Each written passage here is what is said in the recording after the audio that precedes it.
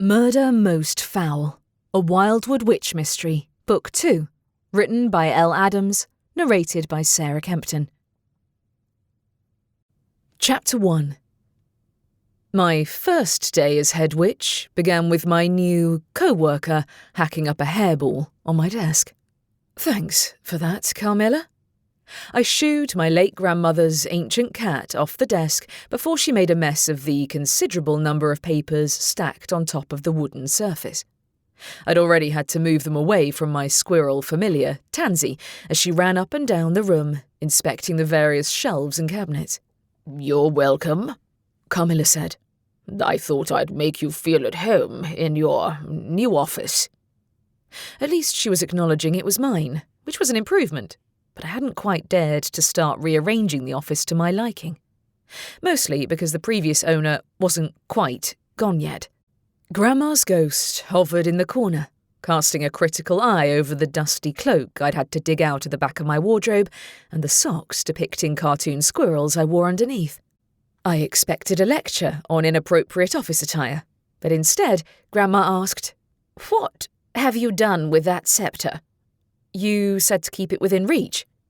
I indicated the long, polished instrument which I'd rested against the back of the desk next to my knees. Part of my new job as head witch involved carrying the scepter wherever I went, but it was difficult to fit a long, pointed stick in my pocket or at my sleeve like my wand. "Oh, the disrespect," she huffed. "Have you even tried using it to cast a spell yet?" "I haven't had time." I'd been given a grand total of 1 day to prepare for my new job, and I'd spent most of it tying up loose ends with my former employer. Telling the head of the magical courier company I worked for that I'd be taking a year-long hiatus because I'd unexpectedly been chosen as the regional head witch had gone over like a lead broomstick. I had an inkling there wouldn't be a job for me to return to once my time as head witch came to an end, but that was assuming I survived the first day. Carmilla, for one, seemed convinced that I wouldn't last a week. "Well, make time," said the ancient cat. "You can't protect yourself from assassins if you don't learn to use the scepter." What? Assassins? My own Aunt Shannon had tried to claim the scepter as her own, and in trying to keep her hands off it, I'd accidentally claimed it as my own in the process. Or rather, the other way around, since the scepter chose its wielder, using a kind of magic which was mystifying to everyone. Even my grandmother, who'd held the title for several decades until her untimely death a couple of weeks ago, hadn't known that I'd been expected to step directly into her shoes without a clue as to why the scepter had picked the family screw-up as its wielder. "Oh, do you have any idea how many assassination attempts I fought off over the years?" Grandma's ghost asked me. "Always be on your guard." I would if I knew what I was supposed to be on my guard for, except collapsing piles of paperwork, maybe. Grandma hadn't been exactly untidy, but her office contained far more cabinets full of papers than one would reasonably expect to fit into such a small space. I'd better hope I never needed to access anything from the very back of the room, because I couldn't even see the wall behind the massive filing cabinets and bookshelves, including the large store of ingredients for spells and potions. Meanwhile, my desk had drawers hidden in every nook and cranny, for most of which I had no idea where to find the keys. "Don't be flippant," Carmilla chastised me. "And do keep that familiar of yours under control." Tansy leapt down from the top of a cabinet in a rustle of papers, scampering over to the desk. "I'm not being flippant, I'm being practical," I said. "Doesn't the scepter automatically shoot bolts of purple light at people who threaten me? I think that'd be enough to deter most assassins. Otherwise, it was supposed to work the same as a regular wand, albeit a larger, more unwieldy one. At least Grandma seemed to have finally given up on trying to reclaim it for her own, as ghosts found it hard to make contact with any solid objects, and her attempts to pick up the scepter had ended in failure. "Not all of them," said Grandma. "They're sneaky. You need to take precautions to check your food for poison, or stop eating out altogether." "Oh, come on." While Mum did employ a cook at home, a necessity given that none of my family members had any culinary skills to speak of, My occasional evening meals at the Fox's Den with my best friend Piper were one of the only normal things I might be able to keep in my life. Also, I'd draw the line at giving up my lattes from Where's My Coffee, the shifter-run cafe above which my cousin Rowan was now living. Admittedly, Grandma had been poisoned by her own assistant, by accident, and she had good reason to be paranoid that someone would try to take me out of the picture before my term as head witch officially began. Still, hiding away wasn't my style. Also, you need to keep an eye on that sceptre at all times, added Carmilla. If I have to carry it everywhere, it's not like it'll leave my sight. Since everyone knew my family, I'd never exactly been anonymous. But I didn't look forward to the extra attention I'd draw while walking around town carrying a giant pointed instrument with a glowing purple gem on its end. While stealing the head witch's sceptre was a foolish idea at best, it wasn't unheard of, and certain members of my family had been willing to try anything to win it over. Though I'd definitely beaten them, I doubted they'd entirely given up on their goals yet. For that reason, I'd put up with the stares I'd attract by wielding the sceptre in public. "Do you know what happened to my predecessor?" Grandma asked. No. Even Mum hadn't been born yet when Grandma had first taken the title of head witch. Was she assassinated? She drifted alongside the desk. We think so." That's not very specific, I said. How'd she die? "She choked on a sunflower seed." That doesn't sound like an assassination to me, Grandma.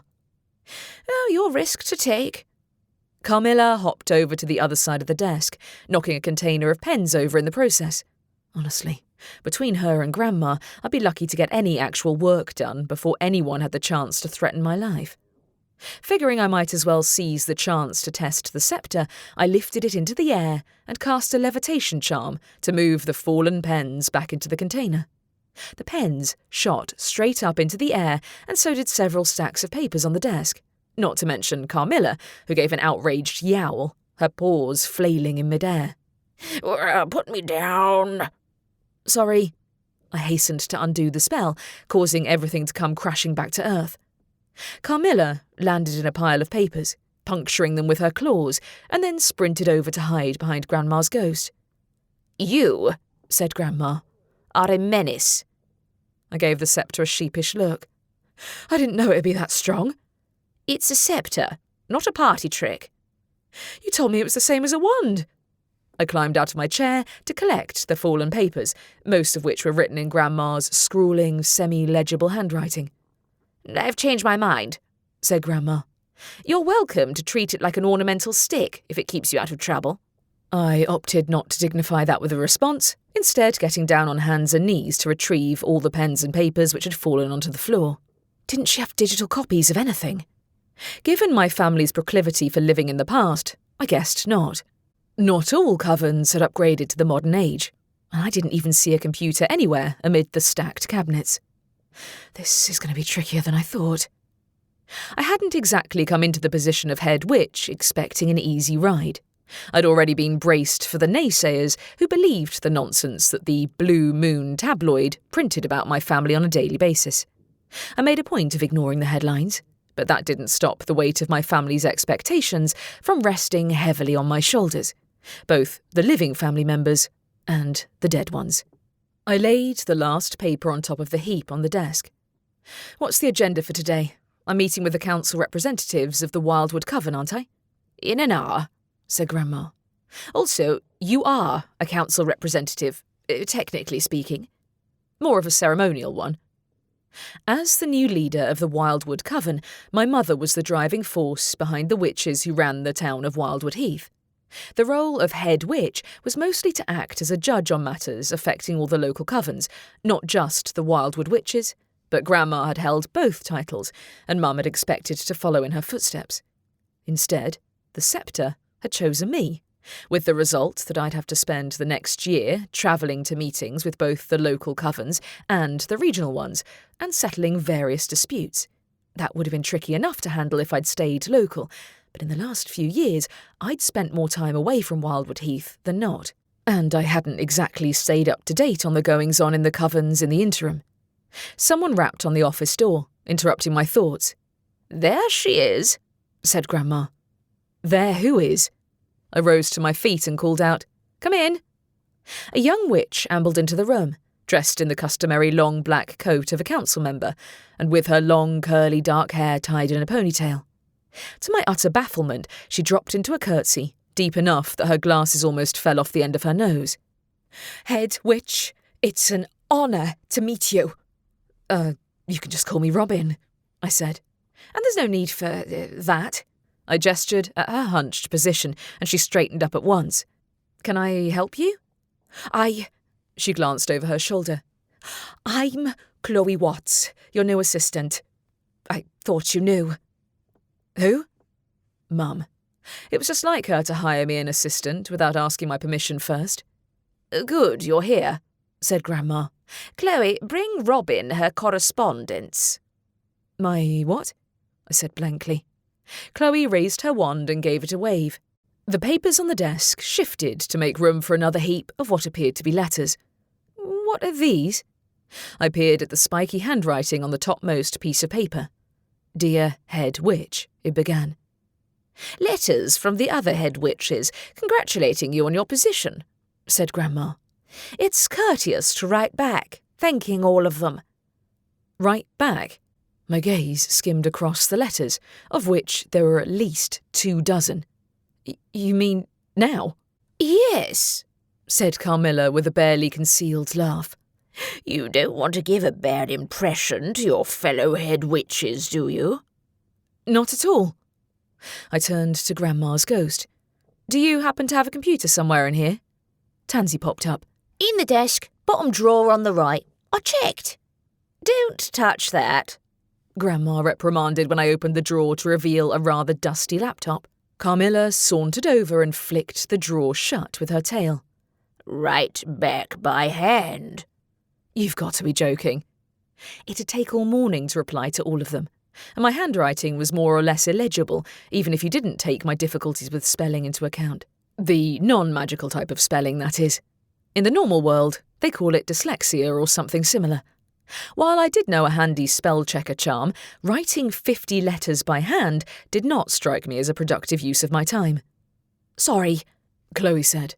It's customary, right? Head witch? Mrs. Wildwood? I looked at her in bafflement for a moment until I realised she was addressing Grandma's ghost. She'd gone by head witch for so long that I sometimes forgot her actual name. Precisely, said Grandma. Maybe it was the custom when you became head witch, but computers didn't exist then, I pointed out, picking up one of the letters. Look, some of these are typed, not handwritten. Grandma drifted behind me, stirring up a breeze that caused the letter to fly out of my hand and land back on top of the pile. It doesn't interest me what the other head witches do. We have our traditions, including giving ourselves hand cramps and living in a forest of paperwork. I could see how she'd amassed so many cabinets of files over the years. Chloe, do all the head witches write personalised responses to every letter? She shifted from one foot to another. I don't think so, but I'm not privy to how the other head witches run things. Don't you start pressuring her, Carmilla reprimanded me. Having an assistant isn't an excuse not to do anything yourself. That isn't the plan. I felt sorry for Chloe, since I doubted that she'd known what she was getting into when she'd applied for the job. But I was pretty sure this was exactly the kind of task I was supposed to give my assistant. There must be a magical shortcut to writing 50-odd letters. I drew in a breath and faced Grandma. Would it be acceptable if I wrote a standard letter and then used a copying charm to make 50 duplicates before adding in the right names and titles afterwards? If you can use a copying charm correctly, then of course, said Grandma. I seem to remember that wasn't one of your strong points. You didn't have to remind me. Unfortunately, the last time I'd tried that charm, I'd accidentally created a reflection of the text which nobody could read without holding it up to a mirror. Then again, I wasn't the only person here capable of using magic. Chloe, can you cast an adequate copying spell? Of course, Chloe said. I'd gladly help you. Maybe there was something to having an assistant after all, though I had the suspicion I wouldn't be able to send her to attend tedious 3-hour meetings in my place. Oh well, Thanks. Where's the blank paper? In there. She waved her wand and a cabinet door swung open behind me. Is there anything else you need me to do? Can you check if there's anything else urgent on the agenda for the day? I have to head to a meeting in less than an hour. I can give you a list, said Grandma. You didn't tell me that. I did my best to swallow down my annoyance, but Grandma probably knew Chloe much better than I did. Can the two of you talk between yourselves while I write the letter, please? Only because you asked so nicely. Grandma drifted over to Chloe, who looked surprisingly unbothered at the notion of dealing with the ghost of my predecessor. Grandma's own assistant had landed in jail for murder, so hiring a replacement hadn't exactly been at the top of my never-ending to-do list. If you don't finish before the council meeting, you can take the letters home and finish them this evening, added Carmilla. They need to be mailed out before tomorrow. Noted. I selected a piece of parchment, trying to ignore Carmilla's expectant stare. I'd come in here determined to do a good job, despite not being prepared for the position. But my family and I tended not to align with the same views on, anything. I wrote my response slowly and carefully, copying the formal tone of the congratulatory letters and doing my best to avoid using any words I wasn't sure how to spell. My wrist had cramped by the time I'd finished, but I didn't think I'd made any heinous mistakes. You missed out an I, said Grandma. Thanks. I gingerly corrected the word, holding my hand as steady as possible to avoid having to rewrite the whole thing again. Then I pulled out my wand to cast a spell-checker charm, not quite trusting the sceptre after the mishap with the levitation spell earlier. Nothing lit up in red, so I didn't have any more errors to fix. Good. Chloe sprang over to the desk. Need me to cast the spell? Yes, please. I handed her the piece of paper. Make a couple of spares just in case I need to send out some more later on. Oh, good idea. While she waved her wand over the paper, I signed each duplicate as she handed them to me and then sorted them into piles according to the region or town that I needed to send them to. You have 5 minutes until your meeting with the council, Carmilla said from over my shoulder. Noted. So much for getting to take a nap beforehand. I'd barely slept the night before, both from nerves and from the fact that Carmilla had decided to sleep in my room to guard the sceptre and kept mewing in her sleep. Tansy scampered across my shoulders and wrapped her fluffy tail around the back of my neck. It'll get easier. I doubt they'll have you writing letters every day. Don't give them ideas, I murmured. I think I'd rather have another magical duel with Aunt Shannon. She hadn't offered her congratulations to me, but I preferred to put off the moment when I inevitably had to speak to her for the first time since her failed attempt to snag the head witch title. That's because you're better at practical magic than paperwork, she said. There's nothing wrong with that. It's not exactly a huge part of being head witch. While the person chosen was generally a strong witch, that didn't mean they often got to use the sceptre's magic. Another reason Grandma's warnings about assassins made me sceptical. Besides, powerful magic did not equal expertise. I might have inherited my family's unique talent for speaking to and understanding any animal, but when I lost my temper, I had a tendency to lose my grip on controlling my magic altogether. Granted, it had come in handy when I'd had to chase off reporters and stop Grandma's killer from getting away, but not so much when it came to sitting in meetings. Outside, a clicking noise from the office door next to mine indicated that Mum had left for the meeting. As the new leader of the Wildwood Coven, it was technically her first day on the job too, though I doubted she felt as unprepared as I did. Before I could join her, she pushed open my office door without knocking, appearing in the entryway with her ginger and white cat familiar, Horace. "Are you ready for the meeting?" Mum asked. "You'll have to leave your familiar behind. Chloe can keep an eye on her, or you can send her outside instead." Tansy scampered onto my desk. I don't mind staying in here. "We might be a while." I turned to Mum. "What is the meeting about exactly?"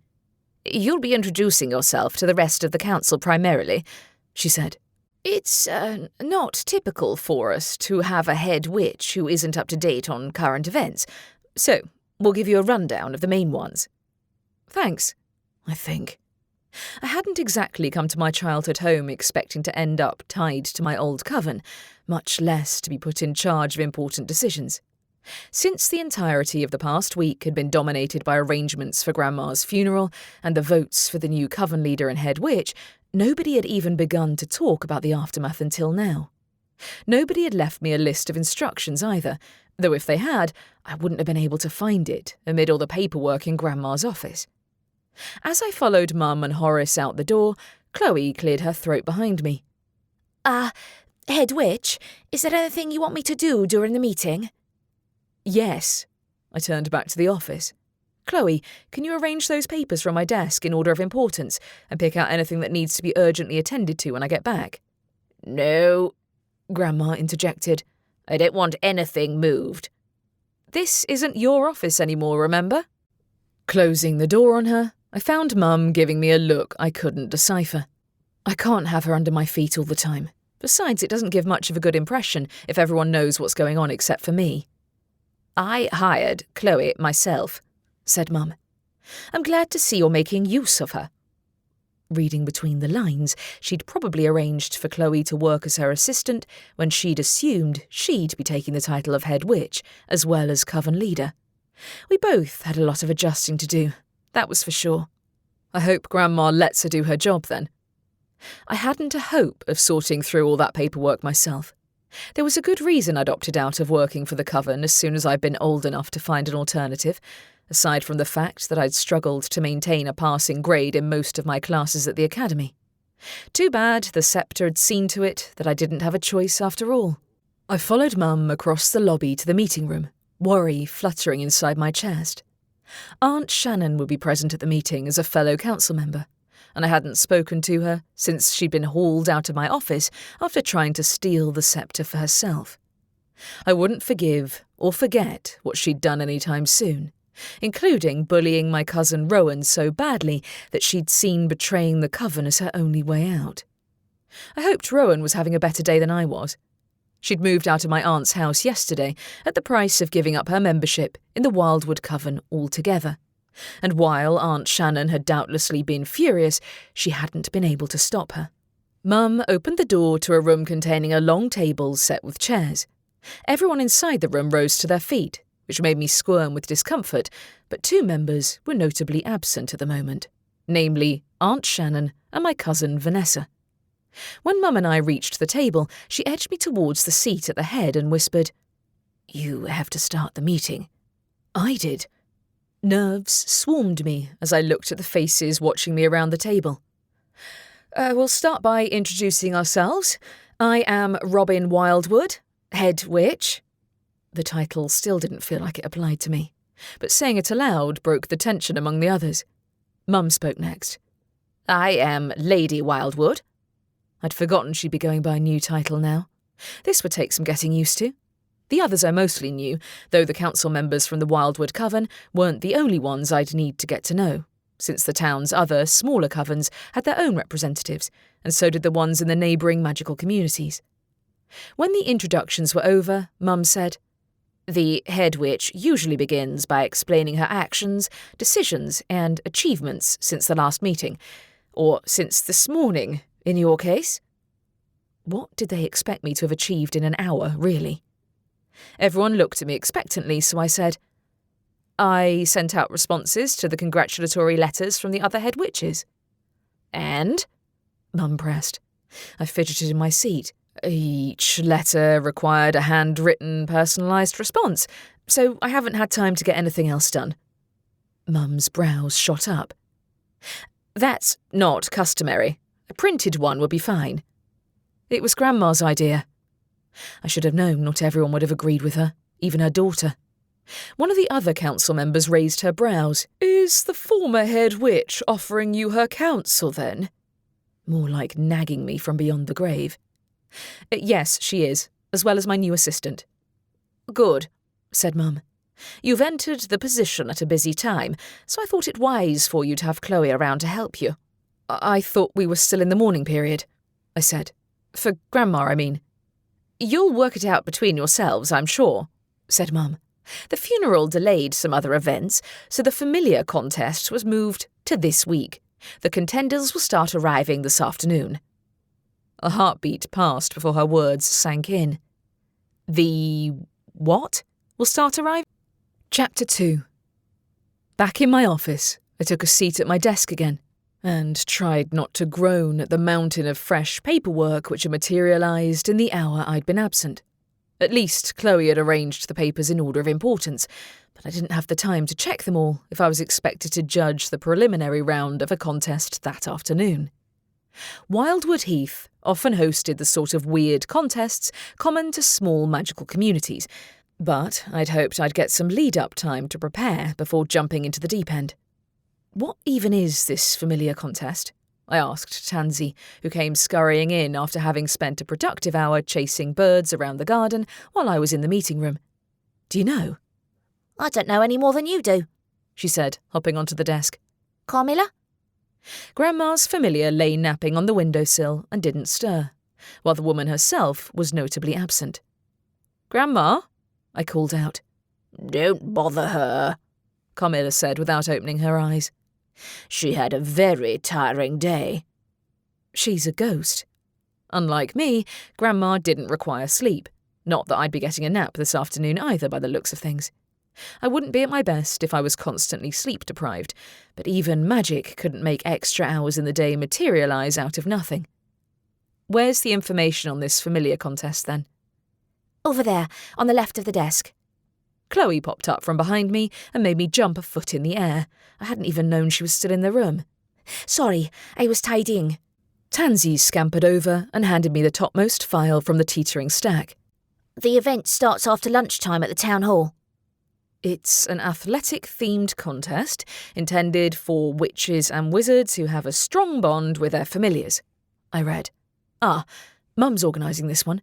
Yes, she spent the last few weeks making preparations, Chloe said.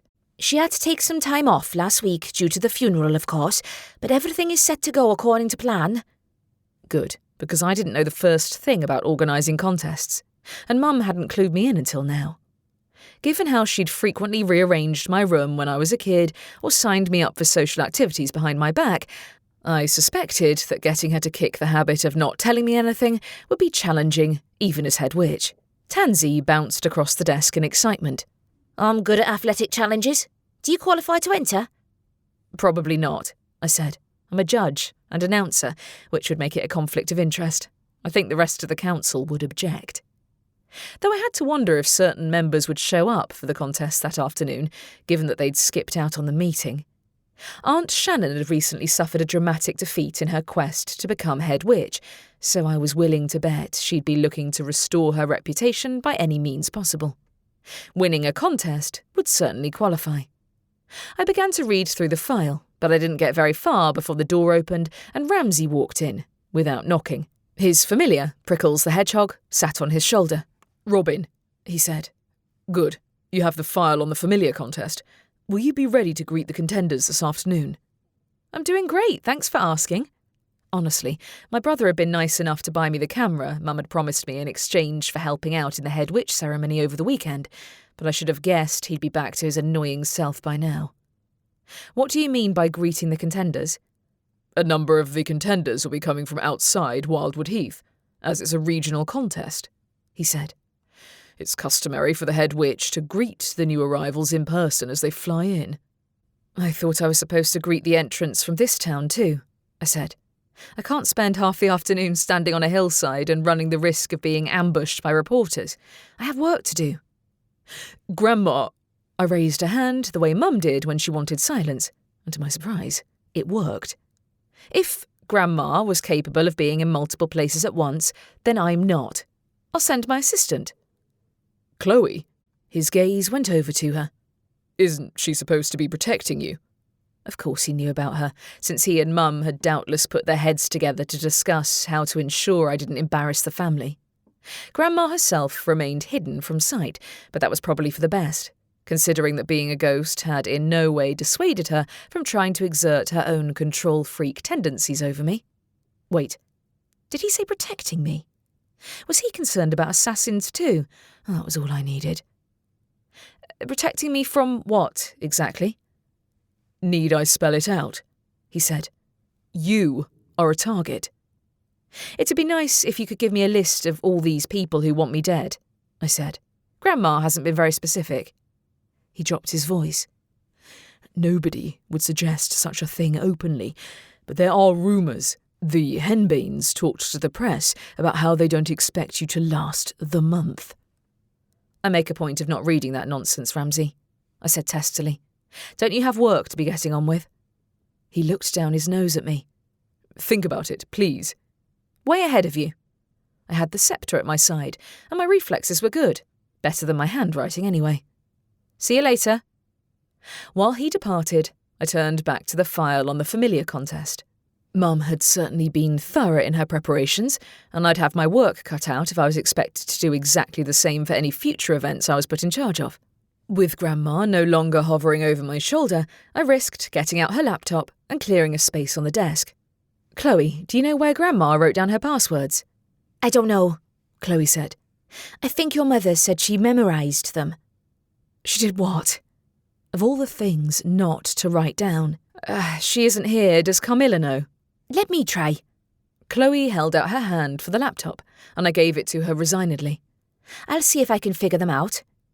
In the meantime, I picked up the planner Chloe had left on the desk and checked the dates and times of the various meetings and events which would take place over the next few weeks.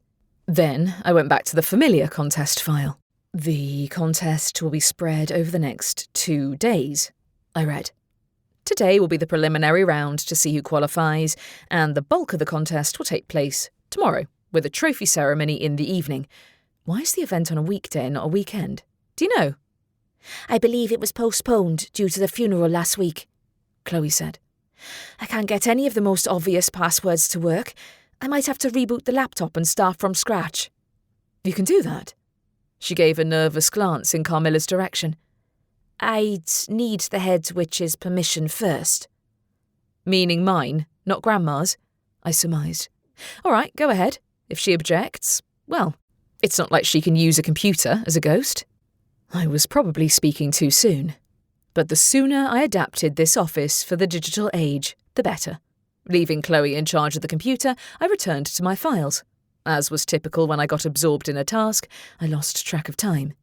At least until Grandma's voice rang out across the office.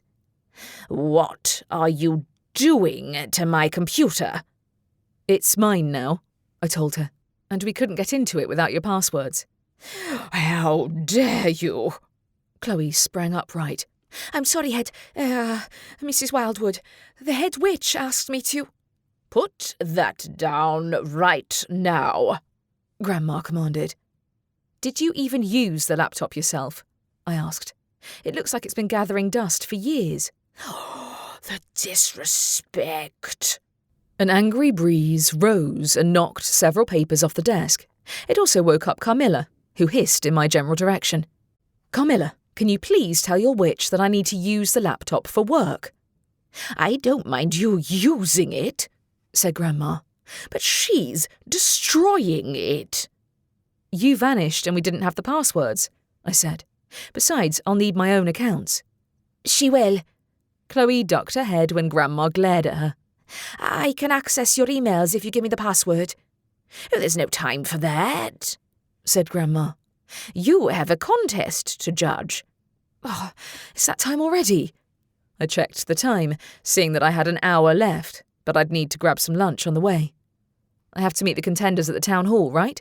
Exactly, said Carmilla. If you're going to insist on snabbing the ones who flew so far from out of town to be here. Chloe, I said, ignoring Grandma's familiar, can you go to the woodland path and give the arriving contenders directions towards the right place for the contest? I'll wait at the town hall and greet everyone when they show up. That way, nobody will be left out.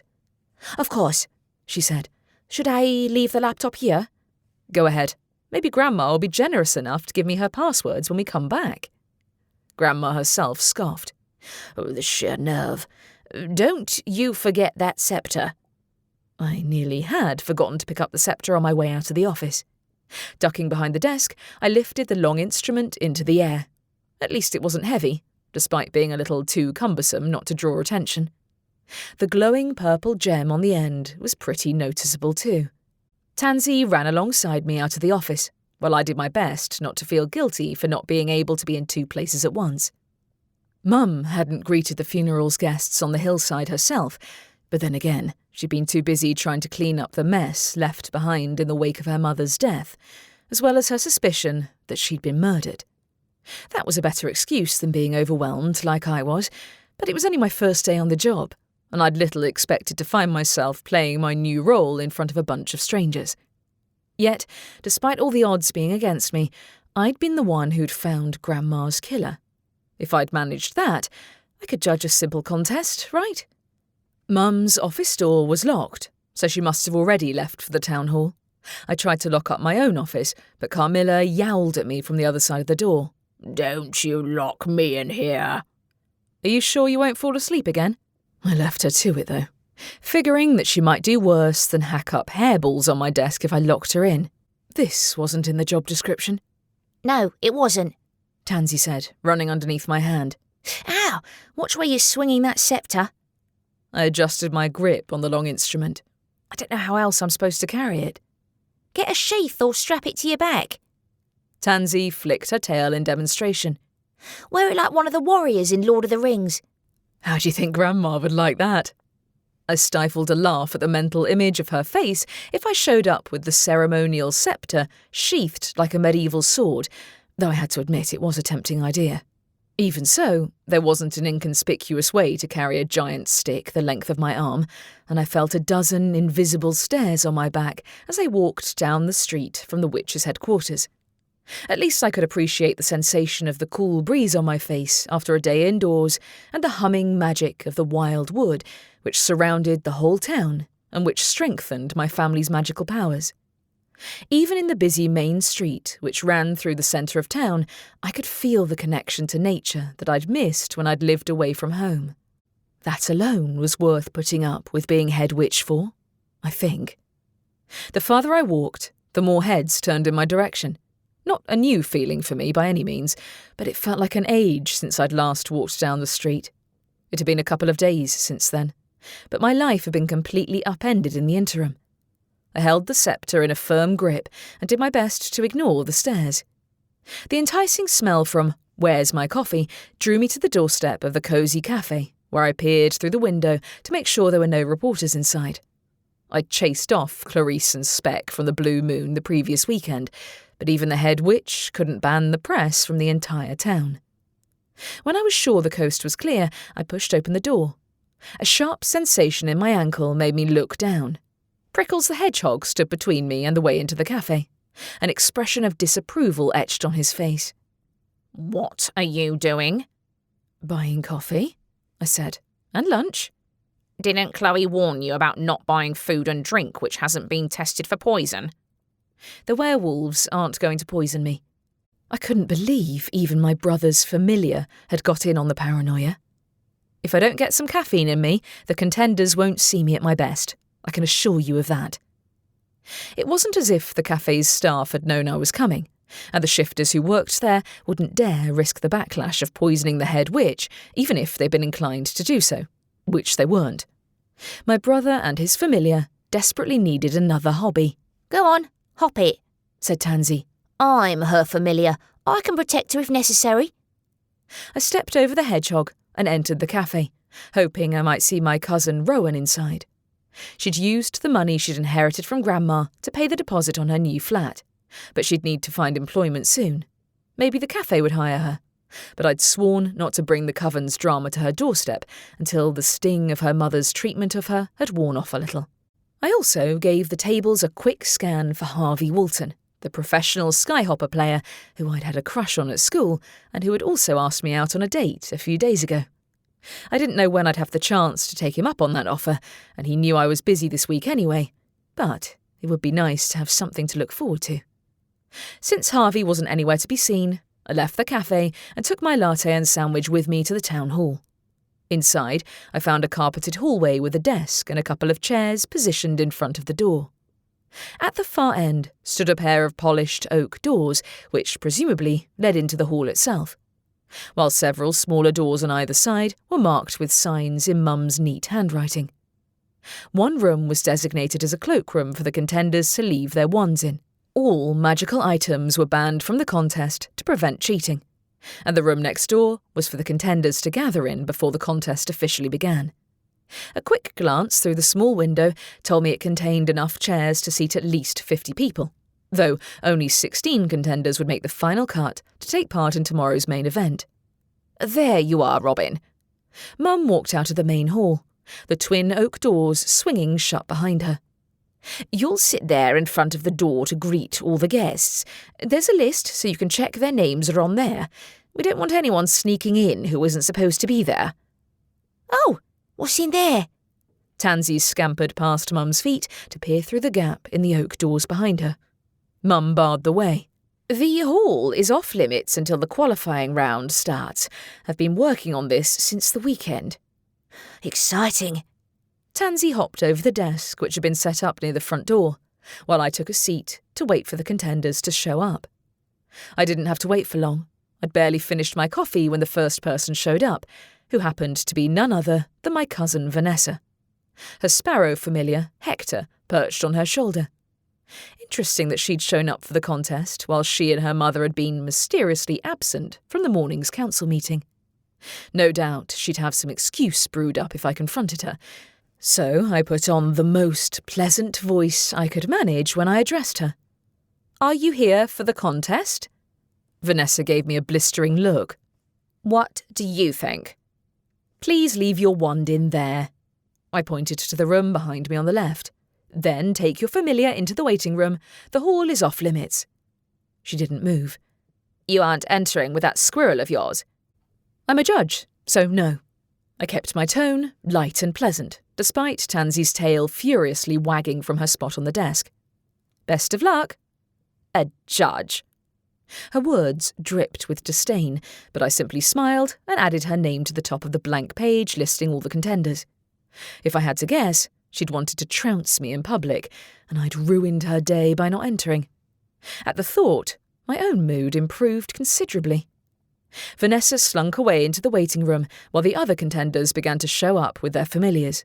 Some were local, some not, but the next person I recognised was a dark-haired witch around my age with a few grass stains on her jeans and a blackbird perched on her shoulder. "Piper," I said, relieved to see a friendly face. "You're entering." "Thought I might as well." Her familiar cheeped in response. "I know your brother's watching out for trouble, but I figured it wouldn't hurt to have a friend among the contenders." "Definitely, since Vanessa's taking part in the contest." Her nose wrinkled. "Oh, what's she doing here?" I think she assumed I'd be competing, and she couldn't resist the chance to show me up. "Pity you can't enter," she said. "Tansy is great." "Yes, I am," said Tansy. "I think I should at least be allowed to help with the judging." "I don't see why not," said Piper. "Oh, you look tired, Robin." "Thanks. I mean it," she said. "I work for your mum, remember? Not that pruning roses is anything like being head witch, but I know how hardcore your family is." "She let you have the afternoon off, though?" "Yes, she seemed keen to let me come and enter the contest," she said. "Maybe she wanted me to keep an eye on you. I figured you needed a friend here anyway." "I appreciate it." Unlike my family, she wouldn't judge me for struggling with my new position. Besides, Piper had actually been present in town for previous contests, so she'd know how things worked. She gave a running commentary on all the contenders who showed up, while I did my best to remember who'd come from where and which familiars they had. "Who won last time?" I asked her. "Someone called Roxy Denton," she said. "She has a raven familiar." I'd seen at least 4 ravens on the way in, not to mention countless blackbirds and crows. In fact, the waiting room was now so crowded that I wondered if we should have asked everyone to wait outside instead. It didn't help that the animals took up twice as much space as the humans and made a lot more noise, as I found out when I opened the door to check on the contenders. A scuffle from one side of the room drew everyone's attention as 2 wizards squared up to one another while a stripy cat yowled from a nearby chair. I stood on tiptoe, holding my sceptre in case I needed to use it. "What's going on?" "His cat tried to eat my rat familiar," said a wizard with greasy dark hair, which looked like it hadn't been washed for a while. "He was only playing," protested the other wizard. a slightly better groomed individual with curly red hair who seemed to be the owner of the stripy cat. "Oh, like when he and that other cat were throwing him around like a toy," said the greasy-haired wizard. "Don't you dare drag my familiar into it," an annoyed voice rang out from among the others. "That's enough." I raised the sceptre high, which unleashed a bolt of bright purple light into the air. I hadn't intended to do so, but everyone in the room fell silent. No more fighting. Save your energy for the contest." I returned to the entryway, where Chloe had reached the front desk and picked up the clipboard. "I think that's it for the contenders. You'll need to go in and welcome them." At least I knew how to get their attention. "Okay, can you hang on to the clipboard?" At that moment, the door slammed open and a pale, mousy-haired woman carrying a chicken in her arms sprinted into the town hall. "Sorry," she gasped out. "I took a wrong turn on my broom. Am I too late?" "No, but I think you're the last." I indicated the clipboard in Chloe's hand. "Sign up there." She gave her name, Anne Rafe, and then hurried to join the others in the waiting room.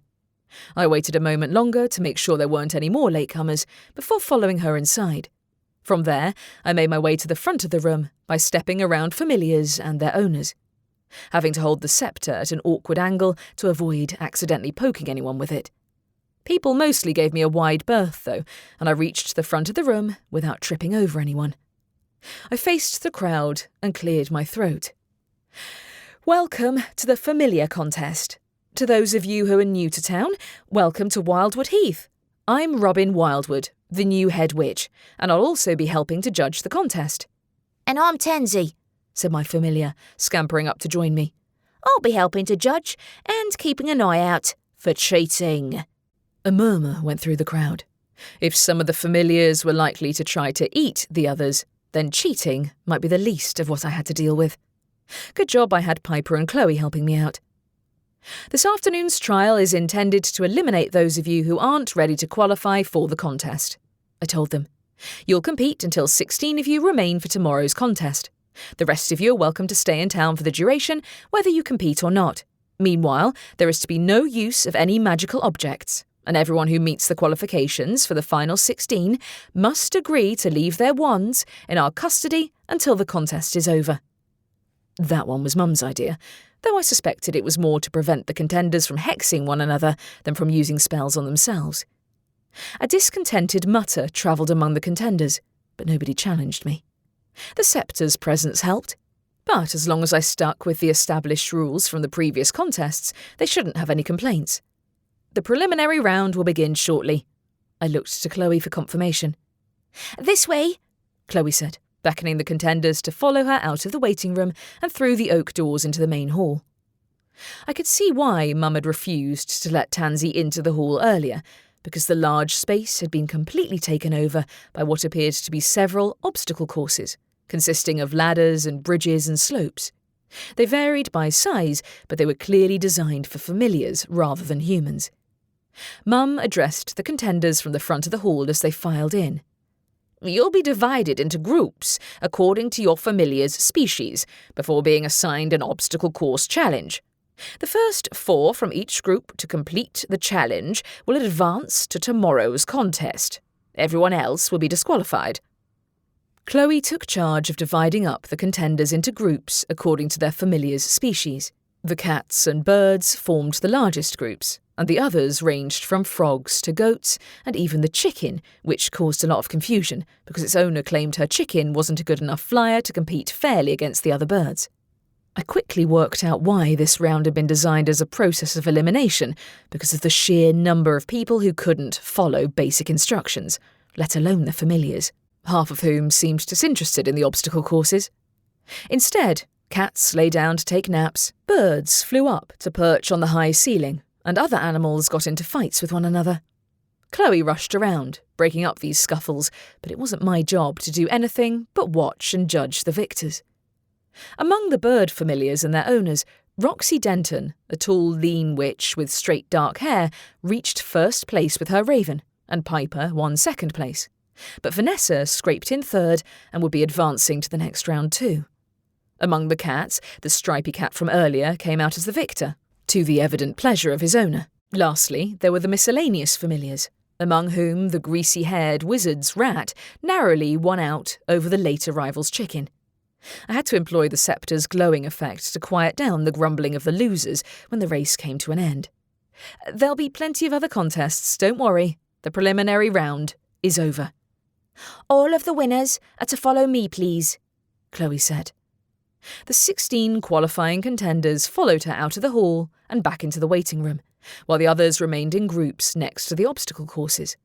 At a gesture from Mum, I made to follow them, only for a loud screech to come from the waiting room. As I entered, the chicken familiar ran in frantic circles around the waiting room, screeching, "She's dead! She's dead!"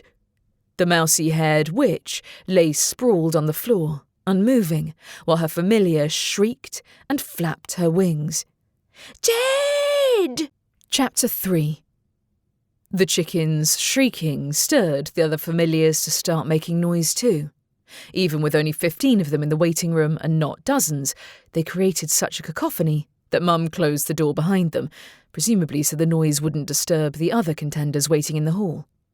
Unfortunately, that meant trapping us all in the same room as the body of a woman who'd been perfectly all right not a minute beforehand. What happened to her? My gaze travelled over the other 15 contenders, all of whom looked confused or shocked. Who saw? She just fell over, Piper said, appearing as stunned as the others. Out of nowhere. Mum's sharp gaze travelled among them while her familiar, Horace, hissed at the stripy cat when he wandered too close to the witch's body. "Every one of you is to wait in this room while I have the body removed." I assumed she included me in that number, so I stepped aside as she raised her wand and levitated Anne Rafe's body out of the room. The chicken ran after Mum, still squawking while I faced the remaining finalists and caught Vanessa giving me a derisive look. A prickle of doubt travelled down my spine. Had she somehow arranged for someone to drop dead in order to make me look like a failure of a head witch? Surely even she wouldn't go that far. I'd believed her and her mother guilty of murder before, and I'd turned out to be mistaken, but the timing seemed suspicious to say the least. Piper took a step towards me, worry etched on her face. "Is there anything you need me to do?" "Can you keep an eye on the others and make sure nobody tries to sneak out?" I whispered. "I should probably be with my mum while she figures out the cause of death." "Of course," she said. "I'll let you know if I hear anything suspicious." I trusted that she'd keep a close watch on Vanessa in particular, so I followed the sound of the chickens screeching and found that Mum had levitated Anne's body into an empty room. "She's dead!" wailed the chicken. Mum gave me an exasperated look.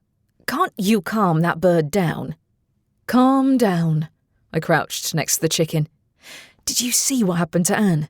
How did she die?" Even with magic, making someone drop dead out of nowhere wasn't exactly something one ran into every day.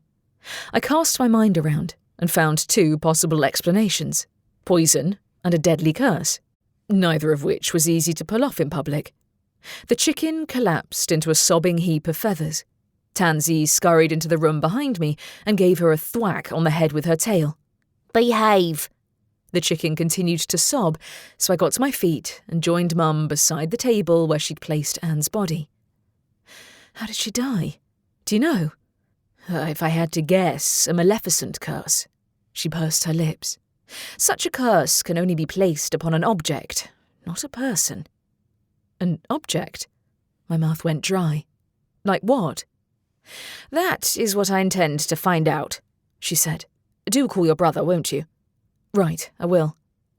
I pulled out my phone, my thoughts swirling in circles, and called Ramsay's number. "Come to the town hall, we have a problem." Mum arched a brow when I ended the call. "You aren't going to tell him what it is?" "He's literally a minute away. I bet he already heard the noise." I trod closer to Anne's body, despite my instincts urging me to step away. "Is she holding anything?"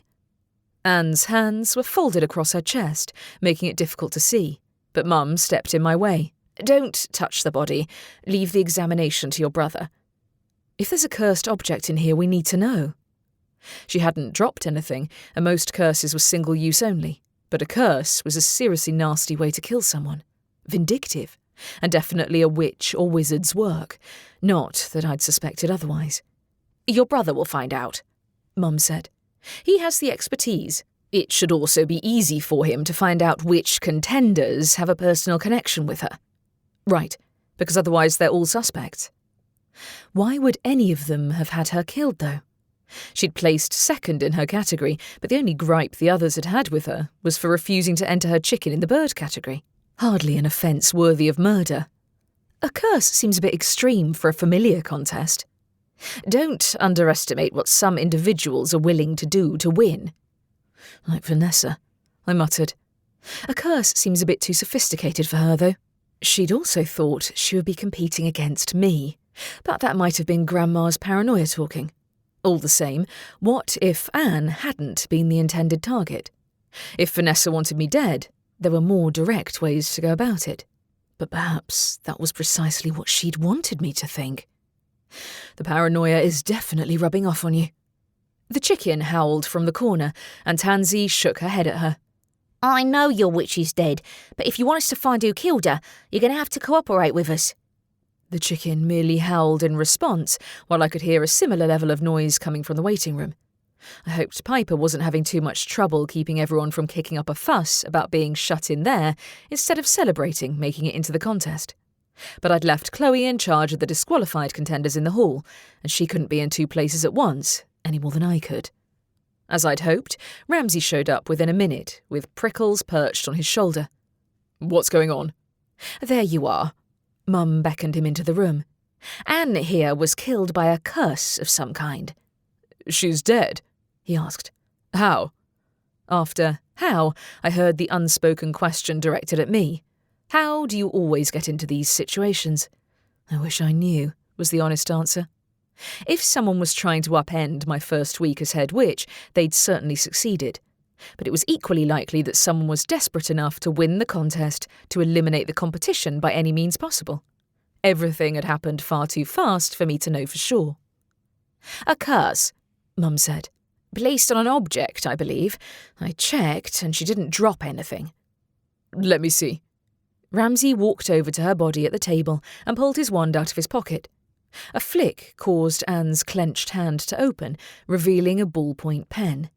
He then gave the pen another complex wave, and a wisp of greenish smoke stirred from the end of the pen.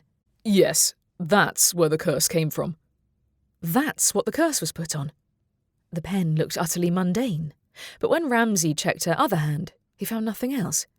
Oi, Tansy said to the chicken. Did you see how she got that pen? Ramsay jumped when Anne's familiar let out another shriek.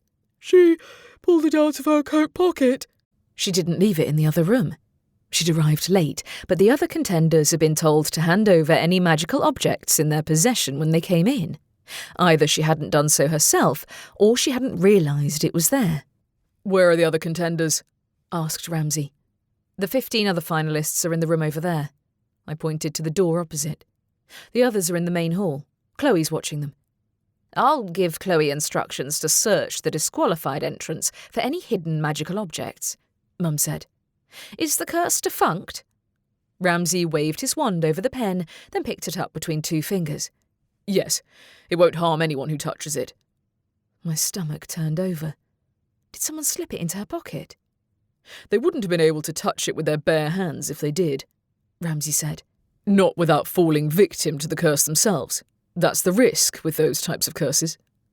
Mum made to leave the room, saying over her shoulder, I can trust you to take control of the questioning? Of course, said Ramsay. Who exactly am I talking to?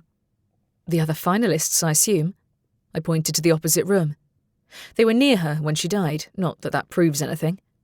On the other hand, Vanessa was among them, and she sat firmly at the top of my suspect list at the moment. I'll call the rest of my team in to examine the body, he said. Curses aren't my area of expertise, but I'm not sure we have a curse expert on the team. As for you... As head witch, shouldn't I be present for the questioning too? I glanced at Tansy for backup, and she scurried over to my side. Should she? Ramsay, traitor that he was, looked at my mother instead of me. It's up to her, Mum said to my surprise. Come on, get on with it. I might have been relieved that she'd given me the chance to get involved. But the grim expression on her face reminded me of when she'd suspected Grandma was murdered. Did she suspect I might have been the intended target myself? Or was she giving me another chance to prove my worth as head witch? I'd have to ask later. But Vanessa was in the next room. Her mother had been willing to go to almost any length to wield the sceptre, and her daughter had backed her up at every step. I doubted she'd had the sudden desire to win a trophy in a familiar contest, and competing directly against me wasn't the only means she had of undermining my authority as head witch. "Did you leave the other finalists unsupervised?" he asked. "Piper is watching them," I said. "Don't look at me like that. Chloe's busy with the ones in the hall, and I had to help Mum and deal with that chicken." The chicken in question gave another despairing screech. "She's dead." "This one's being a great help," said Tansy. "Pity, because she might be able to tell us something useful about how her witch died." "You watch her, then?" Ramsay made to leave the room. "Me?" Tansy said. "What about your familiar?" Ramsay turned his head. "What about him?" Prickles stuck his head over Ramsay's shoulder. "I'm helping Ramsay question the suspects." Tansy made a rude noise. "You aren't doing anything. Come and help me talk some sense into this ridiculous chicken. Maybe threaten to sit on her if she doesn't quieten down." "And someone needs to watch Anne's body while Mum is out," I added, "until the rest of the team shows up. You can be nice to the chicken, can't you, Prickles?" The hedgehog climbed off Ramsay's shoulder, wearing a long-suffering expression that matched his owner's. "Fine." While our familiars stayed behind, I accompanied Ramsay into the neighbouring room to join the other 15 finalists. After closing the door behind him, Ramsay's gaze went straight to Vanessa. Maybe he'd had the same thought as me. See, I knew I wasn't just paranoid. Piper wore a relieved expression when she came to greet us. "Hey, Ramsay, did you find out how Anne died?"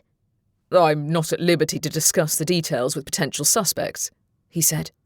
"I intend to question each of you individually. Who would like to offer to speak to me first?" Nobody volunteered. So Ramsay picked out a skinny blonde wizard with a tuxedo cap familiar to come into the neighbouring room, which also happened to contain the wands and magical objects that had been given up by the contenders. I didn't see any pens among them, but I gave that side of the room a wide berth as Ramsay and I pulled out a desk and a couple of chairs at the front in which to conduct the questioning. Ramsay had been through these scenarios before, because he had a set of standard questions that he asked each contender, ranging from the person's background to which magical community they'd come from and who they knew among the other contenders. "Did you know Anne Rafe before you came here?"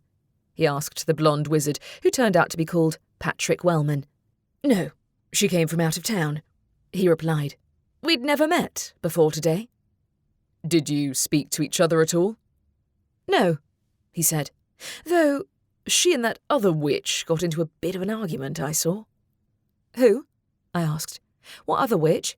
"Oh, the one that looks a bit like you." "Vanessa. What did they argue about?" "How Anne refused to pit her familiar against the other birds," he said. "Something along those lines." I turned to his cat familiar. "Is that true? Did you hear as well?" Patrick blinked, looking as surprised as the tuxedo cat did. "You understand him?" "Of course I do," I said. "My whole family can understand animals." The cat dipped his head. "I didn't hear anything else, head witch." When the pair of them left the room, I whispered to Ramsay, "We should question Vanessa next." "We need proof before we can accuse anyone," he said in a low voice. "I have to question all 15 of them anyway, just to be certain." If I accused Vanessa, Aunt Shannon would be furious, but doing so without any proof was liable to end badly. She might have lost out on the sceptre, but my aunt possessed enough cunning for several regular people. Despite his obvious reservations, Ramsay called Vanessa in to be questioned next. My cousin entered the room with her sparrow familiar perched on her shoulder, a sour expression on her face. "You're not with the police," she said to me. "No, I'm not," I said.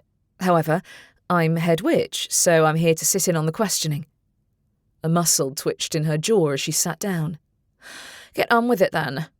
Ramsay didn't need to ask all the standard questions, given that he knew her town and occupation perfectly well. Instead, he began by asking, "Is this your first time entering the contest?" "No." You don't enter every year? I asked. She gave me a withering look. Is this relevant? Yes, said Ramsay, with a better poker face than I'd ever achieve. Admittedly, he didn't necessarily enjoy making her squirm. He was just doing his job. If she'd tried to wreck my first day on the job by murdering someone, though, then she deserved more than a little discomfort. No, I don't, she said. Anything else? I heard you had an argument with Anne Rafe before she died, I said, about her chicken not qualifying as a miscellaneous familiar. She tapped her manicured nails on the desk. Oh, so what? A chicken is a bird. She was ridiculous to claim otherwise. I'm not saying you're wrong, only that she died right after your argument. Her eyes narrowed. You want to kick me out of the contest, don't you? You're scared I might actually win. Hardly, I said. I think we both know you don't care about the prize either way. Ramsay shot me a warning look, but Vanessa spoke first. Unlike some people, I follow through on my commitments. Okay, that was very underhanded. I might have turned my back on my covens several times in the past, but I'd made the conscious decision to do my best with the hand I'd been dealt, despite wanting to do anything but take on the title of head witch. Ramsay cleared his throat. To return to the subject at hand, do you have anything else to say about your argument with Anne Rafe? No, she said. If she thought I was being mean to her, then it's her problem. Not now she's dead, it isn't, I said. A flush spread across the bridge of her nose. I didn't kill her. Unlike some people, I can keep my magic under control. It wasn't magic. It was a cursed pen. I ignored the jab at my magical prowess. Expensive and rare. Can most contenders afford it? Her flush deepened. You didn't know anything about the others. You didn't even read the file, did you? I did, despite spending my morning in a council meeting, I said. Lady Wildwood was displeased when both you and your mother failed to show up. Was she now? Said Vanessa. My mother and I had an urgent appointment with our lawyer since you corrupted my sister into taking the money from our inheritance before she left our house. What? I thought she inherited the money for herself. No, we received it jointly, she said. She took her share without telling me or our mother, so we had to check with the bank and with our grandmother's lawyer to make sure she hadn't taken more than her fair share. And she hadn't. No, but she had some nerve going behind our backs like that. More like no choice. Rowan had been backed into a corner, but I hadn't realised how thin a line she'd walked.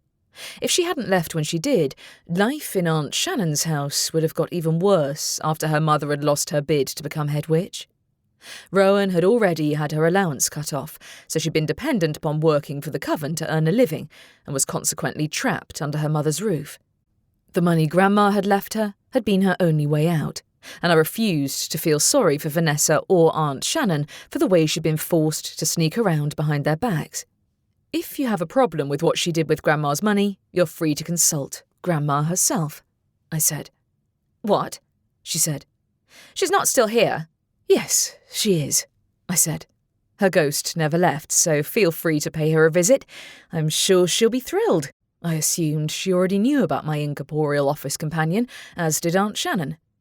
The upside to Grandma's presence was that Vanessa would have to think twice before breaking into my office for any reason. But I hadn't realised Grandma had kept herself hidden from everyone except me. Maybe I will, she said. I'd like to hear what she thinks of how you're handling the job. I refused to be goaded. I'm sure she'll have words to say about you and your mother skipping the council meeting this morning. A muscle twitched in her jaw. My mother would appreciate it if you remembered who has done the most work for the coven over the last few years, because it's never been you. That's enough, Ramsay said. We've heard all we want to know. Good. She got to her feet and left the room, the door slamming shut behind her. I breathed in and out, aware of the fluttering in my fingertips as my magic reacted to my mood. What do you think of that? Ramsay gave me a sideways look. I think we ought to finish questioning the others before we jump to conclusions. It's hardly a big leap to make, I said. Besides, she did skip out on this morning's meeting. That didn't mean she'd spent the morning procuring a cursed pen, but for all we knew, she'd made up the story about visiting lawyers as an excuse. I'd need to ask Rowan for the details on how she'd gone about securing her inheritance. But either way, I'd royally ticked Vanessa off this time. Did she really want to win the contest? I doubted it was a priority, but winning and humiliating me would be an appealing prospect. Still, the fact remained that I had no proof of her guilt. Not yet. I'd see if any of the other contenders had anything more to add before I made a judgment call. Chapter 4. After Vanessa, the next contender to enter the room was Piper. Ramsay insisted on going through the standard list of questions, but they didn't faze her in the slightest. No surprise, given that she'd mostly entered the contest to act as moral support for me, and she didn't expect to win. "What did you say to Vanessa?" she asked. "She looked pretty mad." I reminded her that she skipped this morning's council meeting. When Ramsay gave me a sideways look, I ignored him. "Did you hear anything suspicious when you were with the others?" "Depends what you mean by suspicious," she said. "Malcolm Harker's cat familiar keeps trying to chase the smaller animals, but that's all I saw. Oh, and there's a lot of noise coming from the hall. I think people are getting a bit restless." "I guess some of them expect to be allowed to go home tonight if they didn't qualify," I said. "They all have an offer of free overnight accommodation in one of the town's inns," Ramsay put in. "The offer is open to all the entrants, not just the ones who qualify for tomorrow's contest." If everyone chose to stay, then that gave us barely more than 24 hours to catch the killer before all the entrants went home. How far have most of them travelled? "Oh, not that far," said Piper. "The contest only covers a handful of magical communities in the West Midlands, so there's no more than 4 or 5 towns represented here." "So a lot of them might have come from the same place as Anne did," I said. "And the ones who didn't might have competed against her before." "Exactly," said Piper. "Do you have any suspects yet?" Ramsay frowned at her. "It's not appropriate for me to tell you the details, Piper." "Ramsay, come on," I said. "You know Piper has no reason whatsoever to have cursed anyone. I can't even cast a simple nosebleed curse without it backfiring on me," she said. "As for the contest, I didn't expect to get into the top 16, to tell you the truth." "Do you usually watch the contest?" I asked curiously. "Are there any recurring entrants who might be rumoured to engage in suspicious behaviour?" "I have the list of past contest entrants," Ramsay interjected. "I think that's all for now, Piper." Honestly, as head witch, I was supposed to be unbiased, but Piper and I had known one another since we were kids, and I knew better than to factor her in as a potential murder suspect. "Sure," she said. "Let me know if you have anyone you want me to keep an eye on." The usual. She'd know I meant Vanessa, so I waited for her to leave the room before shaking my head at my brother. "I don't suspect Piper, Ramsay.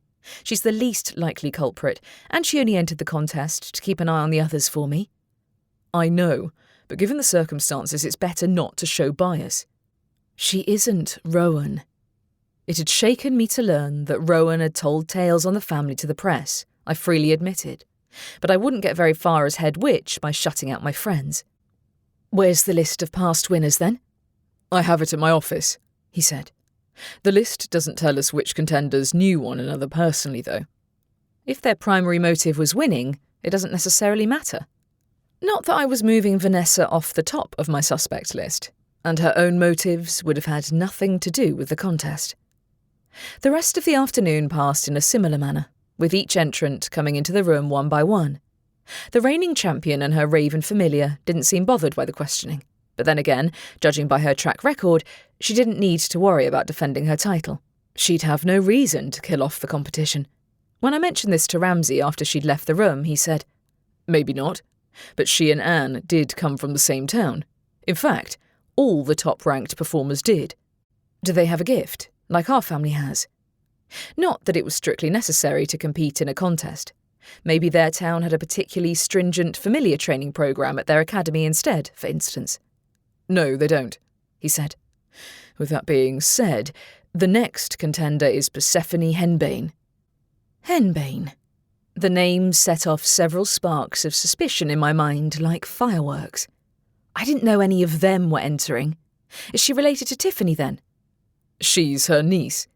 Ramsay called her into the room, and I studied the short, thin witch who entered, wondering how I could have overlooked the resemblance earlier. She hadn't stood out among the other contenders, but she wore the bright clothing typical of the henbanes and had a little black crow perched on her shoulder next to her cloud of dark brown hair. Ramsay wasted no time in jumping into the questioning. "Have you entered any contests before?" She spoke in a high, tremulous voice. "I entered last year." "And how did you perform?" "I placed 4th. She hovered nervously on the edge of her seat. "I hoped to do better this time." Placing 4th meant she'd narrowly missed out on a prize. That had to sting, especially for a henbane witch. I'd bet Tiffany hadn't been pleased with her. "Is the contest important to your coven?" I asked. "Yes," she said. "Very." I studied her, wondering if she might be as calculating as Tiffany under her nervous demeanour. Tiffany had tried to manipulate me into giving up part of my coven's property at my grandmother's funeral, of all places. So she wasn't what I called a good role model. Ramsay moved on to the next question. "Have you met Anne before?" "I saw her at the last contest, but she didn't enter." "Didn't she?" I looked at my brother in surprise, wondering if he'd known. He must have, given that he had the list of past entrants and winners. "No, she was a spectator." She fidgeted. "I think she was there to cheer someone else on." Interesting. I'd have to check with Anne's familiar, assuming we could get a single word of sense out of that chicken. "Is there any particular reason you want to win?" I asked. "Did you enter for yourself or on behalf of your coven?" A bit of both," she said after a moment's hesitation. "My familiar and I might not be able to understand one another's speech, like that Vanessa and her familiar, but we're close, and I think we can win." An interesting comment to make. My family were the only people I knew who could speak to and understand our familiars, and while I'd admittedly forgotten the contest entrants wouldn't have the same advantage, was her comment aimed solely at Vanessa or towards me as well? Tiffany's jealousy of the Wildwoods for being the leading coven in town was well known, after all. "That's all," said Ramsay. "You can leave." Persephone rose to her feet and left, while I watched her close the door behind her. I should have remembered Vanessa would have an unfair advantage over the others. "Not necessarily," said Ramsay. "Roxy Denton's Raven familiar still beat hers in the qualifying round." "Do you think Persephone is a likely suspect, then?" I asked. "There's no direct proof, but given her history with our coven, it's safe to say she has a motive to disrupt the contest." "Have you been talking to Grandma's ghost?" I asked. "Do you think I was the intended target? Because if I was, my would-be killer missed by a mile." "That might not be the case next time." His expression was dead serious. "We can't rule out the chance that this is an attempted strike against the head witch." "Are you sure it isn't just a petty rivalry? This seems too indirect a way to murder the head witch." "So is poison." I gave him an eye roll. "Speaking of which, I'd appreciate it if you didn't send your familiar to ambush me outside the coffee shop. I didn't become head witch to give up my lattes." Ramsay made a noise that sounded like a repressed sigh of exasperation. "Prickles and I are simply concerned for your safety, Robin." "I know." The camera he'd bought me over the weekend was proof that under his hedgehog-like exterior, my brother did care about me. I just wished he and Mum could let go of the image of me as someone they could mould into their perfect head witch, and let me be my imperfect self for once. "Okay, next contender." Despite Persephone's presence here, I still ranked Vanessa at the top of my suspect list. Come to think of it, she'd even said she was here on behalf of her mother, which ought to be a red flag for Aunt Shannon's involvement. I mentally added my aunt to the suspect list alongside her daughter and waited for the next suspect to enter the room. Next up was Malcolm Harker, the owner of the striped cat who had a liking for chasing other people's familiars. While that seemed dubious behaviour to me, Malcolm didn't give any answers which roused my or Ramsay's suspicions, so we let him leave. The last of the 15 entrants to be questioned was the young wizard with greasy black hair who owned the rat familiar that Malcolm's cat had tried to take a bite out of. The wizard, called Nolan, let his familiar walk at his feet rather than carrying him like the others, and answered Ramsay's questions in a nervous voice. "You came from the same town as Anne Rafe," Ramsay said. "Did you know one another?" Nolan shook his head. "Not really." And you haven't entered a contest before? I asked. No. He glanced down at the rat, curled up underneath his chair. I only acquired a familiar recently, so we weren't ready for the last contest. Interesting, though not necessarily worthy of suspicion. My coven might have adopted the practice of getting young witches and wizards their own familiars as soon as they started classes at the magical academy, but not all towns had the same process as ours did. Did you speak to Anne at all? Ramsay asked. She snapped at me when I suggested she should enter her chicken familiar against the other birds and not in the miscellaneous category, said Nolan. She seemed a bit on edge. You weren't the only one who made that suggestion, I said. Did she respond? She told me to mind my own business. He fidgeted in his seat. It's not really fair that her familiar could fly and ours couldn't. That's all. I'm guessing she didn't see things that way? Ramsay asked. No, she seemed really tense, he said. I wonder if she might have known something was wrong. I frowned. You think she knew someone was going to curse her? He shook his head. I don't think so. But what if that pen was already in her pocket? Nobody searched her on the way in, did they? No, they hadn't. But she'd arrived last of all the contenders, and I didn't recall her removing her coat. Unless she'd intended to give the cursed pen to someone else and had accidentally touched it first, but that didn't seem right either. Admittedly, lethal curses were more likely to backfire on their creators than not, so that kind of mishap wasn't unheard of. That was what made it such an unreliable way to assassinate anyone, especially a head witch. Ramsay addressed Nolan's rat familiar with his next question. Was Anne's chicken acting oddly during the preliminary contest? The rat stared at him for a second and made a shuffling motion, which I assumed was meant to be a shrug. He doesn't talk? I asked. Talk? Nolan looked startled. Wait, you can understand other people's familiars as well as your own? Yes, all animals, I said. Not just familiars. He looked a little discomfited. That must be disruptive. You might say that, I said wryly. Did he see anything? The rat shuffled back under the chair without speaking, but Nolan said, No, neither of us did. The questioning ended without any obvious red flags, but when Nolan reached to pick up his familiar and leave the room, he recoiled with a yelp, and the rat scurried away from his hands. Everything okay? I asked. He bit me. It happens sometimes.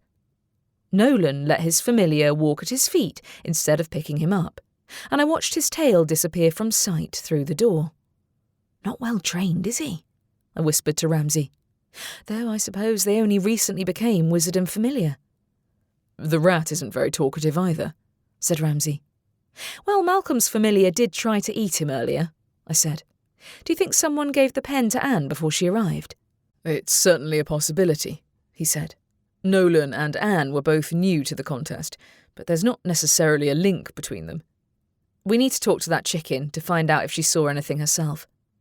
She was the expert on her owner too, but I could still hear the occasional distressed squawking noises from the other room. What about the contenders who are in the hall? Are you going to talk to every single one of them? The rest of my team will help, he said. I don't think it's worth you staying to supervise the entire questioning, though. Probably not, I said, thinking of the small mountain of paperwork awaiting me back at my office. Before we could leave the room, Mum entered, wearing an irritated expression on her face. Dealing with those contenders and their familiars is like herding cats. Literally, in some cases. Horace slipped into the room behind her. I'll choose not to take that as an insult. Are we really offering free accommodation to every one of those contenders? We have to if we don't want to risk the killer getting away, I pointed out. How are they going to be organised? Will the finalists be staying in a different inn to the contenders who were knocked out in the preliminaries? Not necessarily, Mum said. I organised the bookings for the town's inns myself before the contenders arrived, and most of them intended to watch the contest tomorrow, regardless of whether they got through or not. Better hope none of them is planning another attempted murder, I said. How can you safeguard against that? We'll be keeping all the potential contenders' wands locked in this room for the duration of the contest, Mum said. Also, all of them have been searched for any magical objects, including cursed pens. We should have done a thorough search as they entered the town hall, but it's done now. If that was an attempt to blame me for not being cautious enough, I didn't appreciate it in the slightest. A cursed pen was not on my radar as a threat. Did you figure out whereabouts it came from? Because we'd rule out half the candidates on financial grounds alone if they had the funds to hire someone to put a lethal curse on a pen. If they did it themselves, it's not a common skill. Precisely, she said. The curse was likely cast by an independent expert rather than the person who carried it. So they stood less of a chance of being tracked. There were ways to identify the source of a curse, though that was more my brother's team's area of expertise than mine. We didn't ask the suspects about their skills at using curses. Would that show up in a background check? Unless we dragged up all their grades from the academy, I imagined not. Did you not find out anything of note from your questioning? Mum asked Ramsay. I can give you a report, he said. Robin is going back to the office. Is she now? I might have made a dig about technically having the authority to give him orders, but Mum ignored my tone. Good, she said. You can take that chicken back with you. Excuse me? She had to be joking. I won't be able to get any paperwork done with a chicken screaming in my ear. Especially with Carmilla and Grandma's ghost already hanging out in my office. You can figure out how to deal with her, I'm sure, she said. Go and fetch your familiar. Tansy. I was betting she wasn't thrilled at having been left to watch the chicken for the past couple of hours, especially in the company of Prickles as well. I left Mum and Ramsay to talk and headed to rescue her. Tansy ran over to meet me at the door as soon as I walked in.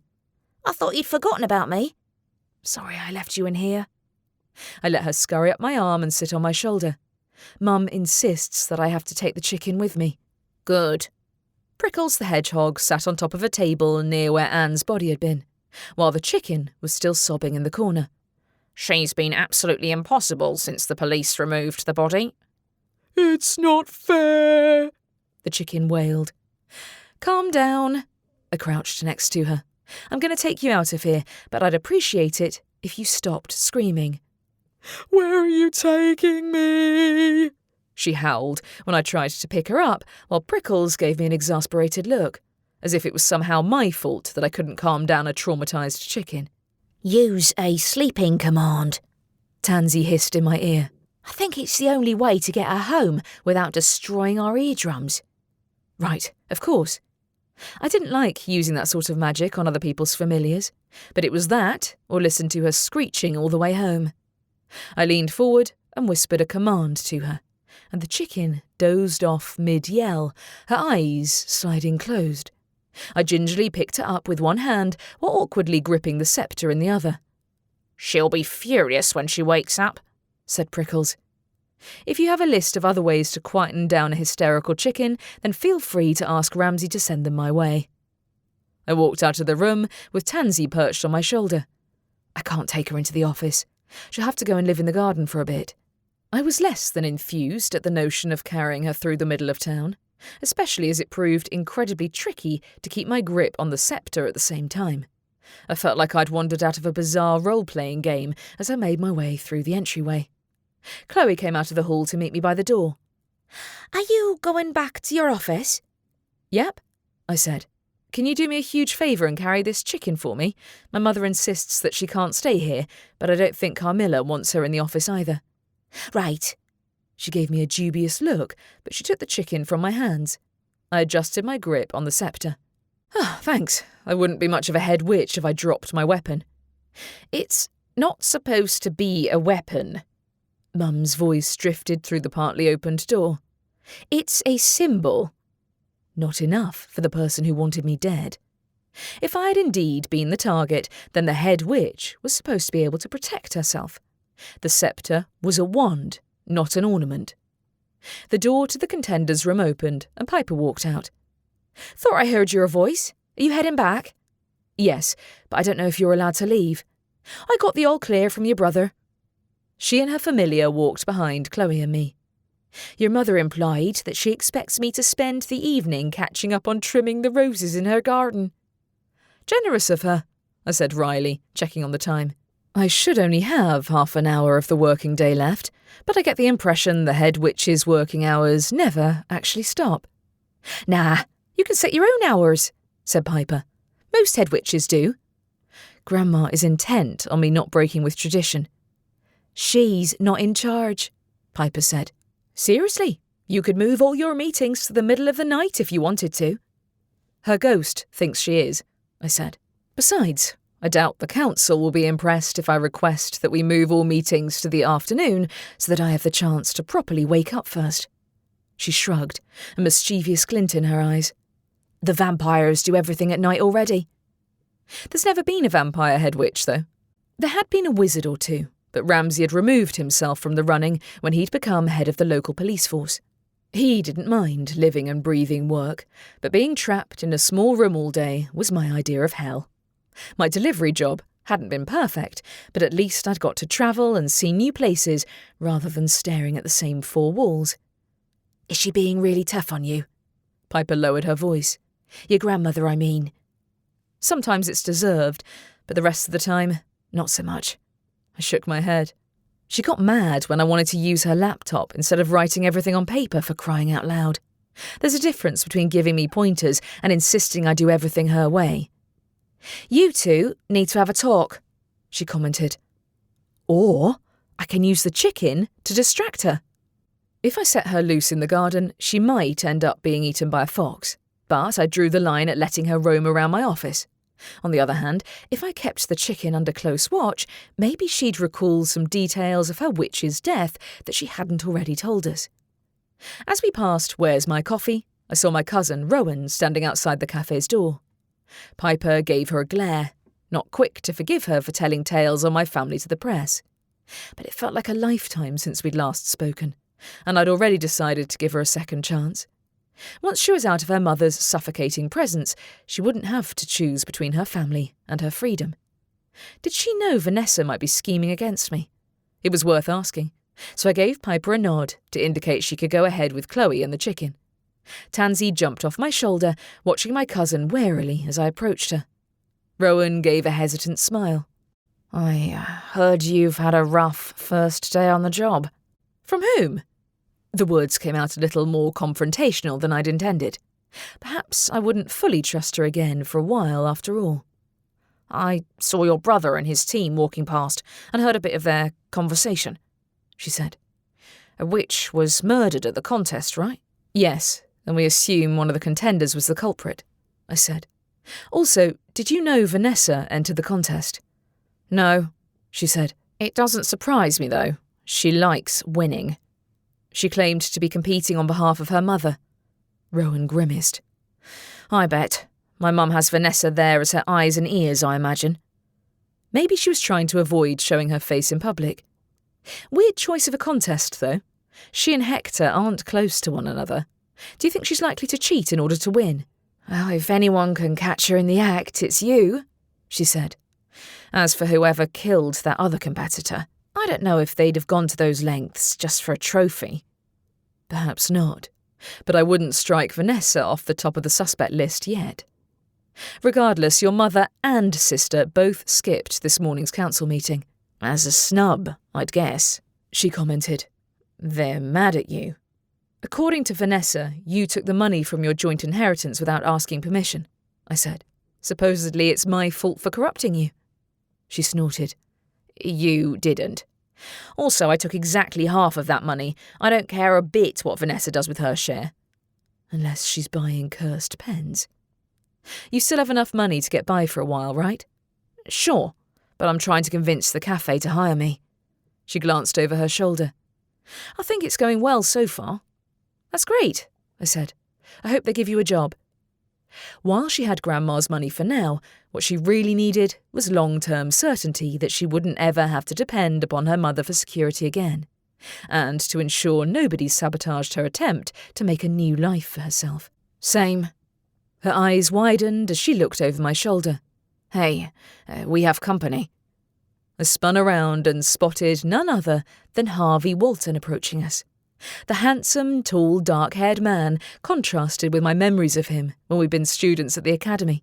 though I'd had a huge crush on him even when we'd both been awkward teenagers. I'd never fallen into his orbit at the time, since he'd spent most of his free hours on a broomstick while I'd struggled through remedial lessons for classes I'd failed. The knowledge that he'd even remembered my name had floored me, to be honest, but I hadn't even begun to consider the feelings that had developed between us before I'd found myself shoved into the position of head witch and with zero time for a dating life. Tansy scampered up my shoulder and nudged me. Go on, talk to him. Rowan grinned. I'll see you soon, okay? Another nudge from Tansy. It closed the distance between Harvey and me. Hey, Harvey said. How are you getting on? Where to start? He might not know about Anne's death yet, and my brother would not be thrilled if I told him. Things are busy. I'm judging the familiar contest. Oh, I did wonder if you'd be taking part, he said. The main part of the contest is tomorrow, right? So you're free tonight? He doesn't know. It was hardly the topic for a date, and I had a stack of paperwork waiting for me back at the office besides. I have a bunch of stuff to do tonight, but I might be free later this week, after the contest is over. Robin Wildwood. Carmilla stalked towards us, her fur sticking up in all directions. Your grandmother wants you back at the office. Harvey gave her a dubious look. You know that cat? My face went bright red. Of course, he couldn't understand her, so her words presumably sounded like yowling to everyone else in the cafe witnessing the head witch getting yelled at by a cat. Wonderful. Yes, she's Grandma's familiar, I said. Hang on a second. I hurried over to Carmilla, who sat on the street corner, her amber eyes reprimanding me. Slacking off already? Since when do you ever leave the office? I hissed at her. I'm not slacking off. I'm walking home. You're still on duty as head witch, said Carmilla. Not until I get back to the headquarters, I'm not. Wrong. She jabbed at my ankle with a claw. You're always on duty, even when you're asleep. I hopped out of reach of her claws and gave Harvey an apologetic look. I'm sorry. I have to get back to the office. That's fine, he said. Let me know when you're free, okay? Sure. I scowled down at Carmilla. Don't you have someone else to annoy, like your owner? Carmilla simply yawned and then padded away.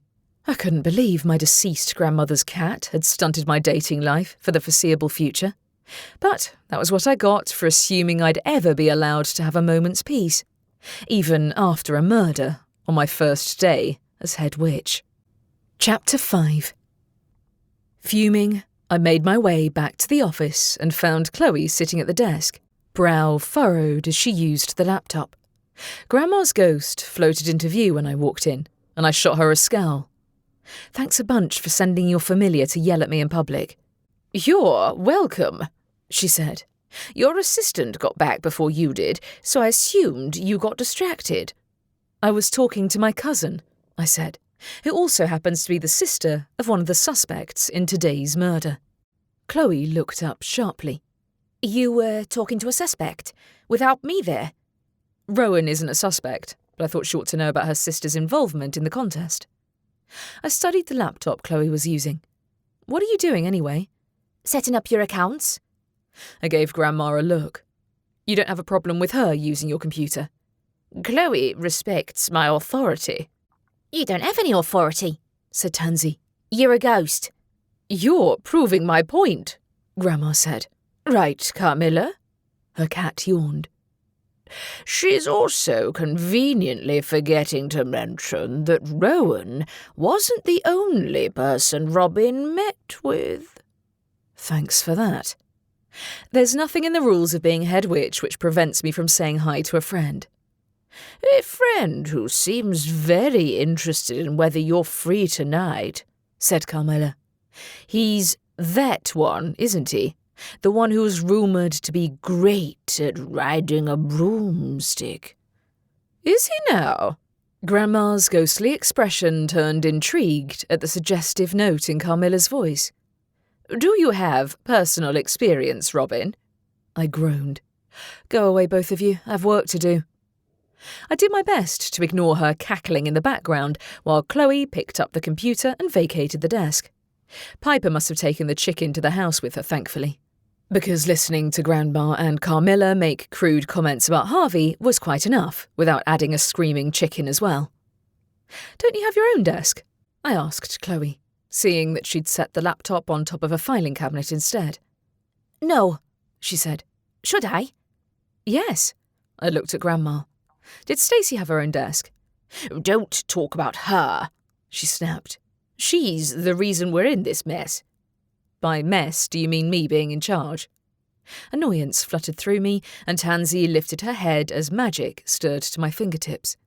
I clenched my hands in an effort to hide my temper. "Chloe, can you go to one of the classrooms and borrow a desk and a chair until I can get you one of your own? I'm sure nobody will mind." "Yes, they will," said Grandma. I ignored her and gave Chloe a nod of encouragement. She left the laptop behind and ducked out of the room while I faced my grandmother's ghost. "Look, I'm aware that this office used to be yours, but my name is on the door. You don't have to like it, but I'd rather not be disparaged by my own family, especially as there are plenty of people who might be inclined to come up with a more permanent way to be rid of me." "What do you think I was trying to tell you earlier?" she tutted. "Now someone is dead." She couldn't seriously be blaming me for Anne's death. If I was the intended target, then they missed me by a mile. "You're welcome to help Ramsay with the investigation if you have a problem with the town's security. I'm sure he'd be thrilled to have your input." "There's no need to use that tone with me, Robin," she said. "As your familiar generously pointed out, I am a ghost. If someone is trying to curse you to death, then you have that sceptre for a reason." Mum seems to think it's an ornament. I placed the sceptre behind the desk as I sat down. Also, I wasn't exactly on high alert for a cursed pen, of all things. Did any assassins ever throw a cursed pen at you? "No," said Grandma. "Did I hear you've been talking to suspects?" "I could hear you and Ramsay talking to them through the door," Tansy said. "I have theories." "So do I said. "Vanessa is at the top of my list." "I bet she did it," said Tansy. "Even if you weren't the target, she wanted to make you take the blame for her death." "What I'd like to know is where she got hold of a cursed pen," I said. "I can't imagine many of the contenders would be able to afford to commission a deadly curse to use against me." Vanessa had the money she'd inherited from Grandma herself, but Persephone Henbane was another contender who might consider me a rival. "Never underestimate the lengths some would go to in order to undermine your authority," Grandma said. "Making a stranger drop dead of an unknown curse seems a bit extreme," I said.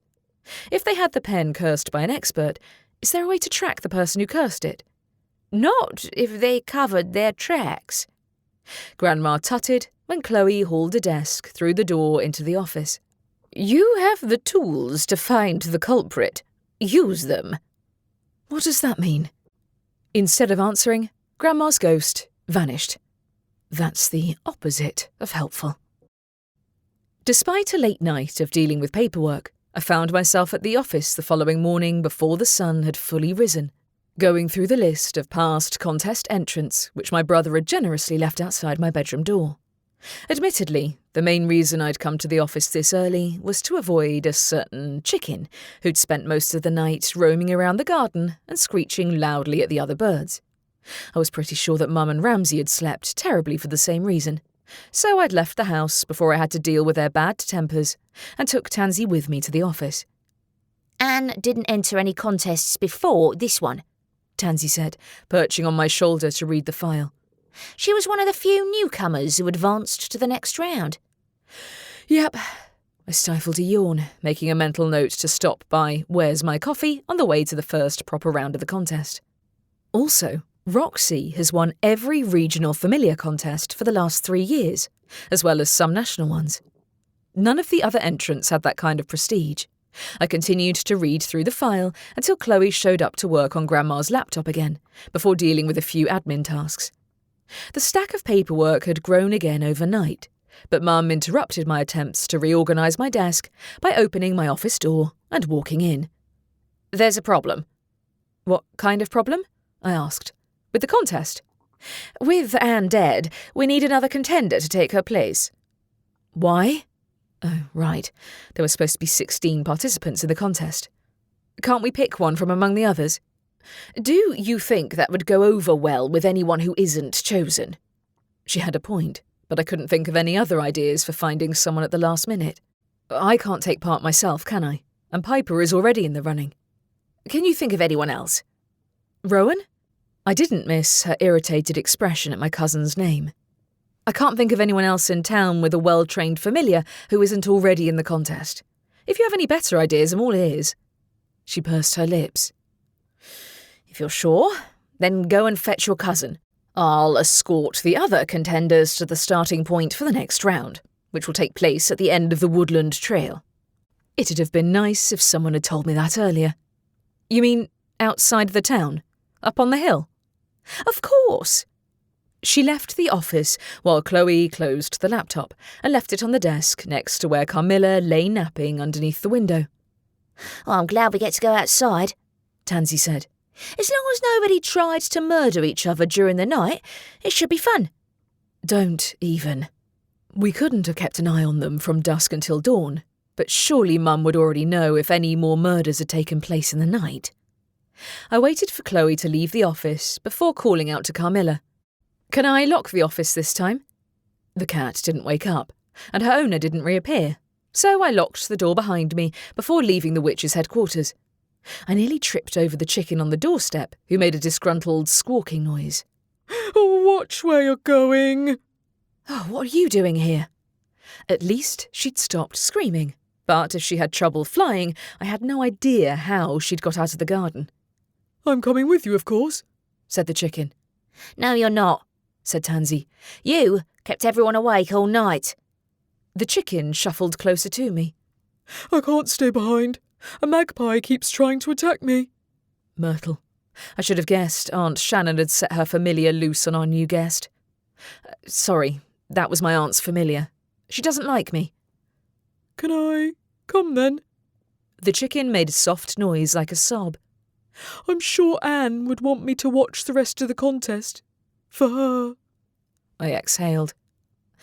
Fine, provided you don't distract the other familiars. Chloe, can you take her with you while I go and speak to Rowan? Chloe nodded. Of course. Thanks.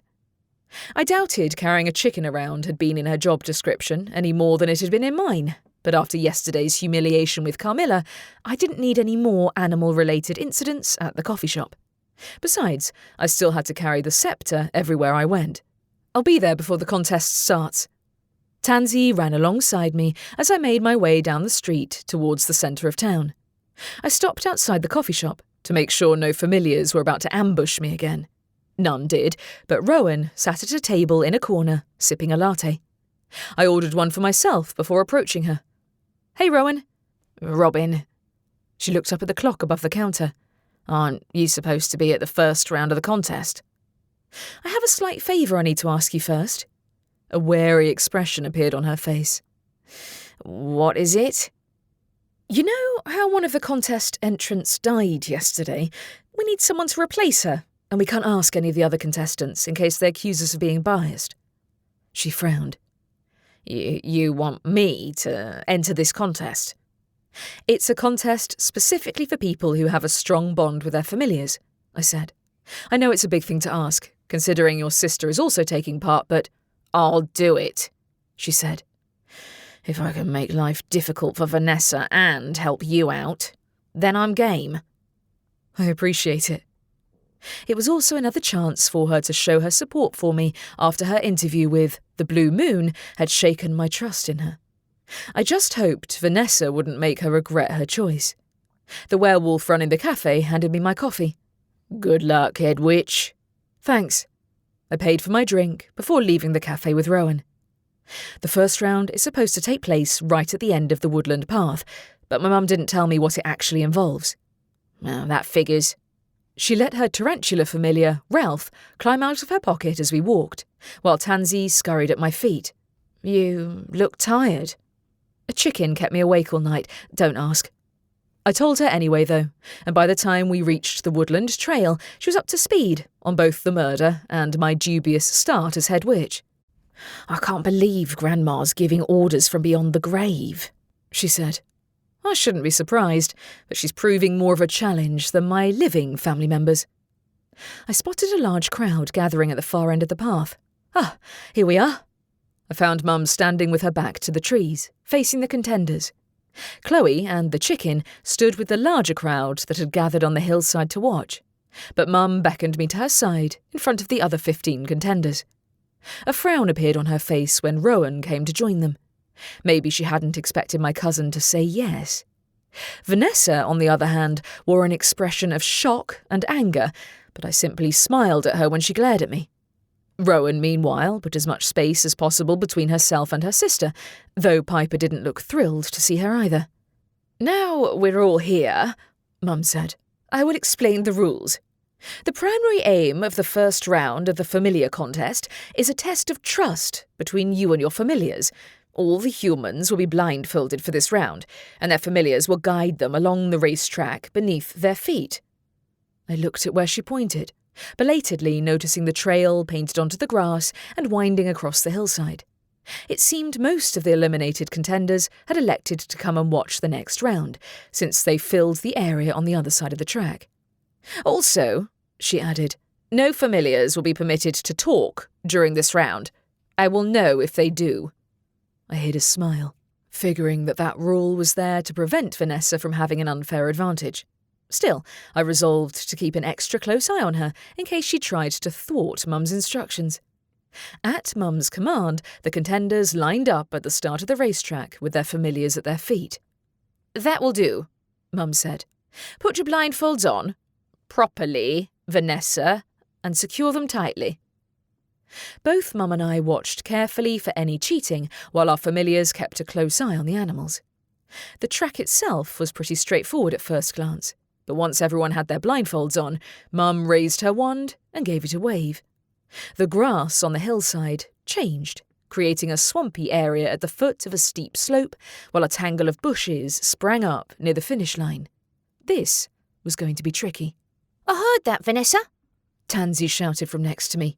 "No whispering to your familiar. That's cheating. If you do it again, you're disqualified." Vanessa flushed, but her familiar flew off her shoulder and landed at her feet instead. "Both humans and familiars are to wait behind the starting line," Mum ordered. "Robin?"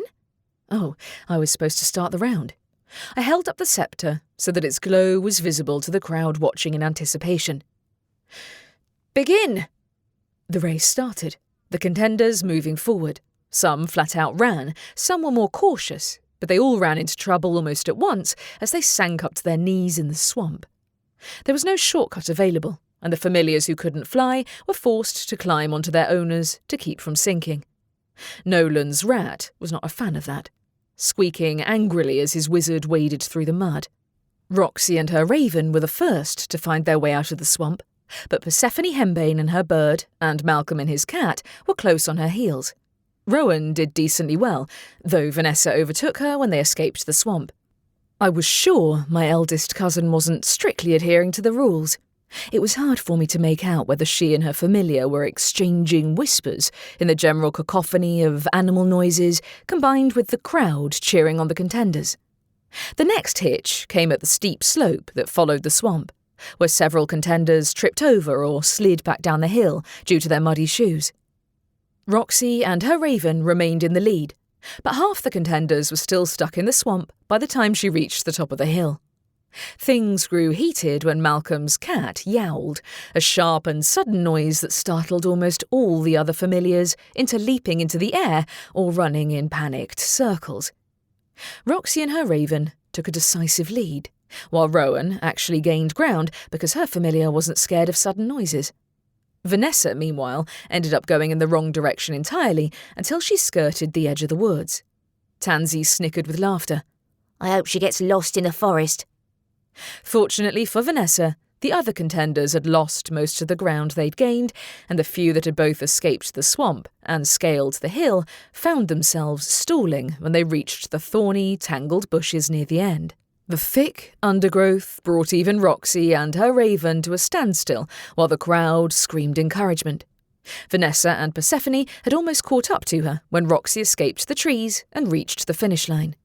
The crowd's screaming grew to a crescendo.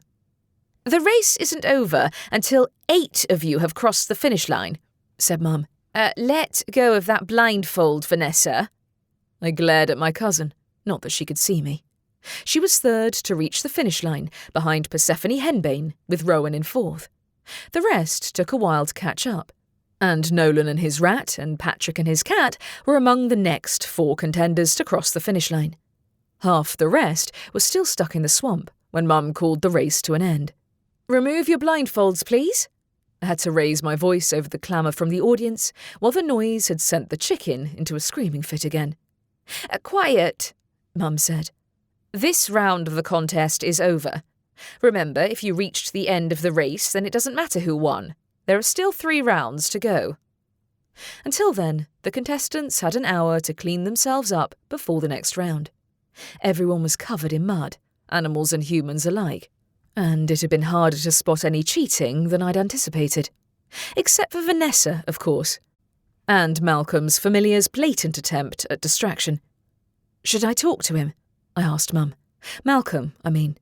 You heard his cat yell to distract the others on purpose. He didn't cheat, technically, she said. And why did you bring that chicken? Aunt Shannon's familiar has been harassing her, I said. I'll use another sleeping command if she keeps screaming. I thought I taught you not to use your magic on others' familiars. The chicken's wailing cut through my attempt to reply. I think this qualifies as an exception. I had an hour to speak to the contenders, and I fully intended to do exactly that. Dealing with the chicken would have to wait until later. Chapter 6.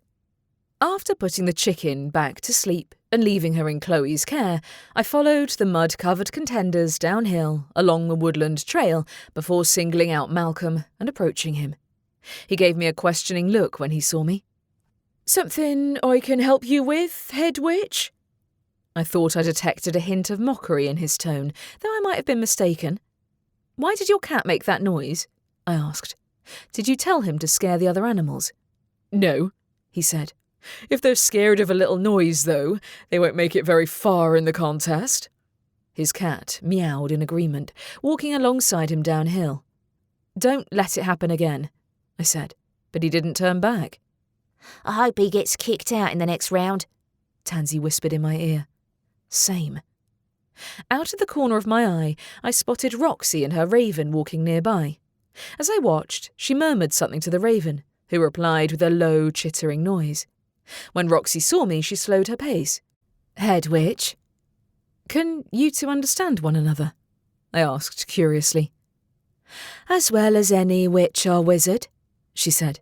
Ah, except your family, that is. You have remarkable control, I said.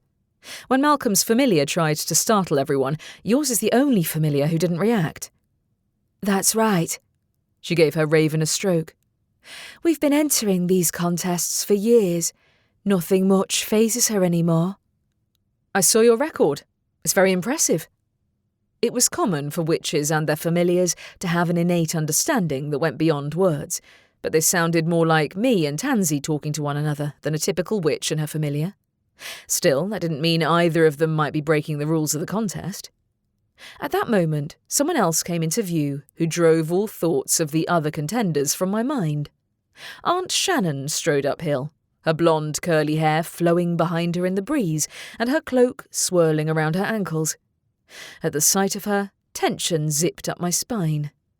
After her absence from yesterday's meeting, I'd hoped that she'd sit out the entire contest and leave her daughter here in her place, though I knew better than to think she wasn't scheming with Vanessa behind the scenes. Maybe my inviting Rowan to take part in the contest had annoyed her enough to finally show her face. What do you want? Tansy called out. How dare you? Aunt Shannon stopped in front of me, fury etched on her face. The sheer nerve of you. You'll have to be a bit more specific. Frankly, I had no idea if she was referencing my new status as head witch or the fact that I'd helped Rowan go behind her back. As if it wasn't enough to betray your own family, she spat. You schemed with the very person who conspired against her own mother in order to humiliate Vanessa. Couldn't she even say Rowan's name? I'd been under no illusions that she'd be angry with me for my choice, but I'd, perhaps naively, assumed she'd be too busy licking her wounds over missing out on claiming the title of head witch to challenge me in public. As she glowered at me, the trees rustled around us, with birds taking flight and animals stirring in the bushes in response to her rage. Adrenaline jolted through me, and I held the sceptre tight, prepared to use it if necessary. I didn't recruit anyone. I kept my tone calm, despite my own turbulent emotions. I asked my cousin to enter the contest as a favour due to the death of another contender. Nothing more. It wasn't an attempt to undermine Vanessa. I suppose you'll make the same claim about how she took Vanessa's inheritance too. She took her fair share of the money Grandma gave her, I said. Also, I had nothing to do with that. Take it up with Grandma if you have a problem with her giving her money to Rowan, who, I might add, is an adult who's perfectly capable of making her own decisions. Maybe I will, she said. She won't ever see another penny from me, I can assure you of that. She'd disowned Rowan altogether. It didn't surprise me that she had, but I couldn't entirely rule out the possibility of her trying to ruin Rowan's new life in more indirect ways. If you wanted her to stay in your house, then you shouldn't have cut off her allowance and forced her to work for the coven to begin with. You made her so miserable she had to find her own way out. A dangerous glint appeared in her eyes. Do you believe every word she tells you? She's a deceiver. Look at what she did to her own flesh and blood. I had the sense I was facing a losing battle, trying to convince her otherwise. So I changed tack. Look, I wouldn't have asked her to take part in the contest if someone hadn't been murdered yesterday, leaving us one contender short. I needed a replacement who wasn't likely to cause trouble. She gave a harsh laugh. Both of you are nothing but trouble. You deserve one another. Thanks, I said as if she'd paid me a compliment, which, in a way, she had. Rowan and I might have had our differences, but I'd sooner ride a kelpie without a saddle than do anything which might be comparable to the likes of Aunt Shannon. Did you come all the way here to yell at me, or was there another reason? Why would there be? She queried. I thought you might have useful information to give me about the murder. I tried to read her expression, but her face remained inscrutable. I'm sure you and Vanessa had time to discuss the subject at length. I am quite sure you can resolve this little problem yourself. It wasn't little. Someone died. Vanessa had entered the contest on her mother's behalf. Had Aunt Shannon asked her to do more than just secure victory? This wasn't the first time I'd suspected her of murdering her way to her goals, and I'd turned out to be mistaken. But that was before I'd snatched her dreams straight from her grasp. Can I help you with something else, then? No. She looked me over. No, I don't think you can. Mother! Vanessa strode downhill and caught up to her mother, breathless. Oh, that awful chicken bit me. What did you do to her? Hadn't she been asleep and under Chloe's watch? If someone had woken her up, I'd place the blame squarely on the person with the ability to influence and communicate with animals who also had a good reason to cause a public scene. Why would you assume I did something wrong? She said. You're the one who was supposed to be watching that ghastly creature. No, Chloe is, I said. Where is she? I don't know, and frankly, I don't care, said Vanessa. That chicken should be locked up. You shouldn't let it roam around. You're in a familiar contest, I pointed out. If you hadn't wanted to be around animals, you should have entered the flower arranging contest instead. Tansy cackled at Vanessa, who scowled at me. You put her up to this. If I could get that chicken to do what I asked, I'd have told her to stay at home, I pointed out. Which is what I tried to do, except your mother's familiar kept terrorising her when she was in the garden, so I had to bring her here instead. What did you say? Aunt Shannon gave me a glare to equal her daughter's. You might be head witch, but that doesn't give you licence to disrespect me. So you're denying that Myrtle spent the night chasing the chicken around our garden? It wasn't worth pressing the matter, so I turned my back on both of them. Oh, forget it. Resigning myself to losing my chance to speak to the contenders, I retraced my steps uphill until I ran into Chloe, who was hurrying towards the forest. "I'm sorry," she said. "Minty, she's gone." "Minty? Who's that?" "The chicken," she said.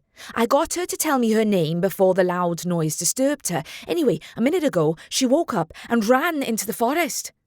Oh, let me guess. Vanessa woke her up. I turned towards the densely packed trees of the Wildwood. Sorry I left you alone with her. I should have known Vanessa would try something underhanded. Tansy ran towards a tree. "I'll have a look for her. She can't have gone far." Unless she can fly better than she let on. I couldn't climb trees as well as Tansy, so I let her scurry up to the canopy to survey the surrounding forest. Did you see which way she ran, Chloe? "That way." She pointed into the mass of trees. "Oh, I think there's someone in there." Is there? I walked into the forest, skirting a large oak tree. That chicken was more trouble than she was worth. I should have known bringing her to watch the contest had been a mistake. "Hey, Robin." Rowan popped out of the bushes, still covered in mud and grass from the race. "Is my mother still around? I ran in here as soon as I saw her." "She's with Vanessa." I pointed vaguely towards the path. "Have you seen a chicken?" "Apparently she bit Vanessa and then ran into the forest." Rowan snorted. "I thought you put the chicken to sleep." "I did, but Vanessa woke her up," I said. "You should go back home and clean up before the next round of the contest." "I'd prefer to avoid my mother." She rubbed her grass-stained hands on her trousers. "Speaking of whom, I'm guessing she isn't happy I entered." No, but she blamed me for inviting you," I said. "Besides, won't it feel good if you end up winning against Vanessa?"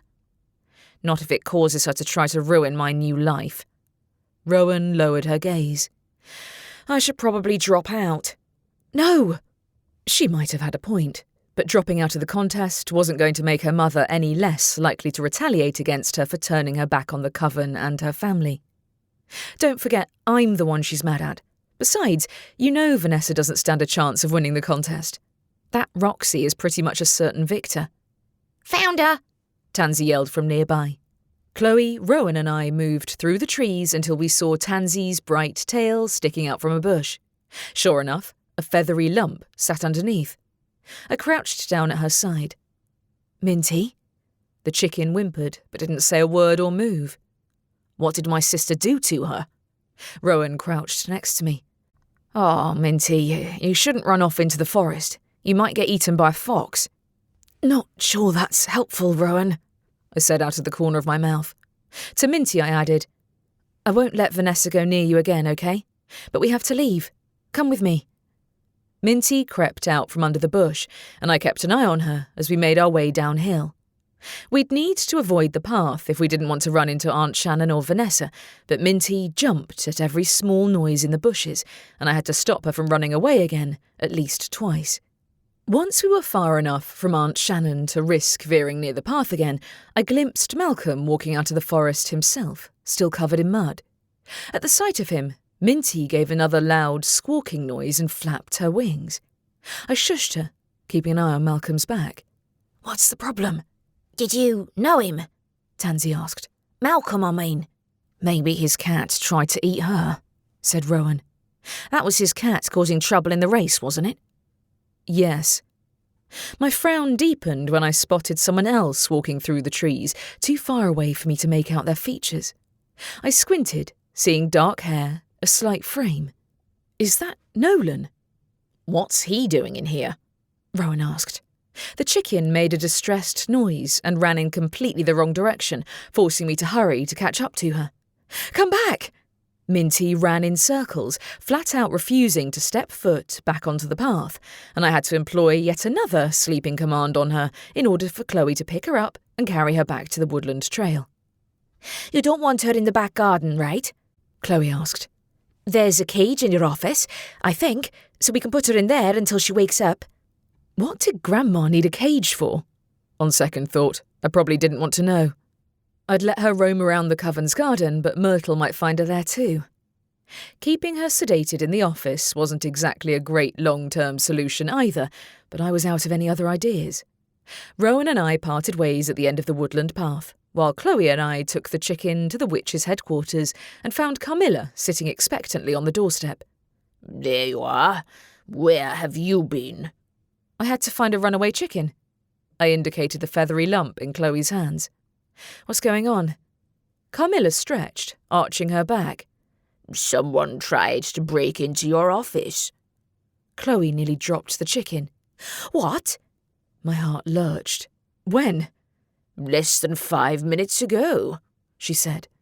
"When you were gallivanting off." I wasn't gallivanting off. I'd been in the forest, and so, by the looks of things, had half the contenders. "Wait, did you see the intruder?" "No, but I heard a male voice," said Carmilla. "I think he was casting an unlocking charm on the door." "And?" I pressed. "What did you do?" "Well, the voice woke me up, so I yelled until he bolted." "Where to?" I looked up and down the road, but the intruder would have disappeared by now. I'll look. Chloe set the chicken down on the doorstep and then hurried down the road, leaving me staring after her. Who tried to break in? It couldn't have been Aunt Shannon unless she'd recruited someone else to do her dirty work while she'd been marching around the woods. Besides, my family was aware that the office wasn't unguarded.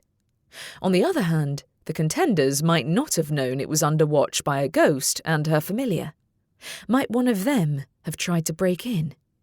After picking up the chicken, I followed Carmilla into my office before examining the door as if in the hopes of finding signs of a mark from the intruder's wand. Chloe came running in a moment later. I'm sorry, Head Witch. I can't find the intruder. They didn't get into the office. Don't worry, I said. Grandma's ghost hasn't come back yet? No. Carmilla hopped onto Chloe's desk. Might I suggest leaving a mousetrap of sorts near the door? I don't have a mousetrap. Or did I? If there was a cage somewhere among all those cabinets, then there might be a mousetrap too. Carmilla? Don't ask me. The cat yawned. What is that chicken doing in here? I need to find a cage for her, I said, or set her loose in the garden and hope Myrtle leaves her alone. I'll get the cage. Chloe ducked behind the cabinets while I set the chicken down on the desk. Tansy, meanwhile, began opening the desk drawers and rifling through the contents. What are you doing? I asked. Found it. Tansy hopped out of the drawer and held up an ink bottle. This is invisible ink, which glows in the dark. If you put that on the door, the intruder will be unmasked the instant you see them in the dark. I prefer the mousetrap idea personally. Then again, knowing me, I'd forget and put my own hand in it. All right.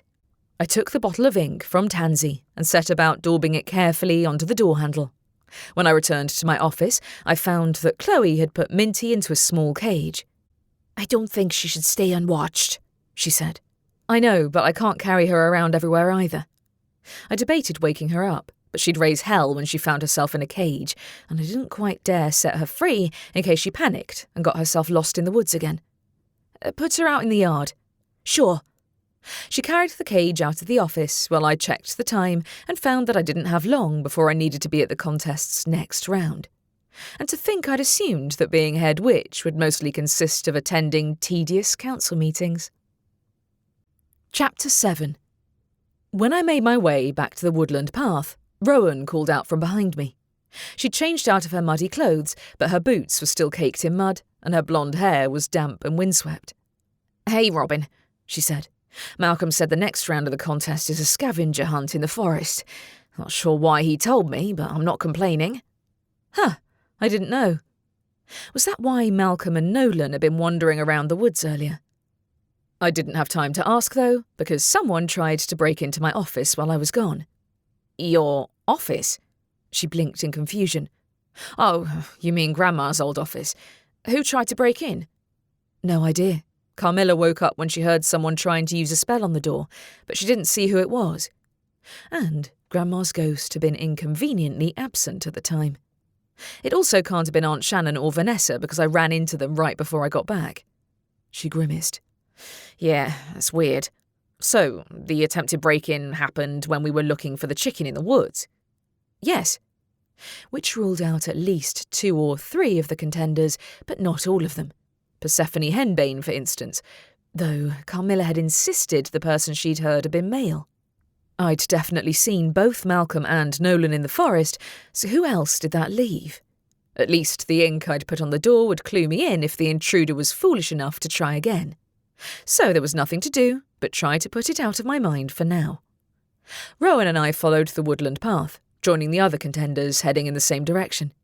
Malcolm was among them, and I found myself wondering how he'd found out the nature of the second round of the contest when he'd seemingly spent the interlude wandering around the woods with his familiar. I didn't quite know what to make of him, to be honest. His familiar had been aggressive towards the other animals, but he'd also given Rowan information on the contest. Had he done the same for the other contenders? I quickened my pace and caught up to Malcolm. "Hey, can I have a word?" "Another one?" He glanced down at his cat familiar, who flattened his ears at me. "You knew this round was due to take place in the forest. No point in beating around the bush. How'd you find out?" "I heard someone telling, what's her name again? Vanessa," he replied. Aunt Shannon. Of course she'd wanted to give her daughter all the advantages she could get, and he must have overheard their conversation while he'd been wandering in the woods. Given that I'd seen Nolan in the forest too, he might know as well. "Is there any reason you told my cousin?" "Which cousin?" he asked. "Rowan, right? I figured she'd want to know. It's only fair since her sister already knew." Fair was not a word I would have used to describe his behaviour so far, but unless he'd magically teleported himself back into the forest after breaking into my office, he couldn't be the intruder I was looking for. I just wondered. Tansy tugged on a strand of my hair. "Look who it is. I wonder what he was doing in the woods." Nolan walked past, his rat scurrying along at his feet. I veered in his direction and caught him up. "Can I have a word?" He gave a nervous nod. Sure. "I saw you in the woods earlier," I said. "Were you looking for the next round of the contest?" No, I got lost when I wandered off the path," he said. "I was looking for a shortcut back to the inn, but I didn't realise the woods were that twisty." "You've never been to the Wildwood before?" "It's not out of bounds, is it?" he asked. "I know it belongs to your coven." "No, it's fine." The only people officially not allowed in were reporters. "I take it you found your way back eventually?" Yeah, with 2 minutes to spare before I had to come back." He gave an attempt at a smile. That'll teach me to leave the path." He'd been wandering in completely the wrong direction, but I'd done the exact same thing on my first excursions into the Wildwood as a child. A squeaking noise from my feet made me aware that I'd almost trodden on his rat. "Oh, sorry." The rat gave me a baleful look, but Nolan put on an apologetic expression. Sorry, he doesn't like being held, so I have to let him walk." I thought not. His familiar seemed a little antisocial, to say the least, and I was kind of surprised he'd lasted this long in the contest. Regardless, I knew he couldn't have been the one who'd tried to break into my office, not unless he was capable of being in 2 places at once, that is. The image of the chicken's freak-out when she'd seen him in the forest sprang to mind, but she'd already been panicking at the time, and I wasn't sure she'd even recognised him. Leaving her behind had been the best available option I knew, yet I couldn't shake the feeling that I ought to have tried harder to get her to answer my questions about Anne's death. In the meantime, I reached the end of the path, where the contenders gathered in the same spot as they had before the prior challenge. The winding racetrack had vanished, but the spectators' numbers had grown since the last round had ended. Mum stood in front of the forest, Horace prowling around her feet, while Chloe talked to her in a hurried whisper. She must have been explaining the break-in and the chicken's absence. Here we go. "Robin." Mum's gaze pinned me to the spot. "Why exactly didn't you inform me of the break-in yourself? Did you at least call your brother?" "Carmilla said she scared off an intruder, but she didn't see who it was," I explained. "They never got into the office, and I figured Ramsay would want more proof than that." "You thought wrong." Her eyes narrowed. "You also seem to have lost that chicken." "She's in the coven's garden," I said. "She ran into the forest earlier when Vanessa decided to scare the living daylights out of her, so I thought it would be safer to leave her behind." "I hope you made the right choice," she said. "As for the intruder, I'd advise you to take further measures to ensure that they won't escape next time." "I will," I said. "Trust me, the next person who tries to break through the door will be easy to find." I looked everywhere around the building, but they'd already gone by the time we got there. Chloe wrung her hands. I'm sorry, Head Witch. It's not your fault, I said. They clearly ran fast, and it's not as if anyone actually saw them. Carmilla said she heard a masculine voice, but that covers a lot of people. We'll deal with that later. Mum's gaze travelled across the contenders on the hillside. Everyone's here. Let's begin the next round. Mum walked out to address the contenders, some of whom were still covered in mud from the previous round. 8 remained, and this round would bring that number down to 4. For the second round of the contest, she said, you'll be divided into 2 teams. All witches and wizards will wait here on the hillside while your familiars hunt for a number of tokens in the forest and bring them back to you. The first team to retrieve 10 tokens will win. So, our familiars are going to do all the work? Vanessa asked. No, said Mum. Each of the 2 groups will receive a single map of the area, and you'll give your familiars instructions on how to find the tokens' locations. It will be a team effort, because all 4 members of the winning team will advance to the next round. The losing team will be disqualified. A murmur of unease passed among the gathering contenders while the audience waited with bated breath. Everyone knew that if one team was weighted in favour of past winners, they were almost certain to come out on top. To make it fair, Mum had written the name of each contender on a scrap of paper, which she proceeded to draw from a bucket. Like a low-budget goblet of fire, or so Tansy whispered in my ear.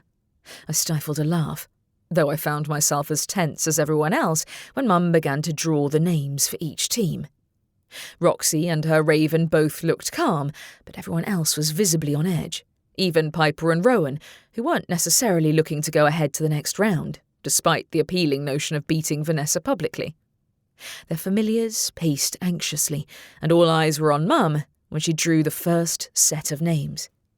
In the first team, Roxy and her raven were to compete alongside Persephone Hembane, Patrick, the skinny blonde wizard with a tuxedo cap familiar, and Vanessa, who looked very smug when she saw Roxy was on her team. Persephone looked incredibly relieved too, though she avoided my gaze when I looked in her direction. Piper, on the other hand, found herself teamed with Rowan, Malcolm and his striped cat, and Nolan and his rat. The first team is to stand over there. Mum pointed to a spot partway down the hill's right side. Then she pointed to the left. And the second team will wait there. You have 5 minutes to discuss strategy among yourselves before sending your familiars into the woods. She handed each team a map of the forest which displayed the area the scavenger hunt would take place in. Good thinking, because while Piper, Rowan and Vanessa were familiar with the Wildwood, the majority of the contenders weren't, and Vanessa wasn't exactly a team player. Typical that she'd ended up on the team of the reigning champion. But the attempted break-in had reminded me that the outcome of the contest was the least of my worries at the moment.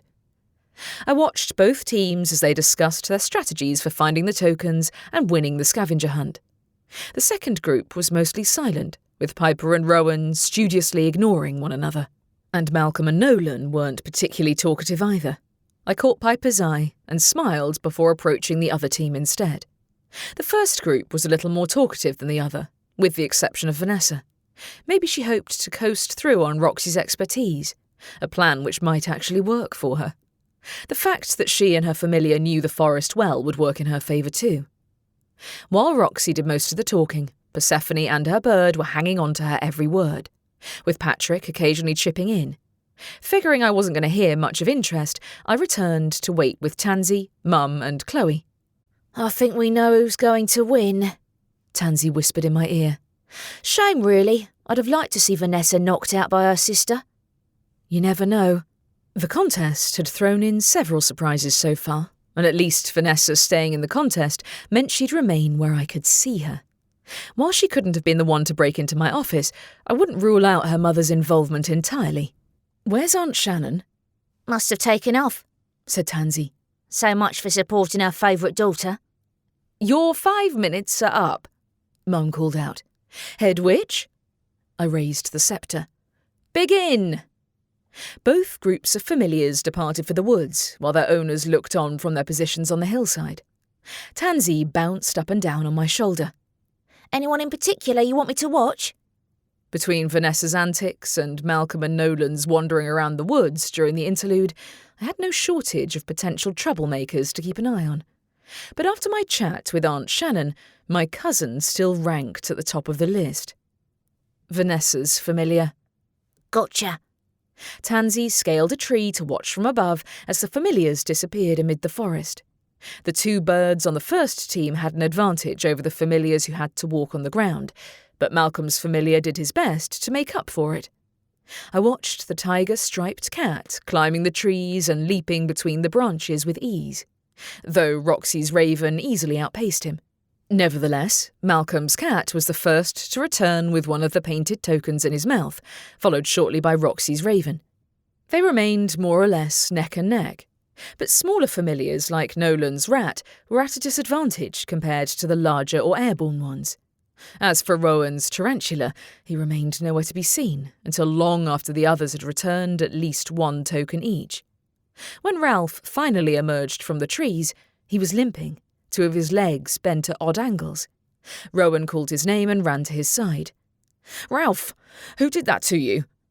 I didn't hear Ralph's response, but Rowan gingerly picked up the tarantula and then glared at the other contenders. "Which of your familiars attacked mine?" Nobody answered, but when Piper's blackbird was the next familiar to emerge from the forest, Rowan marched over to her. "Was it you?" "What?" Piper held out a hand, and her familiar flew over to land on her. "Oh, don't be ridiculous. We're on the same team." "You don't even want to win, though, do you?" Rowan's face reddened. "I don't believe this." "We have 10 tokens," Vanessa shouted. Cheers rose up from among the other team, while Vanessa in particular looked incredibly pleased with herself. So did Persephone, though she backed away when she saw Rowan barrelling towards their team. "Hey!" Rowan shouted at her sister. "Did your familiar attack mine?" "Of course not," Vanessa said. Her blackbird chirped in agreement. "She was nowhere near that spider of yours. Maybe a wild bird mistook him for a snack." "That's not funny." Rowan looked down at her familiar, who curled up in her hand. "You haven't heard the end of this." Rowan stormed away to the woodland path. I found Piper standing beside me, wearing an expression of disbelief. "I don't believe she accused me of attacking her familiar." "She's upset," I said in a low voice. "I think it was Vanessa. It must have been." "It wasn't." Tansy scurried uphill to join me. "You aren't going to like this, but I was watching that sparrow the whole time, and he didn't go near Ralph." "Then who was it?" "Malcolm's familiar," she said. "I saw him take a few swipes at the others too." They were on the same team, though. That made no sense. Why would he attack his own teammates? Is that cat of his really that badly trained? "I'd ask him, but he's gone," said Tansy. I spun on my heel to face the other contenders, but both Malcolm and his cat were nowhere to be seen. "Where did he go?" "I bet he ran off before he got caught," Piper said. "I knew there was something I didn't like about that guy." "Really?" I asked. "Why?" "He seemed sketchy," she said. "He told me this round was going to be a scavenger hunt, like he was doing me a huge favour." He did the same to Rowan. Said he overheard Aunt Shannon telling Vanessa. His familiar's behaviour had rubbed me up the wrong way from the start, but I'd been so fixated on Vanessa that I hadn't thought to give him any more attention. Mum raised her voice to address both teams. "You all have an hour until the next round of the contest begins. I'd advise you to grab something to eat and calm down." The crowd began to disperse, winners and losers alike. Before Nolan could leave, I waylaid him. "Did you see where Malcolm went?" That way." He pointed downhill. "He looked like he was in a hurry. What happened?" "It sounds like his familiar attacked Rowan's tarantula," I said. "Do you know why he'd turn on his own teammate?" "No." He looked down at his rat familiar, who shrank backwards. "I guess he's not well trained." "He attacked your rat yesterday, didn't he?" "Not just him either. I have to find him."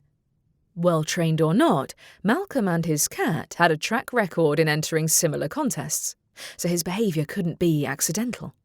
I ran to Mum's side, Tansy clinging to my shoulder. "What's the policy if one person's familiar attacks another?"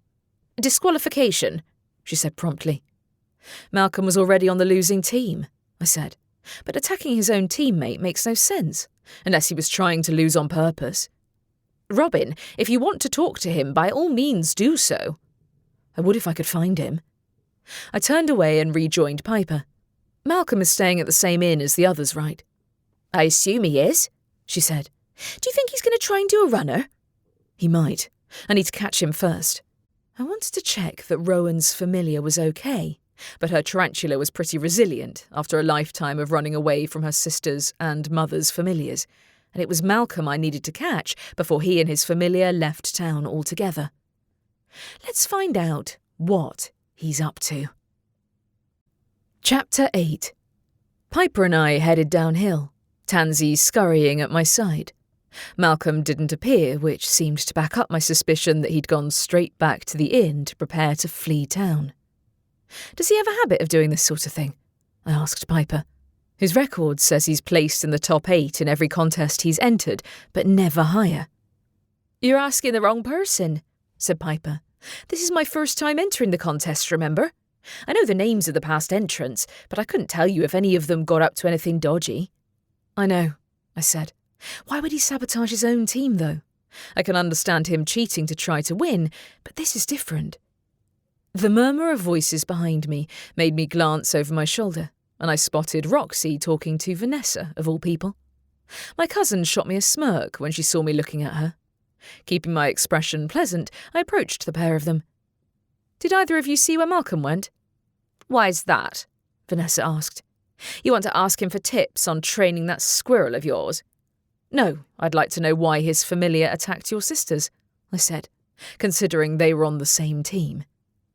I turned my attention to Roxy instead, but she simply looked confused. Why would he do that?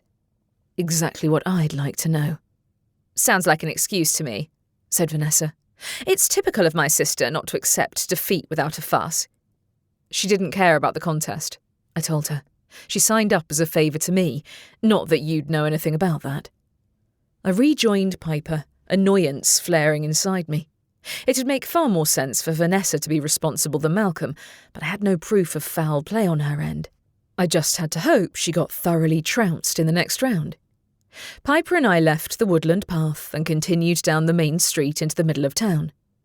Which inn is Malcolm staying at? Wildwood Heath had 2 main inns, neither of which was particularly big, so the contenders had been placed in hostel-type dormitories unless they'd paid extra for a single room. Roxy and her raven headed towards the Owl's Nest, the nearest inn, so Piper and I followed her. Excuse me, is Malcolm staying in here? He is, she said. I can see if he's in the dorm if you like. Thanks, I said. I don't see him sticking around town for long, not if he knows we're aware of what his familiar did. Nor me, said Piper. He ought to be put on a banned list for future contests. Mum didn't seem too fussed. I belatedly remembered I'd left Chloe back with the other contenders, but at least I had Piper with me for moral support. I know he's already disqualified, but still.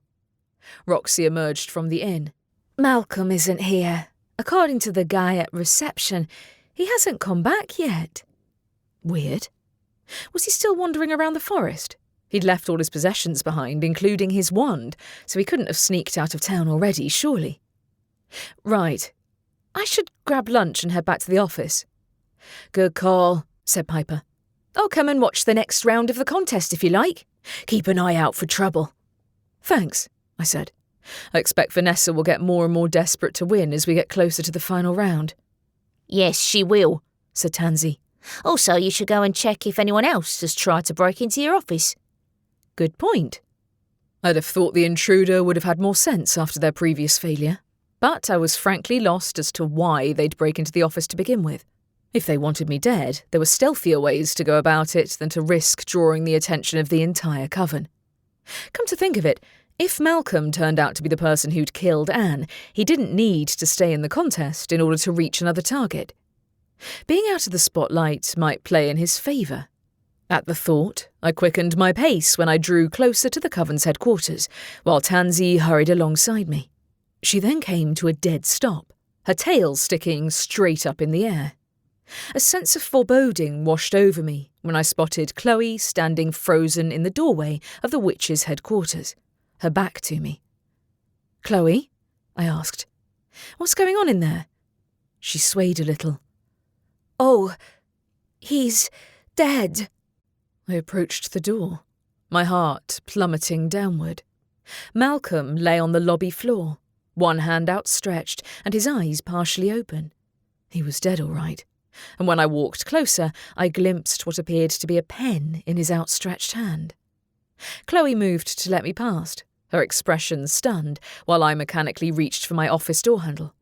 Locked. He hadn't got inside. No, someone else had reached him first. How is that possible? If he was the pen's owner, then it made no sense for him to have touched it with his own hand. But if someone else had used it to kill him, then how had they got close to him without being noticed? And where were they now? Chloe, I said numbly, can you search the building and garden in case the person responsible is still here? I'll call my brother. Of course, head witch, she said in a choked voice. I unlocked the office and stumbled inside, Tansy leaping over Malcolm's body to join me. Carmilla lay napping in the same spot as beforehand, while Grandma's ghost was nowhere to be seen. Carmilla, I called to the cat. Carmilla, wake up. This had better be good. She opened her eyes a fraction.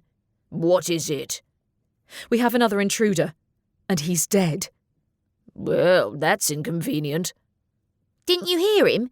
Asked Tansy. No, said Carmilla. I heard the last one because he tried to use a spell to open the door. Who killed him? Haven't a clue. He'd left the woods before all the other contenders had. And if he hadn't returned to the inn, he must have come straight here. Had he had an accomplice who'd turned against him? Or was he the person who'd brought the cursed pens here to begin with? Do you recognise him? Tansy asked Carmilla. Come and look. I didn't see the last intruder's face, did I? Carmilla hopped off the desk and padded towards the doorway, peering around the corner. I don't know him. She wouldn't have seen most of the contenders, of course, since the only time I'd seen her leave the office was when she'd come to disrupt my conversation with Harvey yesterday. I pulled out my phone to call my brother, but a sudden loud screech came from the other side of the lobby. Alarmed, I darted out of the office, seeing that the chicken had come waddling in from the garden and had spotted Malcolm's body. Did Chloe let her out of the cage?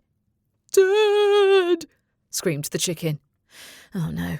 The last thing she needed was to see a reminder of how her witch had died. But it was too late to stop her from launching into another panicked sprint around the lobby. Tansy tried unsuccessfully to herd her back outside when I called my brother. "Hey, Ramsay!" I had to raise my voice over the chickens screaming. "I have a dead body outside my office." "You're joking." There was a heartbeat's pause. "I'll be right there." The chicken disappeared into the garden with a wail of despair at the same moment as Aunt Shannon came down from the upper floor. "Who is that?" She eyed Malcolm as if he was a misplaced textbook, not a dead body. "One of your contenders?"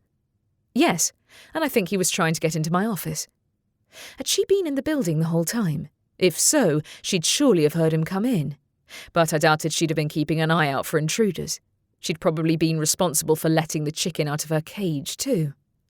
"Didn't you hear him?" "No, I didn't." She studied his splayed hands and the gleaming pen in his grip. "Foolish of him to attempt to strike the head witch." "You don't seem shocked." "Do you have any idea how many assassination attempts your grandmother dealt with in her time?" "I have some idea, since she told me herself." Goosebumps prickled my arms at Aunt Shannon's calm tone. She hadn't killed him herself, had she? Vanessa couldn't be to blame since she hadn't been here, but her mother was certainly ruthless enough. Question was, what would killing someone who'd already been disqualified from the contest achieve?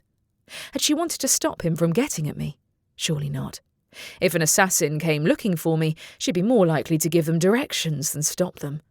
Chloe came hurrying into the lobby again and ran upstairs. A moment later, the front door opened, and Ramsay walked in, his gaze travelling between Aunt Shannon and me before landing on the body.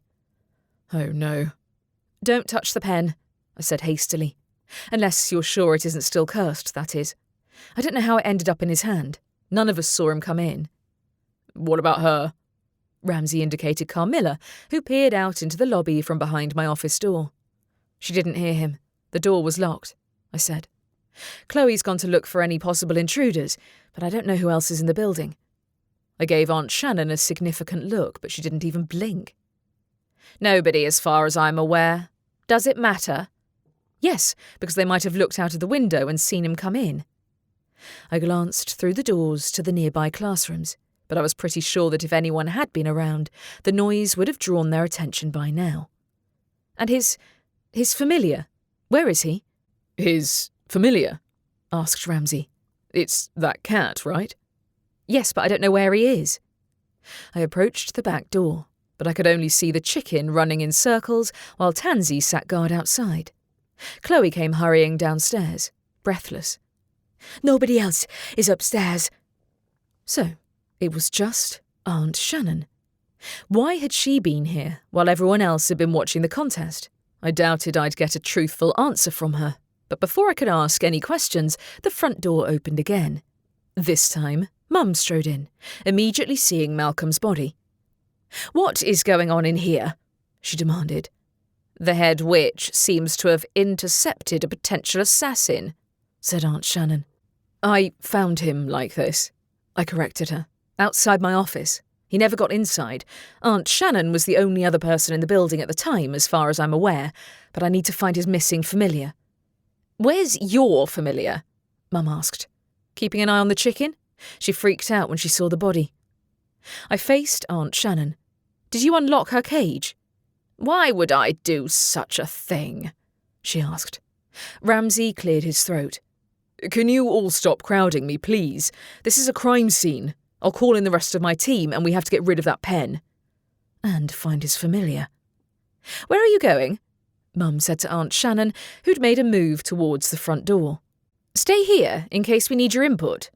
With her and Ramsay already competing for authority, I didn't need to throw my broomstick in as well. Instead, I went to talk to Chloe. "Did you find him?" "No, but I found the chicken," she said. "I know where the chicken is." I was pretty sure all the neighbours did as well, including the henbanes. The henbanes. Persephone was one of the few people I hadn't watched closely throughout the last round of the contest, which might have been a mistake. Yet she hadn't been anywhere near our headquarters when Malcolm had died. I exited the lobby and found Tansy chasing Myrtle the magpie away from the chicken. Minty had hidden herself in a bush, but that didn't stop Myrtle from circling overhead and making derisive cawing noises. Oh, not this again. I walked over to the bushes. "Go away, Myrtle. Tansy, have you seen Malcolm's cat?" "No," she said. "Wait, is he not here?" Wherever he is, he might have seen the killer. I shooed the magpie away from the bush. "Myrtle, can you please stop your witch from arguing with my mother so we can find out who tried to assassinate me?" "You think you were the intended target?" Tansy's tail began to wag. "Was it that aunt of yours?" If she killed Malcolm, then she did the other contenders a favour, if anything. Unless he and my aunt had been working together. But he wasn't local. Vanessa was, and so was Persephone Henbane. I found myself approaching the fence dividing our garden from the Henbane covens, though I would have thought Tiffany would be keeping her distance after we'd come to blows last week over her attempts to sabotage the head witch ceremony. They talked to the press a couple of days ago and told them I was guaranteed not to last a week. I muttered to Tansy. I never did have the chance to read their interview. "I doubt it's worth the effort," said my familiar. "Do you think they might be involved?" Tiffany doesn't like to do her own dirty work, so maybe. Persephone had made the final four, but I doubted she'd win the contest and gain the Henbanes the prestige they so deeply craved. Whether they wanted to win or not, killing someone who'd already been eliminated from the contest made little sense. I searched the garden from top to bottom, but Malcolm's cat was nowhere to be seen. Minty, meanwhile, remained hiding in the bushes and refused to come out, even after the magpie went to join her master. Since she was no longer screaming, I opted to leave her out of her cage and returned to the lobby.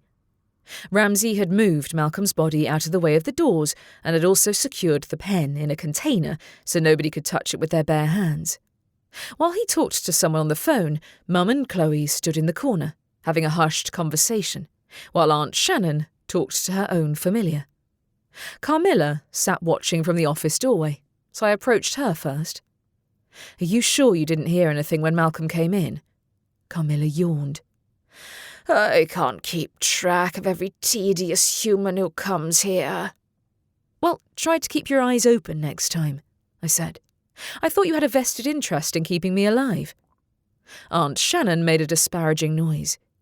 "If she's your security, then it's no wonder an intruder got in."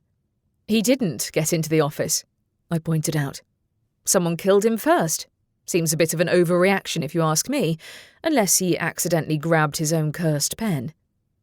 Where had he even got it from? Everyone had been searched prior to the contest and had even left their wands in a secure room at the town hall, Vanessa included. Aunt Shannon, though, had all manner of magical advantages at her disposal, and she'd definitely been inside the building when he'd come in, which meant that either she'd ignored his intrusion or she'd brought him to a halt in her own way. I wouldn't lie, the thought of her protecting me was too weird to contemplate. It was far more likely that she'd shrugged and looked away when she saw him enter. As for where the pen had come from, though, I didn't know. "Robin?" Mum beckoned me over to her.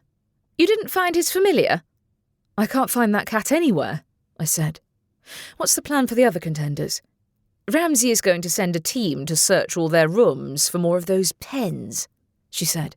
"Other than that, they've been ordered not to leave town for the time being." "Good call," I said. "I don't see how they could possibly have smuggled something that lethal into town without being caught, though." "There are plenty of possibilities if one is inventive enough," said Aunt Shannon. "May I ask why you insist on keeping me in here? Am I a suspect?" "You're a potential witness," Mum said, "especially with regard to our security." No kidding. I should have done more than leave invisible ink on the door, but I hadn't expected anyone else to break in so soon after the last time. Nobody could have anticipated that the intruder would drop dead before anyone caught him either. Aunt Shannon must have known. Not that she'd admit to a thing, and it was beyond me to figure out if she'd been the one who'd seen to his premature end. Chapter 9. I'd privately hoped I might be able to get in a quick nap before the next round of the contest, but I couldn't even get any work done with Ramsay's team roaming around my office. Carmilla was napping on Chloe's desk as if there wasn't a dead body in the lobby, while Mum barked orders at anyone unlucky enough to walk past. "Mum?" I tensed as she turned her glare towards me. "I can't get anything done in here. Should I look for Malcolm's missing familiar?" "Not alone," she said. "Also, someone needs to tell the other contenders about Malcolm's unfortunate demise."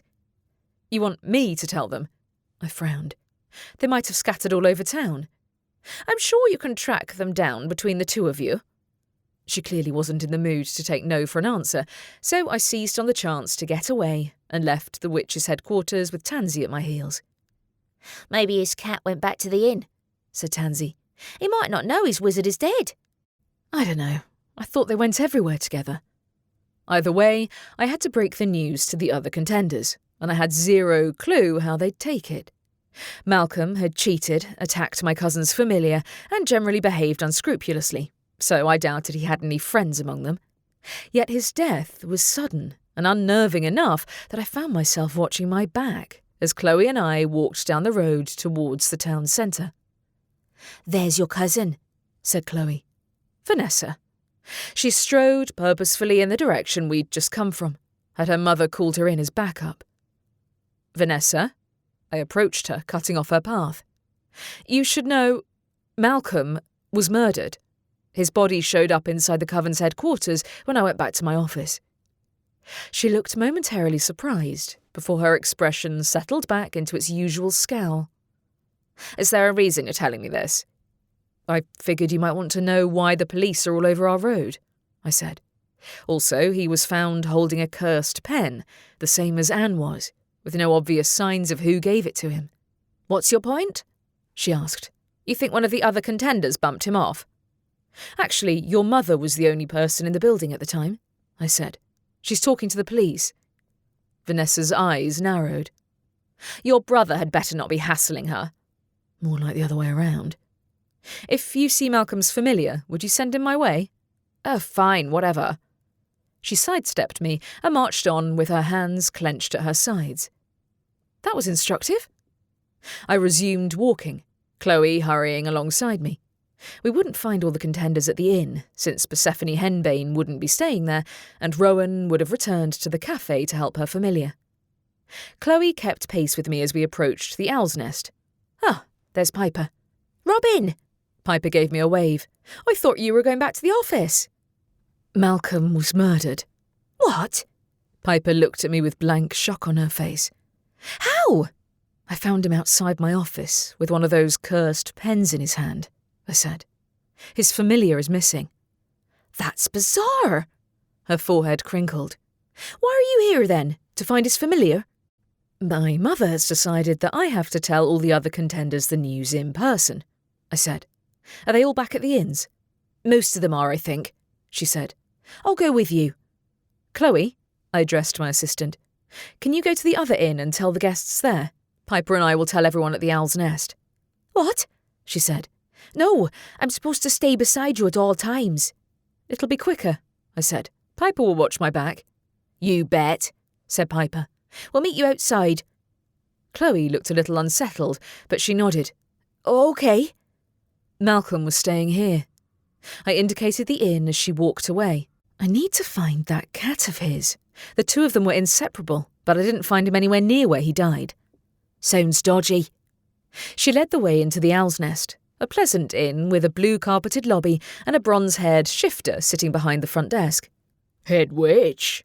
The shifter receptionist jumped to his feet when he saw me. Can I help you? Yes, I approached the desk. I'm afraid one of your guests was involved in a tragic accident. I'm here to inform the other contenders. His face fell. Oh, that's terrible news. Is there anything I can do? Can you tell me which room Malcolm was staying in? Let me check. He consulted a book on his desk. He was in the second dorm on the first floor. Thanks, I said. My mother, Lady Wildwood, will be in touch soon to let you know the next steps, I'm sure. Unless my brother's team showed up first. Meanwhile, Piper and I went up the short staircase to the first floor. When we reached the corridor, Nolan emerged from one of the dorms with a suitcase in his hand. Hold on, I barred his way. Where are you going? Home, he said.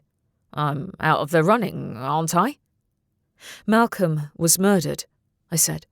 We'd prefer for all the contenders to stay in town until my brother gives the all clear. His brows shot up. Seriously? Yes, I said. Have you seen Malcolm's cat? He looked troubled. No, but I'll keep an eye out for him. Nolan himself had been nowhere near Malcolm when he'd died, and neither had any of the other contenders. But I remained on edge when I entered the dormitory. Head witch, said Patrick, spotting me. What is it? I raised my voice for everyone in the room to hear. I'm afraid Malcolm has been murdered. As of now, the contest will proceed as planned, but the police will soon be here to search your rooms. A shocked murmur passed among the contenders. Was it like Anne? Someone asked. Yes, said Piper. Other than that, we can't give any details. Has anyone seen his cat? No signs of Malcolm's missing familiar materialised. And the same happened in the dorm next door. When we left for the stairs, we found the lobby had been completely taken over by Ramsay's team. He must have sent them to scour the place for any hidden cursed pens, so Piper and I left the inn before we got bombarded with questions. What now? Asked Piper. Chloe's at the other inn, I suppose, but I can't see why Malcolm's cat would have gone there instead of to his own dorm. He's got to be somewhere, said Tansy. Want to search the forest? That'll take a while. On the other hand, the forest was rife with potential hiding places for cursed pens, as well as missing cats. I didn't believe for a minute that the killer had been foolish enough to hide them in the dormitory. I should check in with Rowan first. Is she going to apologise for accusing me of hurting her familiar? Piper rolled her eyes. I'll come with you, but I'll wait outside. Inside Where's My Coffee, Rowan wasn't anywhere to be seen. But I did see Harvey sitting in the corner with a couple of friends. When he looked in my direction, I gave an awkward wave. but I didn't quite dare walk any closer in case Carmilla appeared and stabbed me in the leg again. Seemingly unconcerned, Harvey left his table and approached me. "Hey, Robin." "Hey," I said. Have you seen Rowan anywhere?" "Your cousin?" he asked. "I saw her a while ago. She looked pretty upset. Oh, and she was carrying a bottle of some kind of healing formula." "Must have been for her familiar," I explained. "He got injured in the last round of the contest." "Oh," he said. "Sorry to hear that. "Is that your brother?" When the door opened behind me, I instinctively turned around, suppressing a groan. "Ramsay, what are you doing here?" "I might ask you the same question, Robin," he said. "I need to talk to you." I doubted Harvey would want to hear about the latest dead body I'd run into, so I said, "Sorry, Harvey. Talk soon?" "Sure." He waved me off, and I ducked out of the cafe after my brother. "I was checking up on Rowan," I said to Ramsay before he or Prickles could start lecturing me again. Since her familiar was injured in the last round of the contest, then Piper and I were going to go and look for Malcolm's missing familiar. "I know where his cat is," said Ramsay. "He showed up at the police station when I was at your office. Because I wasn't there, nobody could understand a word he said." "What? He knows what happened to Malcolm then?" "Yes, he does." "You found the missing cat?" asked Piper, overhearing. "That'll save us searching." "True," I said. "I better go and see what he has to say. Can you tell Chloe where I am?" "Sure," she said. "Do what you have to." At least I wouldn't have to break the news to Malcolm's familiar, but I wished we'd known his whereabouts sooner. Ramsay led me to the police station just down the road from the town hall. It had been a while since I'd set foot in there, but the plain brick building hadn't changed an inch, and neither had the beige wallpaper or the navy blue carpets in the entryway. What had changed was the fact that my brother had his own office now, as I hadn't visited home since before he'd been promoted to the head of the local police force. I gave the cosy room an appreciative glance when we followed him in. Unlike my chaotic office space, his cabinets were neatly ordered, and not a single scrap of paper littered the neat desk. I had to admit, the decor was a bit plain, with a single abstract painting on the wall and nothing more. Tansy ran up and down the room, peering around every corner, while Prickles climbed on top of the desk. "Have you come to remove that animal?" "Where is he?" I jumped when a hissing sound came from underneath the desk. Crouching, I spotted the stripy cat curled up, his amber eyes glowing in the darkness. "I'm sorry for what happened to your master." The cat shuddered.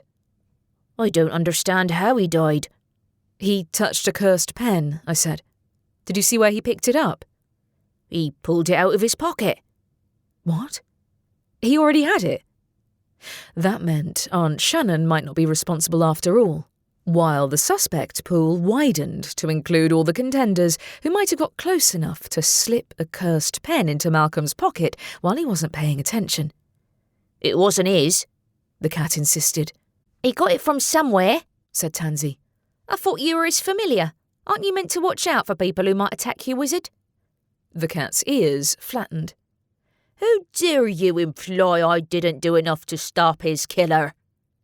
"What was he doing outside my office to begin with?" I put in. "I found his body in the headquarters of the Wildwood Coven. Why was he there?"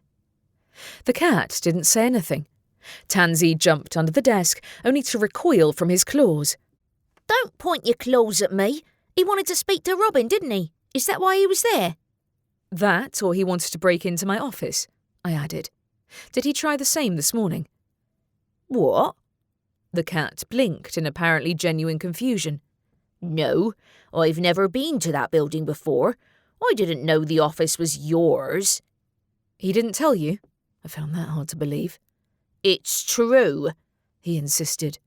"He took off as soon as the last contest round ended and ran back to town without telling me where he was going." "Maybe he was mad at you for attacking my cousin's familiar." I narrowed my eyes at him. "Or he wanted to explain to me in person that you both cheated." The cat's ears flattened again. "He didn't deserve to die." "But he did cheat," Tansy said. "Who gave him that pen, I wonder? Or was he trying to give it to the head witch himself?" "It wasn't his." The cat's head drooped. "He didn't tell me why he went into that building. He just reached for his wand and pulled out that pen instead. And he died.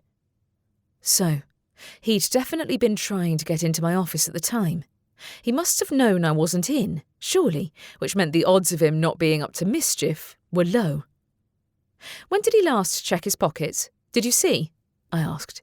Do you know when the pen might have been slipped in there? He got covered in mud in the first trial, said the cat in a tremulous voice. Then he took off his coat when he went to shower and left it lying on the bed. In the dorm, I said. I guess anyone could have got hold of it then. Were you watching? No, he said. I went to hunt in the forest. If he was telling the truth, then it wouldn't have been impossible for the person responsible to have slipped the pen into his pocket when he'd taken off his coat. In fact, even a non-guest might have been able to sneak in. The question was, why had they killed him? He and Anne seemingly had little in common, given that she'd been new to the contests while he'd been entering for years. You two weren't close, were you? Asked Tansy. It seems to me like he went behind your back a lot. The cat made a low, keening noise. No, he didn't. I'd have done anything to help him. Including cheat? I said. You scared all the other familiars in that first round, and then attacked Rowan's familiar in the last one, didn't you? Was it Malcolm who told you to do that? Asked Tansy. The cat inclined his head. Did he want his own team to lose? In fact, had he been helping the other team instead? I wouldn't have thought Roxy would need it, but Vanessa would definitely take any help offered. And I didn't entirely trust Persephone Hembane either. As for Patrick, I didn't know him well enough to know if he was inclined to cheat or not. When the cat didn't respond, I straightened upright to speak to my brother. Did he tell you anything else? No, he said, except that his name is Jarvis, and that he's been working hand in hand with Malcolm for years. He wouldn't admit to cheating every time, but it sounds like a hobby of theirs. Except that despite their mutual trust, Malcolm ran to my office after the trial without telling his familiar what he was up to. If I believed Jarvis's word, that was. That's not right, said Ramsay. I know Malcolm couldn't talk directly to his familiar like you and I can, but they seemed to trust one another. I wondered if they might have been cheating on behalf of someone else, I said. That's the only explanation I can think of for him attacking his own teammate. Why'd he come to see you, though? He asked. To confess? He must have known I wasn't in the office at the time, I said. If he wanted to speak to me, he could have just asked me right there and then instead of running off. Maybe he knew who the killer was, said Ramsay. He might have wanted to talk to you somewhere the others wouldn't overhear. He has a point, Tansy said. Maybe he figured out who killed Anne. When would he have done that? It was a reasonable way to explain why someone had sneakily taken him out of the picture. Except he'd also planned to break into my office. That wasn't the act of someone who feared for his life and wanted to confide the identity of a murderer to me. I wouldn't know, said Tansy. But the killer might have figured it out and slipped the pen into his pocket. That widened the pool of suspects to anyone who'd been at the inn at the time, though Malcolm himself hadn't gone back to the inn until after his brief wanderings around the forest, and he'd wasted no time in telling the other contestants what the next trial would involve. Why would one of them kill him? That still doesn't explain how they smuggled it into the inn, I said. All their bags were searched, right? That's right, said Ramsay. And my team has been searching both inns thoroughly in case any more of them are hidden in a corner somewhere. Must have cost a fortune, I said. Not many people can afford that many commissioned curses. Unless the person responsible had cursed the pens themselves. But that required a rare level of skill and expertise that few managed to master. Exactly, he said. Did you read the files I gave you? I did, I said. Even if Malcolm had a history of cheating, I still don't understand who might have wanted Anne dead. She'd never even entered a contest before. And if I'd been the intended target, then why would the killer give the pen to her instead of me? Or had Anne brought the pen herself and accidentally touched it before she'd been able to use it on me? That had been one of my initial theories, but I'd seen nothing to connect Anne and Malcolm, nor any proof that they'd both dabbled in illegal curses and wanted me dead. My team's going to contact all the listed curse experts in the surrounding towns and see if anyone knows about those cursed pens," said Ramsay. "Theoretically, it shouldn't take too long to speak to them all, but there's no guarantee that they'll know anything. Ideally, we need this case wrapped up before everyone leaves town." In other words, by the end of the day, or tomorrow at the latest. No pressure. Chapter 10. The last thing I wanted to do was go back to judge the semi-final of the contest with the clock ticking on the time we had to find the killer, but at least most of the suspects would be gathered in the same place, while Ramsay's team did a thorough search of the inns. I was more inclined to think they'd found a cleverer place to hide those cursed pens, like in the middle of the Wildwood. But my job was to help judge the contest, not catch a killer. According to Mum, anyway. "The semi-finalists are waiting inside there." Chloe followed me into the town hall's entryway and pointed at one of the waiting rooms. "Your mother is preparing for the semi-final round." Where will that round be taking place? Nobody had given me any instructions, and the contest had frankly been the last thing on my mind after Malcolm's death and his familiar's appearance at the police station. The oak doors at the back swung open as Mum walked in. "The next round of the contest will take place in the largest local sports field. Go and fetch the contenders, won't you, Robin?" Chloe and I fetched the 4 semi-finalists from the waiting room and led them out of the town hall via the back exit. Outside, we could already hear the cheering of a crowd from a nearby field, which was typically used for competitive sports between academy teams. The non-broomstick-related sports anyway, because those typically required a bigger space. "What is that?" asked Patrick, indicating a tower-like construction striking up from the centre of the field. No idea. Mum had been busy, evidently. The rest of the contenders assembled in the stands around the arena along with the other spectators. I didn't see Rowan among them, but Piper waved at me from near Nolan in the front row, who stood with his rat at his feet and surveyed the tower with an expression that suggested he was quite glad he hadn't got through to the semi-finals after all. Patrick and Persephone both looked warily at the odd-shaped tower, as Mum indicated for them to take up a position on a raised platform nearby, while Roxy wore her usual expression of calm confidence and Vanessa just looked smug. Mum beckoned Chloe and me towards another platform, which stood between the audience and the field. Tansy scampered ahead to sit at my feet, while Mum picked up a microphone and called the chattering crowd to silence. "Welcome to the semi-final round of the Familiar Contest. Congratulations to our finalists, Patrick Wellman, Vanessa Wildwood, Roxy Denton, and Persephone Henbane."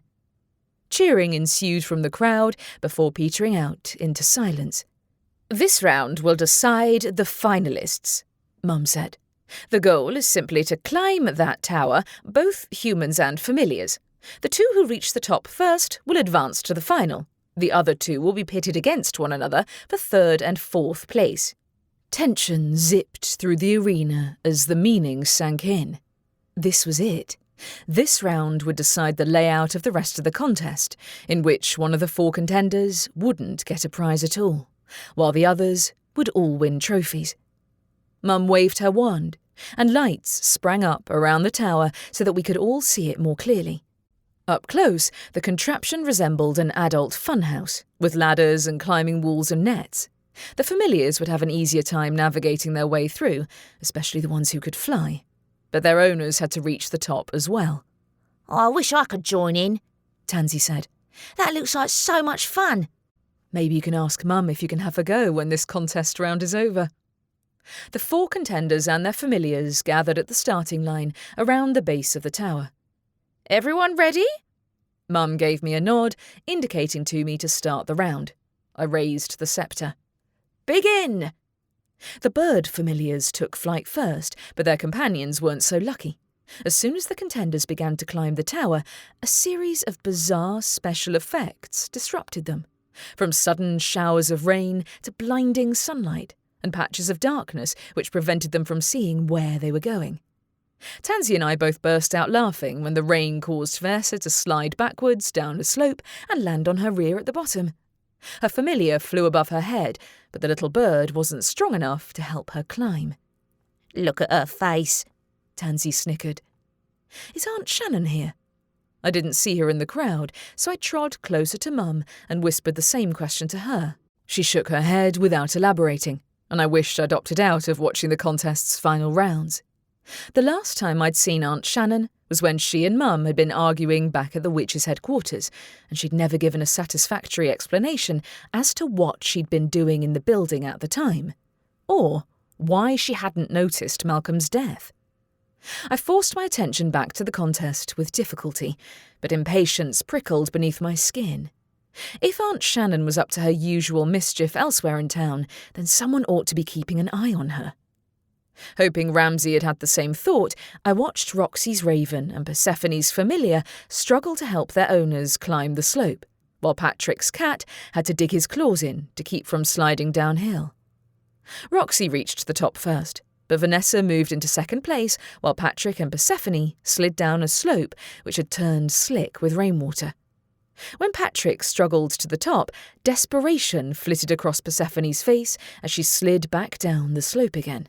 If I hadn't been watching her, I might not have heard her panicked voice as she called to her familiar, "Help me find a shortcut!" The little bird flew around her head and squeaked, "Turn left!" When I squinted through the sheen of rain, I saw the route to the left did indeed lead to a shortcut up to the next level of the path. Persephone turned that way, relief etched on her features, while suspicion trickled down my spine. Her familiar had told her where to go, but he hadn't given any non-verbal cues. She shouldn't have been able to understand his speech. Persephone's shortcut enabled her to overtake both Patrick and Vanessa, causing her to close in behind Roxy on her way to the top. Roxy maintained a clear lead, and a cheer rose up from the crowd when she and her raven reached the tower's peak. My heart sank when Persephone joined her within minutes. She'd won her way to the final, but had she cheated in the process? I edged closer to Mum. "Did you hear that?" "Hear what?" "Persephone understood her familiar when he spoke," I said. "He told her where to take a shortcut to the top, but he didn't give any non-verbal cues." She tilted her head in my direction. "Are you sure?" "Almost certain." I'd definitely heard him speak, but I wouldn't have guessed she'd understood if she hadn't followed his instructions directly. Her familiar hadn't used gestures to tell her where to go. "She's definitely cheated." Tansy climbed up my shoulder. "I heard it too." "She doesn't have our family's gift, though," I said. "She's a henbane witch." "The round is over," Mum said in a low voice. "If I'm to make an accusation, I need proof." "Can't you hold off on the announcement for the next round?" I asked. "If she cheated, then she might not be the only person who did. Is there another interlude before the final rounds?" "Yes, there is," she said. "With that being said, it's not possible for me to delay." What was that supposed to mean? She wanted to save face, I knew, but I should have expected trickery from a henbane witch. "I get it, but—" Mum's voice rang out across the arena. "Everyone is to leave while I get the arena ready for the final round. All contenders have half an hour to prepare. Use it wisely." As she waved her wand, the tower reverted to the pile of stacked boxes it had originally consisted of, and the contenders were able to climb back to steady ground. The audience began to disperse, and Piper moved over to our platform. "Hey, Robin," she said. "Is it just me, or is that Persephone talking to her familiar?" "Yes," I said in an undertone. "I think she was cheating, but I'm not sure how she made her familiar able to understand her." "A spell or a potion, I guess," she said. "Nobody has their wands, even the disqualified contenders, right?" "Not that I'm aware of," I said. "It's possible another henbane coven member gave her a potion or used a spell secretly." Ramsay was searching the rooms at the inn, but Persephone was local, and so was the rest of her coven. "What do you want me to do?" Piper asked. "If she's cheating, she ought to be disqualified." "Is Tiffany henbane somewhere in the audience?" I asked, because she's known for bending the rules on behalf of her coven. "Yes, she is," said Piper. "Want me to hex her?" "No, I just want to talk to her." The crowd continued to disperse through the doors to the town hall. It'd be easier to talk to Persephone herself, preferably before the next round started, but she seemed in no hurry to get down from the remains of the tower. Vanessa hopped to the ground and gave me a derisive look, as if daring me to mock her for losing out on the top prize. Patrick followed soon after, picking up his cat familiar to carry him out of the arena. The two would face one another in the next round, but if Persephone was a cheat, then he and Vanessa ought to be in the top 3 by default, assuming he hadn't cheated too. Chloe cleared her throat from beside me. I couldn't help overhearing what you said. Are you sure you want to make an accusation against the henbanes? Not without proof, but they're known for underhanded tactics. They also had a good reason to want me out of my position as head witch. Don't say anything to them just yet. I'm going to speak to the others. As Patrick left the arena, I stepped off the platform and caught up with him as he made his way to the exit. Hey, can I have a word? Sure. He halted by the exit, his cat in his arms, wearing a questioning look on his face. I have reason to believe Persephone was bending the rules. I kept my voice low. Did you hear her speak to her familiar? No. He stiffened. She cheated? Really? I'm sure she did, I said, but I've yet to figure out how she made herself capable of understanding her familiar.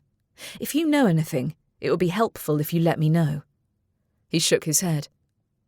It's none of my business. You won't get into trouble. I dropped my voice. We're looking for a murderer too, so the cheating takes a back seat. That said, if we find proof she cheated, you'll automatically be in the top 3 contenders. So will Vanessa. His lips pressed together, and I could see the thoughts ticking over in his mind. You won't tell anyone I told you? I won't, I said. I just want to know the truth. He took a deep breath. Oh, I saw Persephone drinking from a potion bottle outside the town hall before this round started. She thought she was alone, I think. Do you know where she got it? No. A slight pause followed. But I saw her talking to Malcolm this morning outside the inn. They looked like they didn't want to be overheard. Malcolm. Maybe there was a link between his death and the contest after all. Thanks, that really helps. I let him leave the arena while I waited for Persephone to climb down the tower. I should have known she was cheating, Tansy said. That Malcolm too. I bet he took that potion himself. So he and his familiar could understand one another. Why then had he not confided in his familiar when he'd come to my office? I definitely needed to talk to Jarvis the cat again, but that would have to wait until after I'd confronted Persephone.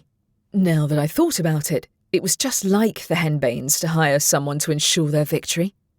Was she the one who'd convinced Malcolm to disrupt the last round in order to guarantee her team got through to the semi-finals?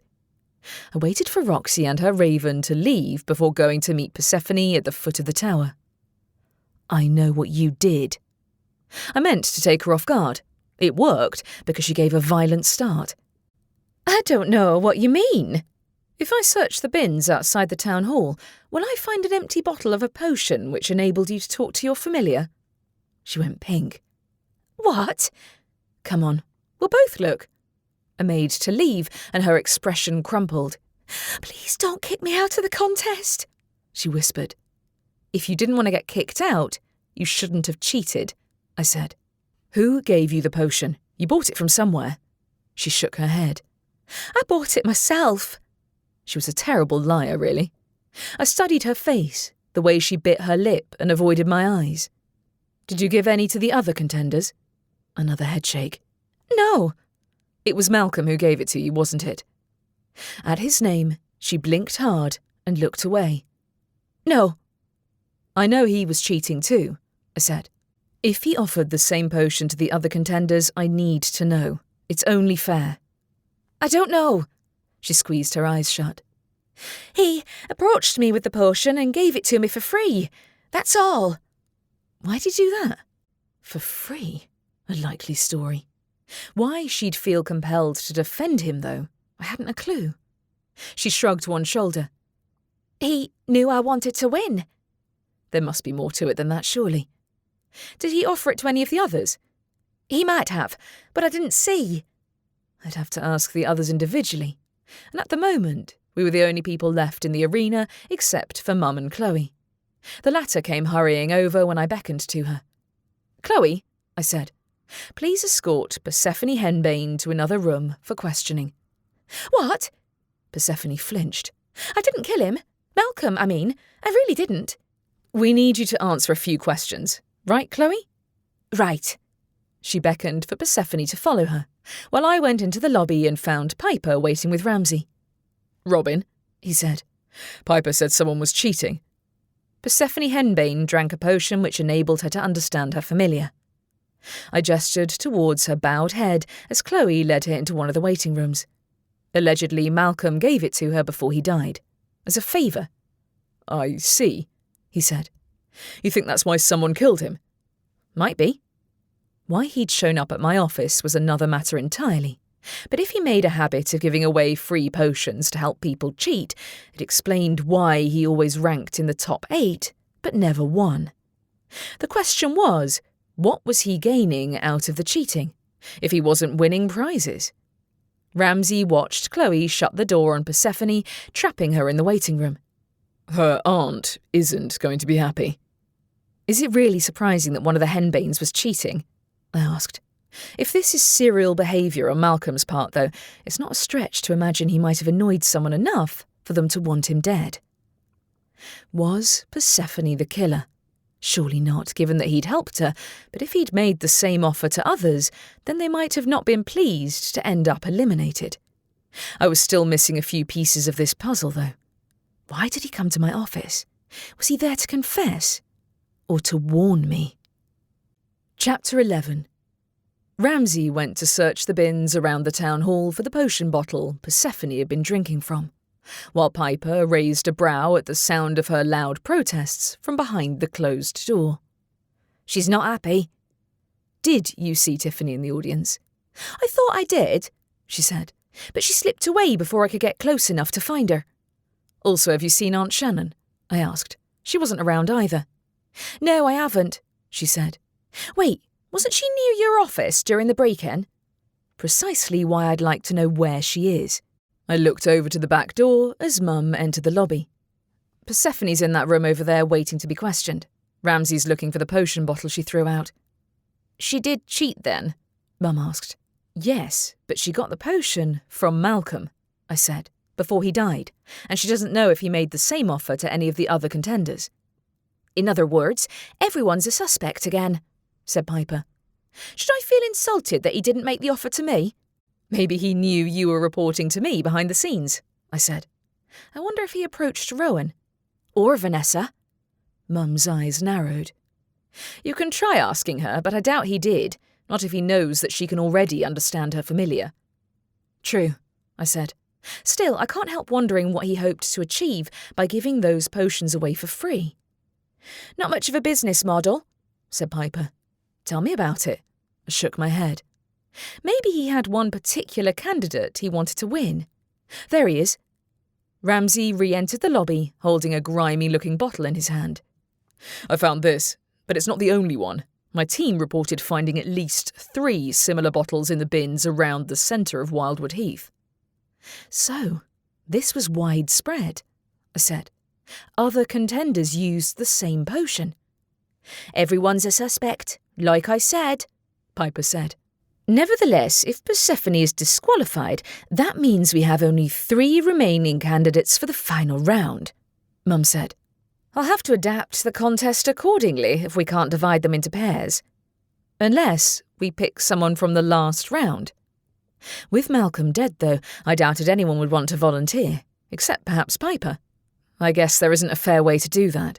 "No, there isn't," Mum said. "Where is Persephone Henbane?" "In the waiting room, with Chloe supervising her." I could hear the faint sound of sobbing on the other side of the door. Ramsay wants to question her first, right?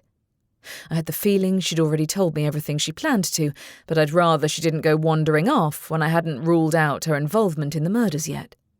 There was the rest of her coven to consider too, and it seemed odd that she'd accepted a free potion from a stranger rather than asking for their help instead. "Who isn't a suspect?" Piper asked. "Except for me and Rowan." "Patrick?" I said. He told me that he saw Persephone drinking the potion, but I don't think he did anything dodgy himself. There's also Vanessa. I saw her outside, Ramsay said. I'm going to talk to Persephone first. I'll find Vanessa. I turned to Mum. How are we going to decide who else to question about the potion? Or should we save the questioning until after the contest? We'll speak to the other finalists first, she said decisively. The rest can wait until afterwards, unless we have substantial evidence. We can't let the contest go off the rails at this stage. Malcolm was murdered, though, I said. What if a dissatisfied client was the person who did it? The only way to find out is to talk to everyone, said Piper. Let's snag Vanessa to start off with. I led the way out of the town hall, spotting Vanessa pacing along the road with her familiar on her shoulder. At a guess, nobody else wanted to talk to her. When I approached her, she said, "What?" "Persephone got kicked out for cheating," I said bluntly. "That means the final round will have a few changes." She barely blinked. "And? Where's your mother?" "Who wants to know? I don't see why that's any of your business." "Considering the last time I saw her was next to Malcolm's dead body outside my office," I said, "then I'd say it is my business. What's she up to?" "You think she put a curse on your contenders?" She rolled her eyes. "Not likely." I didn't think it was Aunt Shannon, not this time, but there was something ugly at work behind the scenes that went beyond a few potions. I had a hard time believing Vanessa had known nothing at all. "Forget that then," I said. "Did Malcolm offer you a free potion?" "A what?" She blinked. "Wow, you're really struggling to find a reason to kick me out." Persephone Henbane was given a potion by Malcolm that enabled her to understand her familiar, I said. "I know you don't need one of those, but we found evidence that she wasn't the only one who took him up on the offer. Did you hear him make the offer to anyone else?" "No, because I wasn't staying at the inn," she said. "I do live here, in case you've forgotten. And he wouldn't have had a reason to offer anything to me. You'll have to try harder if you want me gone." Without another word, she turned and walked away, her familiar flitting behind her. "Do you want me to go after her?" asked Piper. "No need," I said. Malcolm probably knew there was no point in making the offer to Vanessa. Whether we liked each other or not didn't even come into it. She wasn't a worthy target. "Maybe, but she might have seen him talking to one of the others." "They'll be questioned separately regardless," I said. "I just need to talk to the finalists, and Roxy is the only one we haven't already questioned." "She's over there." Piper pointed across the street towards the coffee shop where Roxy stood, feeding something to her raven. "Want to do this now?" No time to waste. I strode over to Roxy, who greeted me with a nod. "Head witch," she said. "Hey," I said. "I thought you ought to know that Persephone Henbane was just disqualified for cheating." "Cheating?" She raised her brows. "What did she do?" "She drank a potion which enabled her to understand her familiar's speech," I said. "It turns out Malcolm gave it to her, and she wasn't the only contender he made the offer to. Did he offer you the same?" I'd thought she was playing by the rules, but I found it hard to believe that she didn't know about his unscrupulous behind-the-scenes dealings. "Yes," she said. "He made me the offer." "And?" I pressed. "Did you accept?" "No."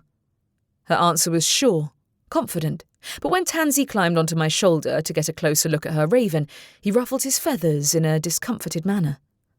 "Has he done this before?" I asked. "You two have both entered quite a few contests together. He's never ranked higher than the top 8, but I assume this isn't his first time manipulating the results." She gave her raven a stroke. "He's made the same offer before, but I've never accepted." "You didn't turn him in?" She lowered her gaze. "I always thought he'd get caught." She'd managed to win the last 3 contests without his help, but the fact that she'd let him get away unpunished didn't sit right with me. "Did you see him make the offer to anyone else?" asked Piper. "No," she said. "I think he approached each person individually." "Makes sense," I said. "Is that why his familiar sometimes attacks the other animals?" "I don't know," she said. "We never really spoke much." "My brother might want to question you anyway," I warned. He's talking to Persephone right now. We found evidence that several other contenders accepted help from Malcolm, so we need to find out who they were. I'll be sure to let you know if I find out, said Roxy. Sorry I didn't tell you sooner. For the first time, her composure appeared somewhat shaken as Piper and I left her behind and returned to the town hall. She didn't accept his offer, said Piper. I thought not. She's good enough that she doesn't need to cheat. She's known about this for years, though. Malcolm's record went back so far that I had to wonder why he hadn't been caught yet. Had the person who'd killed him been intending to dispense justice in their own way? Maybe, but a dissatisfied former client was only one possibility. The killer's trial might still lead us back to Aunt Shannon. Ramsay was waiting in the town hall's entryway when we returned. Did you talk to the other finalists? Vanessa wasn't offered the position, I said. Roxy was, but she refused. This seems to be a habit of his, though.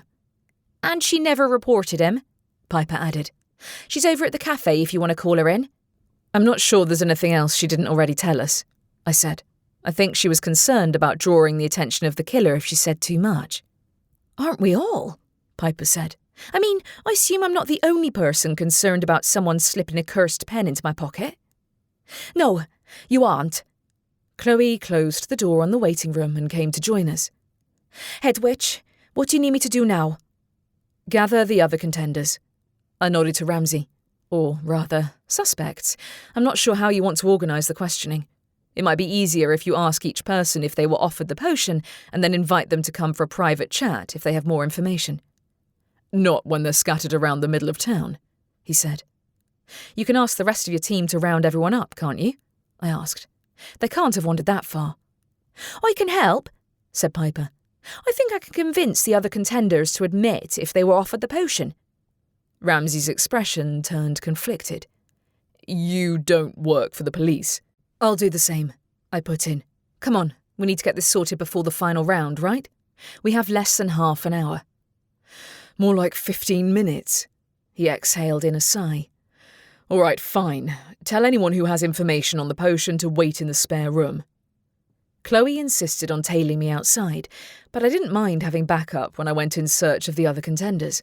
Piper, Ramsay, and the rest of his team split up to do the same, with the result that we soon assembled a small group of people consisting of a mixture of those who'd been eliminated in the preliminary round of the contest, and those who'd been knocked out of the running earlier that day. Some denied having been approached by Malcolm outright, but enough people admitted to speaking to him that the others gradually gained the nerve to make a confession. By the time my brother and I met back at the town hall, we had more than 24 people crowded into the spare room. I addressed the assembled contenders. Were you all approached by Malcolm, who made you the offer of a potion to help give you an edge in the contest? Heads nodded, and everyone looked uncomfortable. How many of you have more information about the offer he gave you? I asked. Did he offer you the potion for free? More nods. Yet for all his industriousness, Malcolm seemingly hadn't told anyone his reasons for helping the others cheat. Who's entered a contest alongside Malcolm before? I asked. Raise your hands. A few hands went up. How many of you were aware of Malcolm's habit of giving away potions to contenders? A couple of hands went down, but most stayed up. So Roxy was far from the only person who'd kept his secret. Those of you with your hands up are going to go with Ramsay for further questioning, I said. You aren't being arrested, but we're trying to get to the bottom of what Malcolm was doing before he died. As I joined Ramsay to help with the individual questionings, we received similar answers from each person he spoke to. Most had been offered the potion, if not during this contest, then during a previous one. He'd also targeted lots of first-time entrants, judging by the number of people who'd come forward who hadn't been involved in previous contests. During a gap between the questionings, Ramsay checked the time. The others will be on their way back to the arena now. I know, I said. Is it bad that I don't really care who wins? Roxy and Patrick both got the offer from Malcolm and never reported him, and Vanessa is... Vanessa. I can send you a report later, he said. That's what I did for Grandma whenever she had to deal with people cheating in contests she supervised. It's happened before. Nobody has died until now, he said hastily. But cheating, yes, It's more common than you'd think. So is contenders refusing to tell tales on one another. They're not making it easy to find out who killed him. I'm not so sure the person who killed Malcolm was in the circle of people he gave those potions to, said Ramsay. And if they were, then that wasn't their only motive. He wouldn't have had time to offer Anne the potion before she died, would he? So why kill her as well as him? Good question. I'd nearly forgotten her and that ridiculous chicken, who I assumed was still hiding in a bush back at the Witch's headquarters. I wish I'd been in my office when Malcolm tried to break in. Then I might have caught him out before he died. Not necessarily, he said.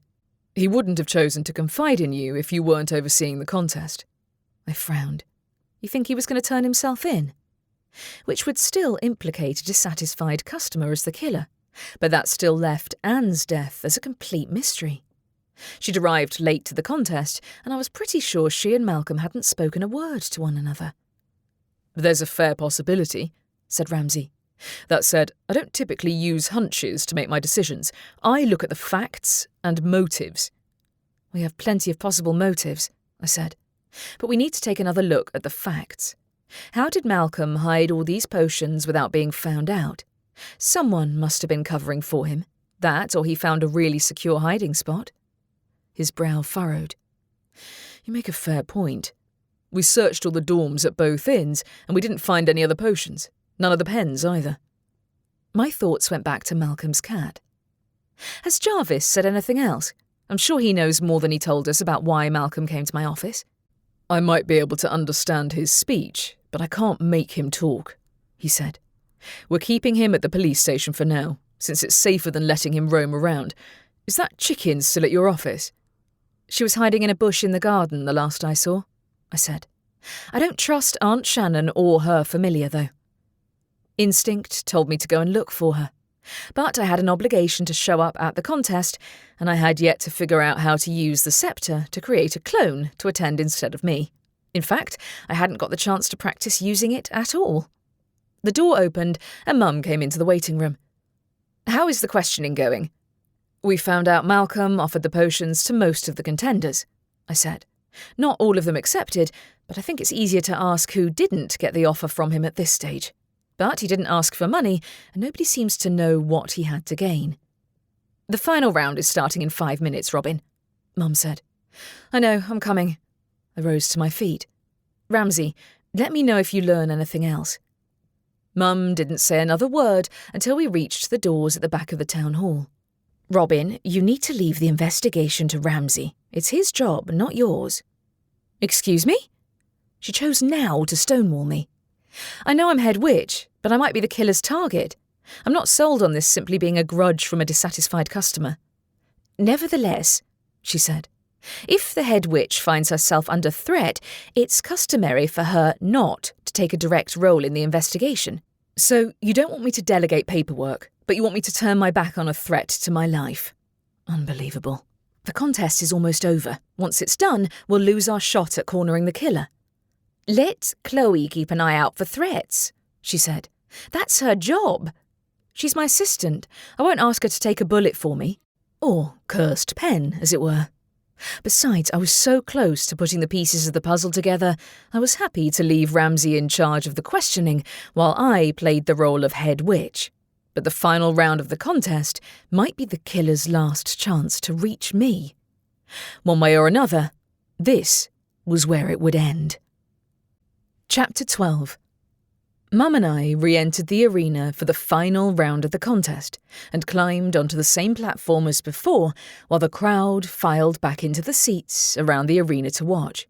This time, 3 separate platforms stood at intervals across the grassy field, one for each contender to stand on, and a considerable number of mutters and stares ensued when the audience noticed there were only 3 platforms, no doubt wondering where the 4th contender was.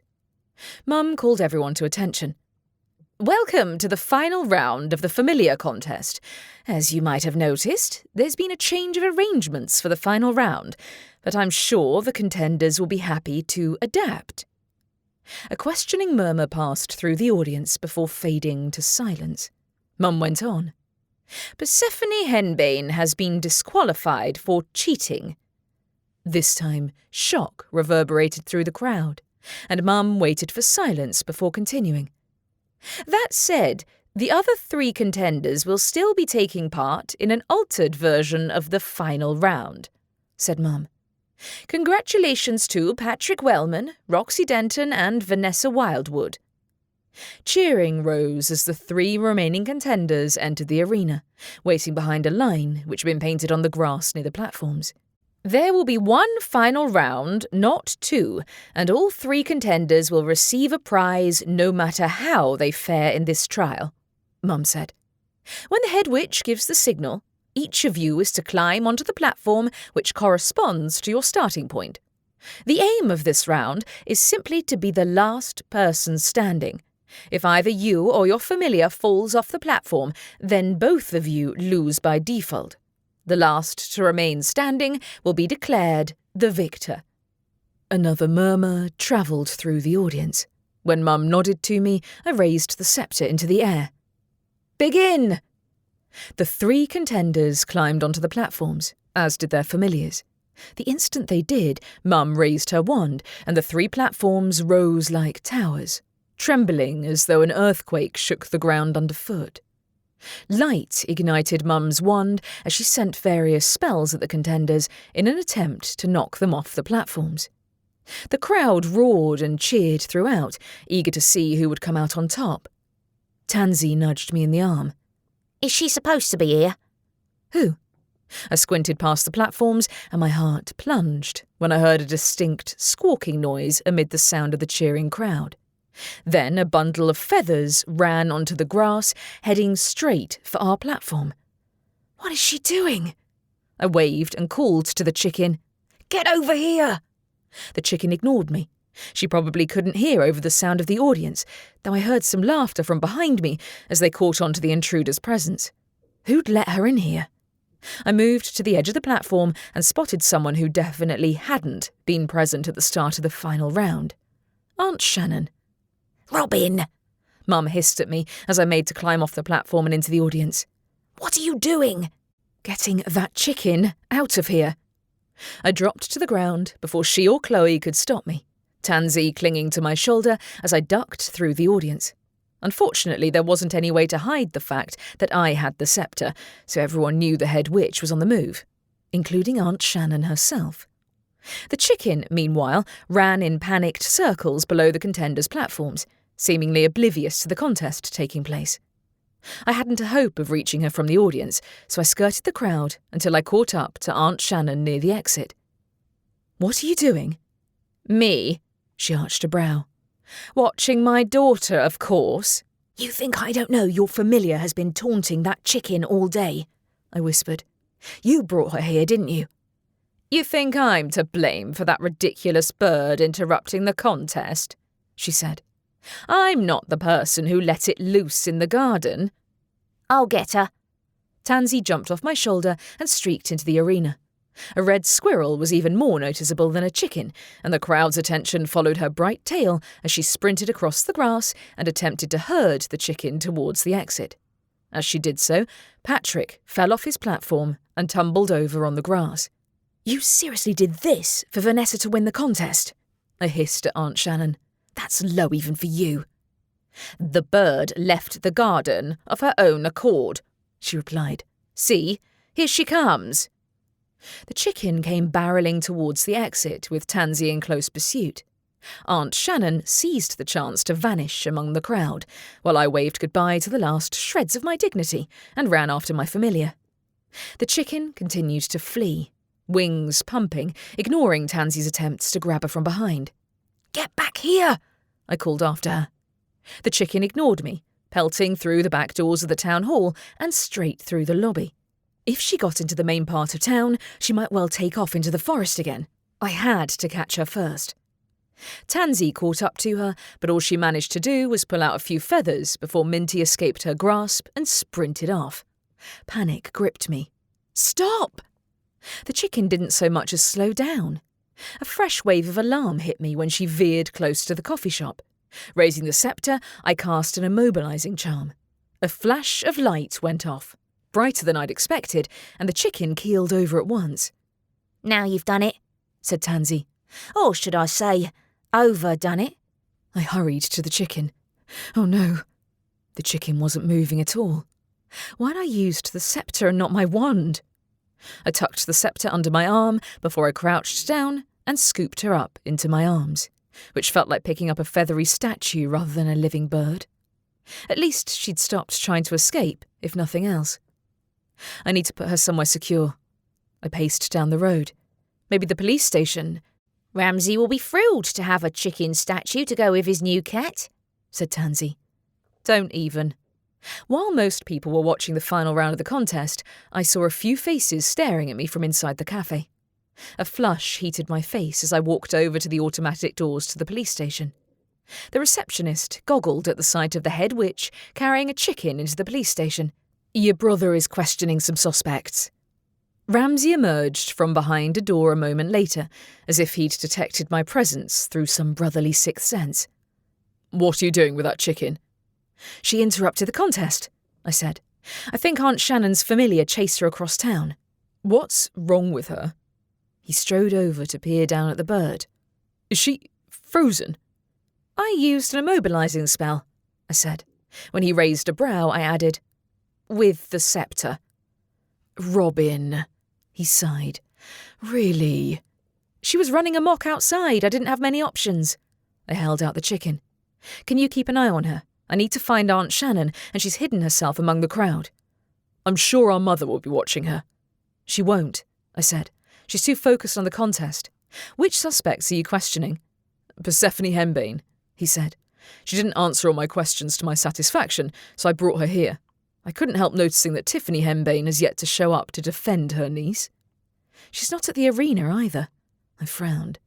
She must know her niece got kicked out for cheating by now. Is the final round still in progress? Last I checked.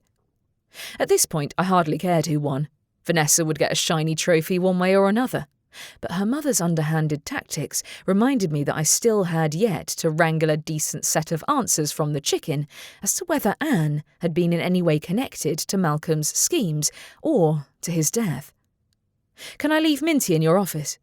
He blew out a frustrated breath. Fine, but I'm not letting any other wayward familiars into my office. I'm guessing that doesn't include me? Tansy scampered ahead and pushed open the door to Ramsay's office, while I carried the chicken through and placed her on the desk. What are you doing? Ramsay asked when I raised the sceptre over her frozen body. Undoing this spell. I gave the sceptre a wave, but the chicken simply drifted a couple of inches across the desk and didn't stir.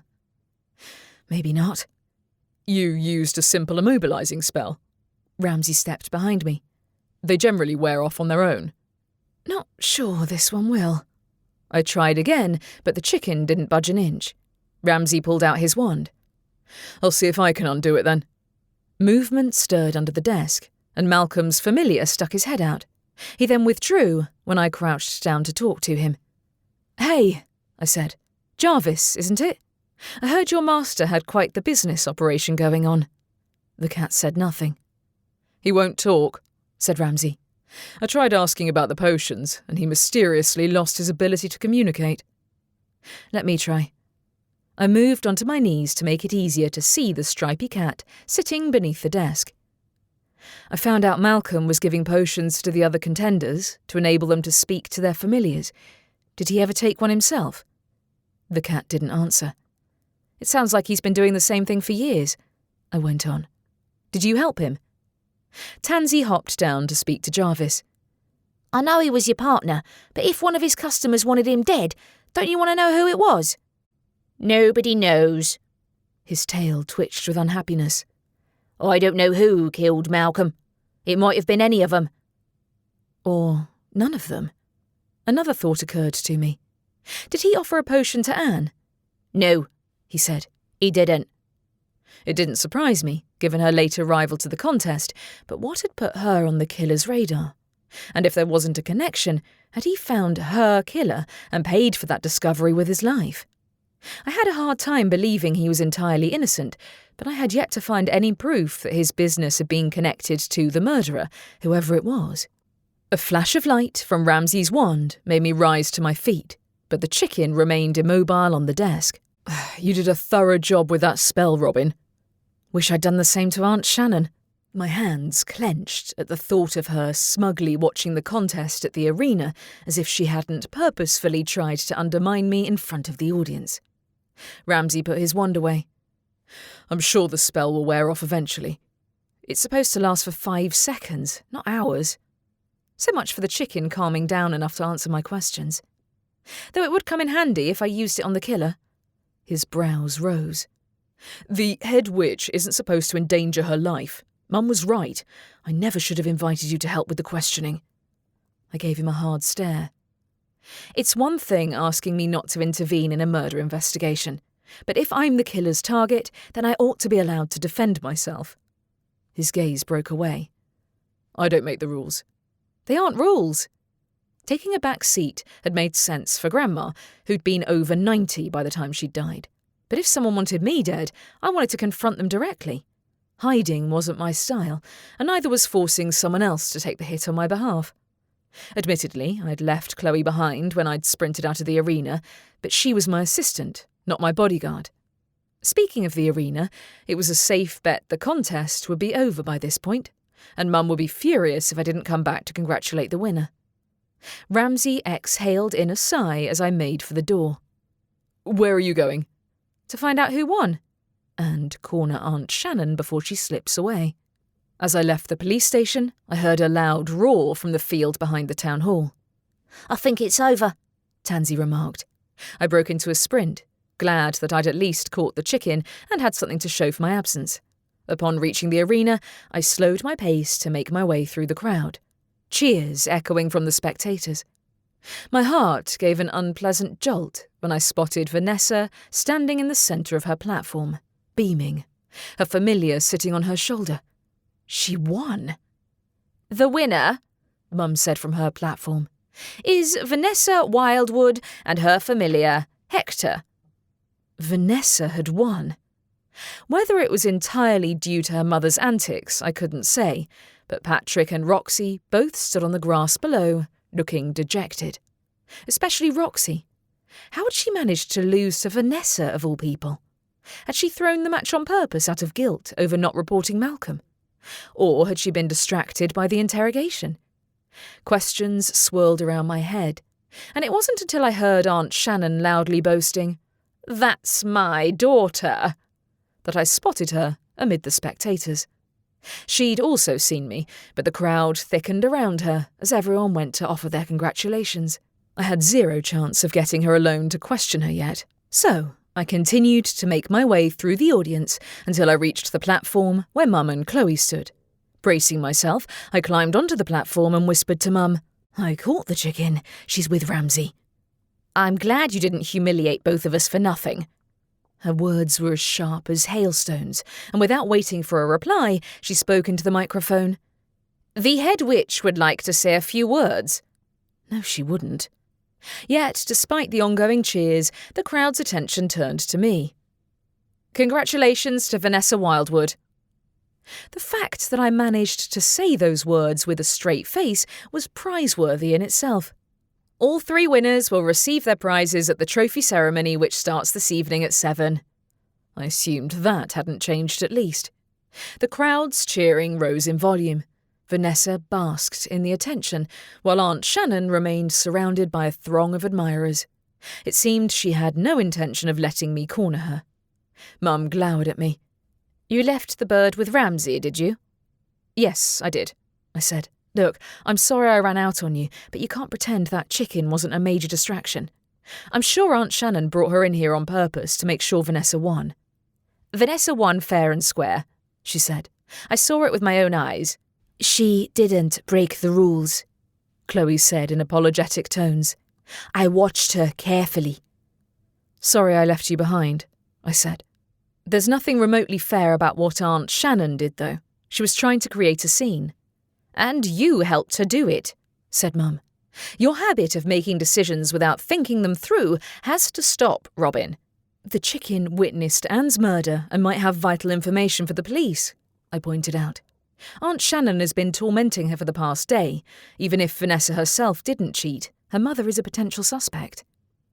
That makes it all the more dangerous for you to get involved, Mum said. My sister is not to be trifled with. I already snatched the sceptre from her grasp. If she wanted me dead, then I'd be more than happy to use the sceptre to apprehend her. If you want me to hand Vanessa a trophy anyway, then I will, but I don't have to forget what she did. Then do as you like. Mum descended from the platform, leaving me alone with Chloe and Tansy.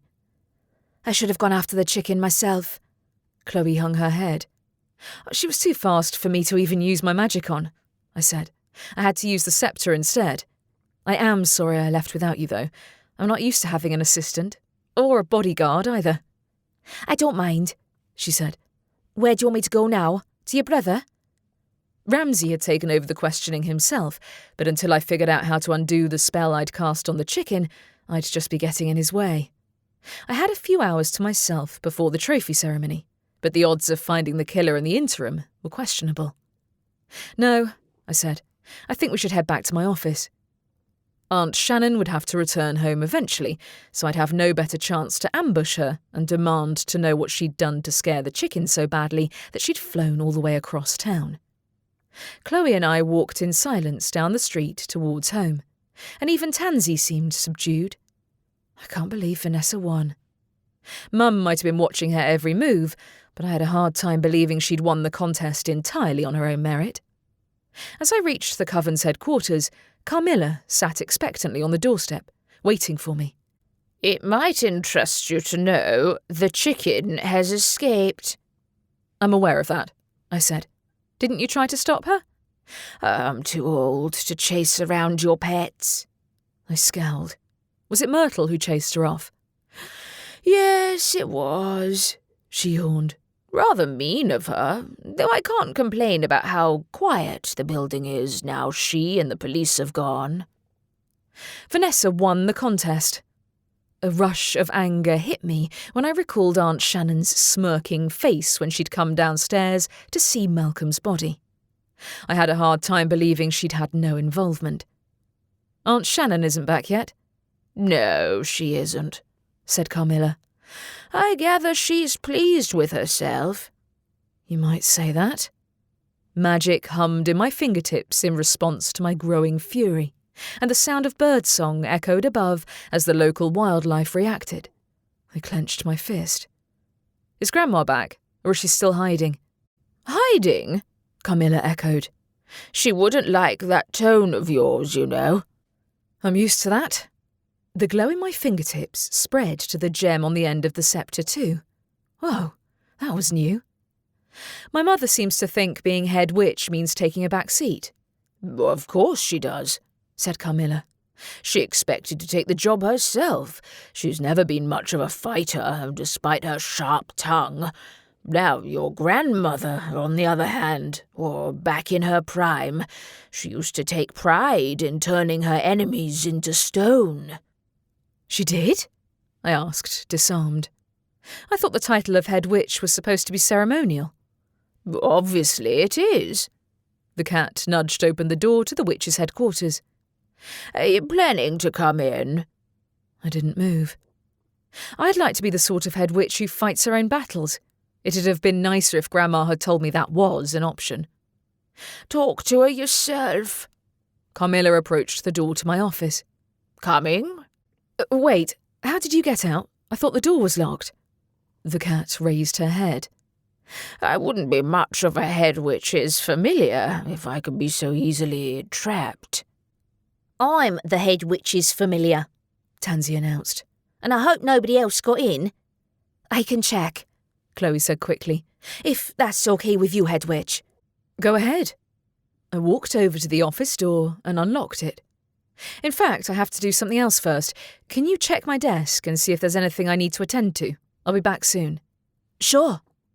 Chloe went into the office while I left the building with Tansy at my side. Turning my back on the witch's headquarters, I strode down the road towards the house next to my mum's. Aunt Shannon wouldn't be back yet, but Vanessa would need to return home to get ready for the trophy ceremony at some point, and I was perfectly happy to wait outside her house for as long as necessary.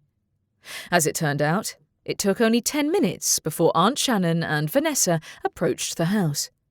Aunt Shannon spotted me first. "What are you doing on my doorstep?" "What do you want, Robin?" asked Vanessa. "You already said congratulations, unless you want to do it properly this time." Anger sparked, bringing light to my fingertips and the sceptre too.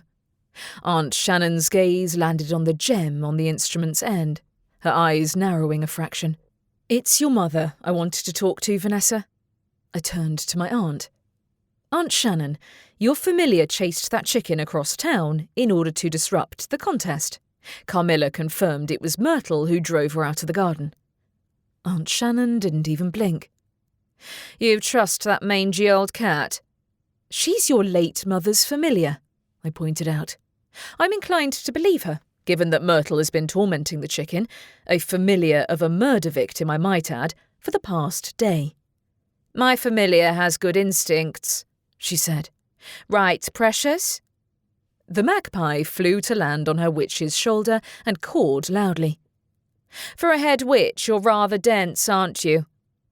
"And just what is that supposed to mean?" I asked.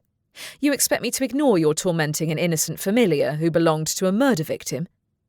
"There is nothing innocent about that chicken," said Aunt Shannon. "She and her owner have been scheming together for years." "How'd you figure that one out?" "I did," said Vanessa. "I spoke to the other contenders on the first day, and they told me the chicken's owner was friends with Malcolm." "Excuse me?" I looked between her and her mother while Tansy's tail began to wag. "Do you have proof of this? There's no documented connection between the pair of them at all." "Obviously, they didn't talk about it in public," said Vanessa. "But it's true. Malcolm sold potions to the entrants, while Anne made bets on who would emerge victorious. They raked in a fortune." "Bets?" That would explain what Malcolm would have to gain from rigging the contests. But how had Vanessa, of all people, managed to wring a confession from the other contenders? Roxy always won, though. She never took him up on his offer. "Doesn't matter," said Vanessa. "Enough people did that they had a nice little scheme going. You're welcome for the tip." "There you have it," said Aunt Shannon. "Consider yourself lucky that my daughter was willing to share anything with you after the way you have treated her." "I haven't treated her any differently from the other contenders," I said. Also, when I questioned her earlier, she claimed Malcolm never offered her any potions and acted as if she knew nothing at all. "He didn't," she said. "But people talk. It wasn't hard to figure out what was going on." "And the murderer?" I shouldn't believe a word she said, yet her claims filled the gaps in my theories that even my brother had been struggling to figure out. "Anne and Malcolm both died. Are you saying it was a dissatisfied client who was responsible?" Aunt Shannon laughed. "Oh, leave the investigating to your brother, head witch. But I'll give you this information for free. That chicken and her owner came to murder you, and when Anne was foolish enough to get herself killed in the process, her familiar tried to finish the job." Her words sent my mind into freefall. I gaped at her for a second, unable to believe she'd voiced my initial theory. That Anne had brought the cursed pens herself and accidentally died in the process. "You're lying," Tansy said. "You can't know that." "Ask the chicken yourself," added Vanessa. "Don't fall for her pathetic excuses this time." "I don't think you're telling the full truth," I said. "What do you have to gain from helping me? You're waiting for me to drop dead so you can snatch the sceptre from my grip, aren't you?" "Oh, I wouldn't presume to challenge the will of the sceptre," said Aunt Shannon. "You are undoubtedly its wielder. For now, anyway. Assuming you don't get yourself killed first." She's lying, or omitting the truth anyway. Aunt Shannon was trying to make me doubt myself so she could get one step closer to taking my place as head witch. I gave her a glare. "What I do is none of your business, Aunt Shannon. I haven't forgotten Rowan." I turned my back and left her and Vanessa behind, trying not to walk too fast as I retraced my steps to the Coven's headquarters. Upon ducking into the lobby, I all but ran into the office. "Chloe!"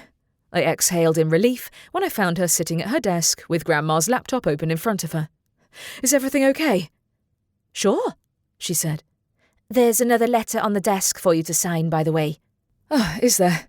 I picked up the container of pens, but Tansy landed on all fours on the desk. Someone else was in here. Her tail wagged, pointing over my shoulder. Look. I spun around, seeing the window was open a crack. Carmilla, did you see anyone come in? Oh no, but I was sleeping. Chloe rose to her feet with an expression of complete horror on her face that matched my own sinking dread. The intruder had tried to get into my office again, and this time they'd succeeded. Chapter 13. Don't touch the pens, I told Chloe when she moved towards the fallen container. We don't know which are cursed, if any of them are. Someone had definitely been in here, but that didn't mean they'd tried to use the same method as beforehand. How did they get in? The window hadn't been forced, and it couldn't be opened from outside without an unlocking charm, which was impossible to cast without a wand. Chloe wrung her hands. I'm sorry, I should have seen. It's not your fault. I pulled out my phone and called my brother. Hey, Ramsey, the intruder got into my office this time, and I'm pretty sure they left some cursed pens behind. I hung up before he could do more than utter a sharp curse, which seemed utterly out of character for him. My nerves jangled as I paced around the desk, trying to figure out how the intruder had entered the office.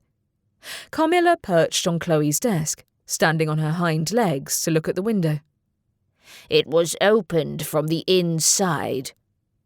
So, the intruder got out through the window, but not in. I trod carefully around the spilled pens and peered over the cabinets. Given how cluttered the office was, there might well be a secret door back there that nobody had told me about. Carmilla, are there any hidden entrances to the office behind the cabinets? No, she said, there are not. So much for that theory. Well, they didn't walk through the wall. I made my careful way past the first row of cabinets, only for Chloe to grab my arm and drag me backwards. Don't touch anything. We don't know what else might be cursed. Not the cabinets. I obliged, though, since moving to the back of the office meant I was more likely than not to bring a mountain of paper crashing down on my head. I'll let Ramsey search then. Good idea. She stood stiffly beside the desk, looking at the pens as if they might leap up and bite her. I can't believe someone did this. Really, this ought to be an argument in favour of me using computers instead of writing by hand. I did my best to keep my tone light, despite my racing heart. Grandma won't be able to complain if I tell her I narrowly avoided death by cursed pen. Tansy snorted. Do you think she'll accept that excuse?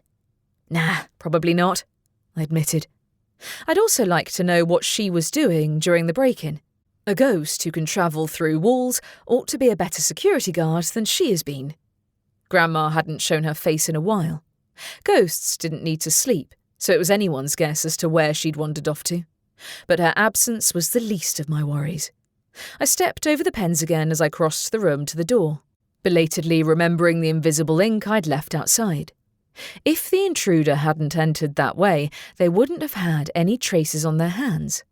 But this wasn't the first time someone had tried to get into the office. A faint herbal smell caught in my nostrils. Frowning, I nudged the door open and followed the scent across the lobby to the area behind the front door. Who put sage in here? Certainly not me, said Carmilla. Sage repels ghosts.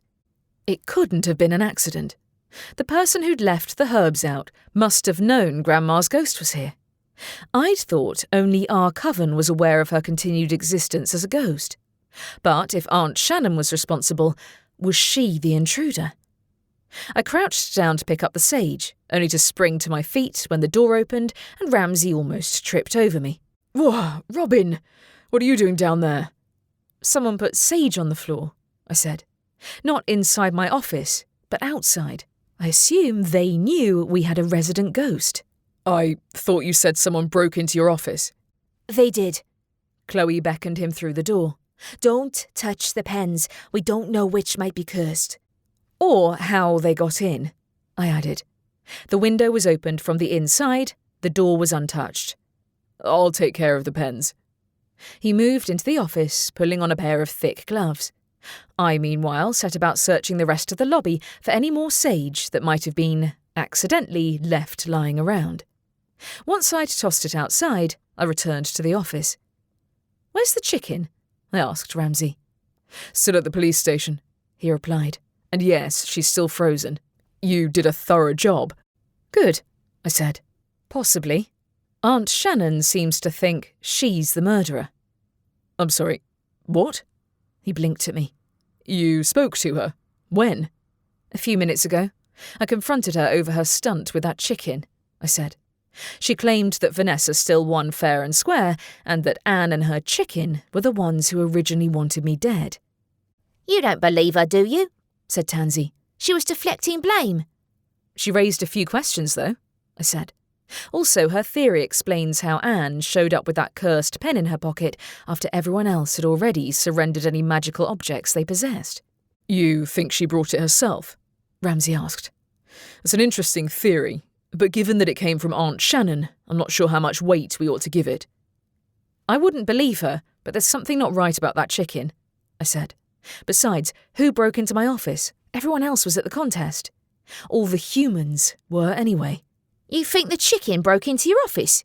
Tansy snickered with laughter. "Sorry, Robin, but can you imagine that ridiculous bird being stealthy enough to break in without leaving a complete mess everywhere?" "I gave her free run of the building," I reminded her, which I shouldn't have done considering she's still technically a suspect. "I can't arrest a chicken," Ramsay said. "You're not joking, are you?" "That's not all Vanessa and her mum told me," I said. "Vanessa claimed that Anne and Malcolm were working together to rig the contest, and they placed bets on the winners. That's what they had to gain from it." Ramsay frowned. "How exactly did Vanessa find out?" "She claims she talked to the other entrants," I said. "It's worth asking at least." "That will have to wait," he said. "I'm not inclined to believe her mother, certainly, but as long as that chicken remains under your spell, she can't be questioned." Didn't I know it? I turned to Grandma's familiar. "Carmilla, do you think there might be some truth to that idea?" "You think the chicken is the intruder?" She gave a yowl of laughter. "Even I couldn't sleep through her endless whining." "Hilarious," I said. "I got rid of the sage. When will Grandma come back? Do you know?" "I have absolutely no idea." She curled up on Chloe's desk again and closed her eyes. Exasperated, I turned to Ramsay. "What do you suggest I do? Should I tell Aunt Shannon the police want to question her and see if she repeats the same story to you?" "You can try, but I don't have time to deal with her," he said. "If anything else in this office is cursed, I need to remove it, preferably before Mum comes back." Right. Mum would want to hear an update too, and I could only imagine her reaction when she found out I'd confronted Aunt Shannon and Vanessa alone. She might think Vanessa had won her victory fairly, but I couldn't see her readily accepting a chicken as a potential killer. In fairness, I wasn't so sure myself either. "I'll leave you to it then." I made my way out the back door to the garden, more to get out of the cramped space than anything else. Tansy ran along the lawn, which dominated the back garden. "I bet Tiffany's fuming over Persephone getting kicked out of the contest." "She bought into Malcolm's scheme," I said. "I think Vanessa might have been telling the truth about him and Anne working together.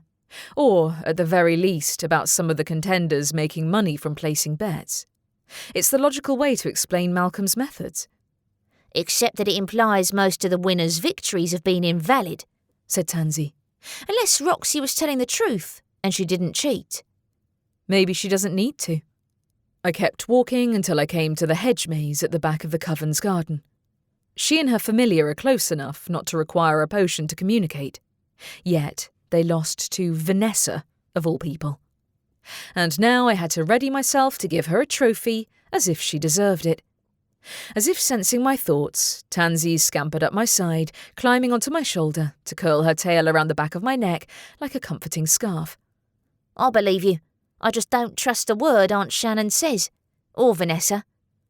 "Neither do I. But do you really trust that chicken either?" I asked. Her helpless victim screaming being an act wouldn't be the weirdest thing to happen in the last couple of days. "I guess not." Tansy's tail tickled my ear. "I still wonder if the henbanes might be up to their old tricks."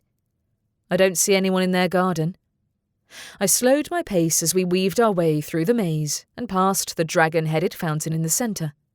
After Tessa's murder had been solved, Mum had removed the spell which prevented me from using the gate from the maze to the woodland path. Since I had zero desire to go back through the Coven's headquarters and face my family, I unlocked the gate and made my way outside into the wildwood. The comforting sounds of wildlife and the hum of magic soothed my nerves despite my meandering thoughts. Maybe nobody at all in the contest was innocent, after all. But if none of them had told Ramsay of Anne's previous involvement with Malcolm, the quickest way to confirm or refute Vanessa's claims was to get that chicken to confess. Too bad she remained stuck under the spell I'd inadvertently put on her. I held up the sceptre, examining its gleaming edge. I need to figure out how to undo that immobilizing spell. I wouldn't normally have expected to master a powerful magical object right away, but I'd had to dive head first into the job of head witch without any time to adjust, and it was no wonder I'd screwed a few things up along the way. If you're looking for someone to use for target practice, you're out of luck, said Tansy. I'm not that mean, I said. What's the best spell to unfreeze that chicken, do you think? Not a heating spell, she said firmly. Unless you really fancy barbecued chicken wings. Tansy? I suppressed a laugh, unable to help myself. I don't know what we'll do if it turns out she is guilty. Arresting a chicken for attempted murder wasn't exactly how I'd expected the contest to end, but it was better than the culprit getting away. Not that she'd be going anywhere as long as she remained frozen. I lifted the sceptre and pointed it at the nearest object, a tree branch, before casting an immobilizing spell. Did it work? Tansy scaled the tree and jumped up and down on the branch. Not sure. It feels pretty sturdy, though. I should have picked something more mobile to practice on. I turned around and then jumped a foot in the air when I saw Harvey, of all people, watching me through the trees. Oh, I didn't see you there. Sorry I startled you. He walked over to join me. I don't think I've seen the sceptre up close before. I'm not having much luck with it. I lowered the sceptre, fighting the urge to unburden myself and tell him everything. He didn't want me sobbing on him about my failings, and besides, I was supposed to be catching a killer. The sceptre chose you, he said, didn't it? I admit I'm not an expert on the subject. It chose me, but I'm pretty sure it has a mind of its own. I definitely wasn't the best witch for the job by anyone's standards, and I suspected that if it hadn't been me who'd intercepted Grandma's killer, it would have chosen Mum instead. Wish I'd had a trial run first. Harvey studied my face. Are you okay? I turned a chicken into a statue earlier, and now I can't figure out how to undo it. So much for not running my mouth off. I sat down on a raised tree root and rested my head on my knees. Also, I've been barred from my own office because an intruder got inside, and apparently the head witch isn't allowed to fight her own battles. An intruder? His brows rose in alarm. Are you in danger? The head witch is never not in danger. Upon seeing the genuine concern on his face, I added, It's not the intruder who's bothering me. It's the fact that I'm supposed to let everyone else deal with the hands-on work when I sit behind the scenes, signing letters when I'm not handing out trophies for inane competitions. I don't know how Grandma handled it. If Carmilla was to be believed, she'd taken matters into her own hands more than once. Yet nobody seemed inclined to let me do the same without a fuss. Is your family still giving you trouble? He asked. I'm sure they have a lot to adjust to, but you're the head witch. You outrank them, technically speaking. He's right, said Tansy. Your mother appointed you an assistant without asking permission first, didn't she? And she elbowed you out of the investigation when you have every right to be involved. I don't know what your familiar is saying, but I'm guessing she agrees with me, Harvey said. I imagine your mother's adjusting to sharing responsibilities with another person, but that's no reason to disrespect you. True, but I did screw up with the chicken. Harvey's confused expression prompted me to add, the chicken might be a murder suspect, but I turned her into a statue before we could get her to confess. It's been a really weird week. Sounds that way, he said. Is that why you're practicing with the sceptre? Yeah. I haven't even had time to learn how to use it properly yet, I admitted. It's like a supercharged wand that glows occasionally. Mum insists it's more of a ceremonial item than a magical weapon, but I'm starting to wish I'd been born in the days when being head witch meant fighting duels. I'm far from an expert in Coven history, but isn't that why they used to have to appoint a new head witch so frequently? He asked. They kept getting killed or maimed. True. I might not have remembered everything from my lessons, but I knew that a fair few of the Coven's customs had come about to keep the head witch from a premature death. Grandma was 92, though, so it's understandable that she'd have wanted to take a back seat. Her familiar spends all her time sleeping. Tansy scampered around my feet. Who says either of us has to follow in the last head witch's footsteps? Everyone. Or so it felt like, anyway. I thought I could put up with the meetings, even the paperwork, but I don't think I can deal with being shut away when someone wants me dead. Someone wants you dead? Alarm flitted across Harvey's face. They're after you right now. Yes, and Ramsay has all but shoved me out of the investigation, I said.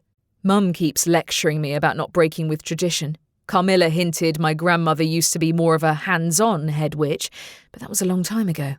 Isn't every head witch different? He asked. Not that I'm advising you to go chasing a potential killer alone, but your family should give you space to decide how you want to run things.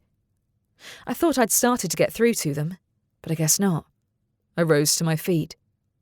I should go anyway. I'm losing track of time in here, and I have to go and announce my cousin as the contest's winner soon. She won? He asked. Vanessa did, yes, I said. You can come to the ceremony if you like, to see me make a public fool of myself. I'm sure you won't, he said. Focus on what's important to you, not them. I don't know if that helps, but it's what I try to do when I'm having a dispute with my team. Stick to your guns. That does help, I said. I hope we do get to have our date at some point this century. He laughed. It's early days, like I said. See you soon. I'll let you know when I'm free. I watched him walk away down the path, debating for a moment whether it was worth returning to my office. The intruder would be long gone by now, and knowing Ramsay, he'd have cordoned the place off while he searched for any more curses hidden inside. I found myself wandering farther down the woodland trail, turning the clues over in my mind. The intruder couldn't have been from among the contenders. As far as I was aware, none of them had been missing from the arena, except the ones who were already dead or under questioning by the police. That alone pointed to Aunt Shannon's involvement, but it didn't explain why she'd sent the chicken fleeing the garden too. Of course, there was an easy way to find out if she'd tried to get into my office. Look for signs of that glowing ink on her hands. Should we turn off the lights at the trophy ceremony to see who lights up? Asked Tansy when I mentioned this aloud. Might work. That'd expose the intruder, if they're in the room. Yet there were other clues which remained unexplained. Anne and Malcolm and their scheming, which went back years. The henbanes, and whether Persephone had done worse than cheat. I came to a halt. Somehow my steps had brought me to the cottage where Dad lived with his wife, Jessica, and her 2 werewolf kids. They'd both said I could drop by any time, but that had been days ago, before I'd been head witch. I wasn't yet sure if the same applied, now that I had a sceptre in my hand and a target on my back. Before I could retreat into the woods, the door opened and Dad came out. Robin, I wondered what you'd been up to. You haven't heard? I approached the cottage, taking in the welcome sight of my ordinary father, whose life was a world away from mine. Short and round, he had a growing bald patch amid his grey hair, but his smile was as infectious as it had been when I was a kid. When Jessica came into view behind him, her smile was more forced, less certain. Oh, it's you, head witch. You can still call me Robin, I said to the blonde werewolf. Sorry, I was just walking in the woods. I don't want to intrude. I did say you could drop by any time, Dad said. Didn't you have some kind of a big ceremony this evening? Yeah, the trophy ceremony for the familiar contest, but that doesn't start for a while. The sound of delighted squealing came from behind the house. The boys are playing in the back garden, said Jessica. Perks of living near the forest, I said. Must be fun. Come and look. Dad beckoned me around the side of the cottage through a patch of trees, from which I could see 2 fluffy werewolves tumbling around in the grass. Adorable. Somehow they make more mess when they're in the form of wolves, Jessica said. Despite being smaller. Pity shifters don't qualify to enter a contest like that one, because I think they'd win. I bet. I watched them tumbling over one another, thoughts clinking against each other in my mind. I'm guessing you heard Vanessa won the contest, Dad? He grimaced. Her? Really?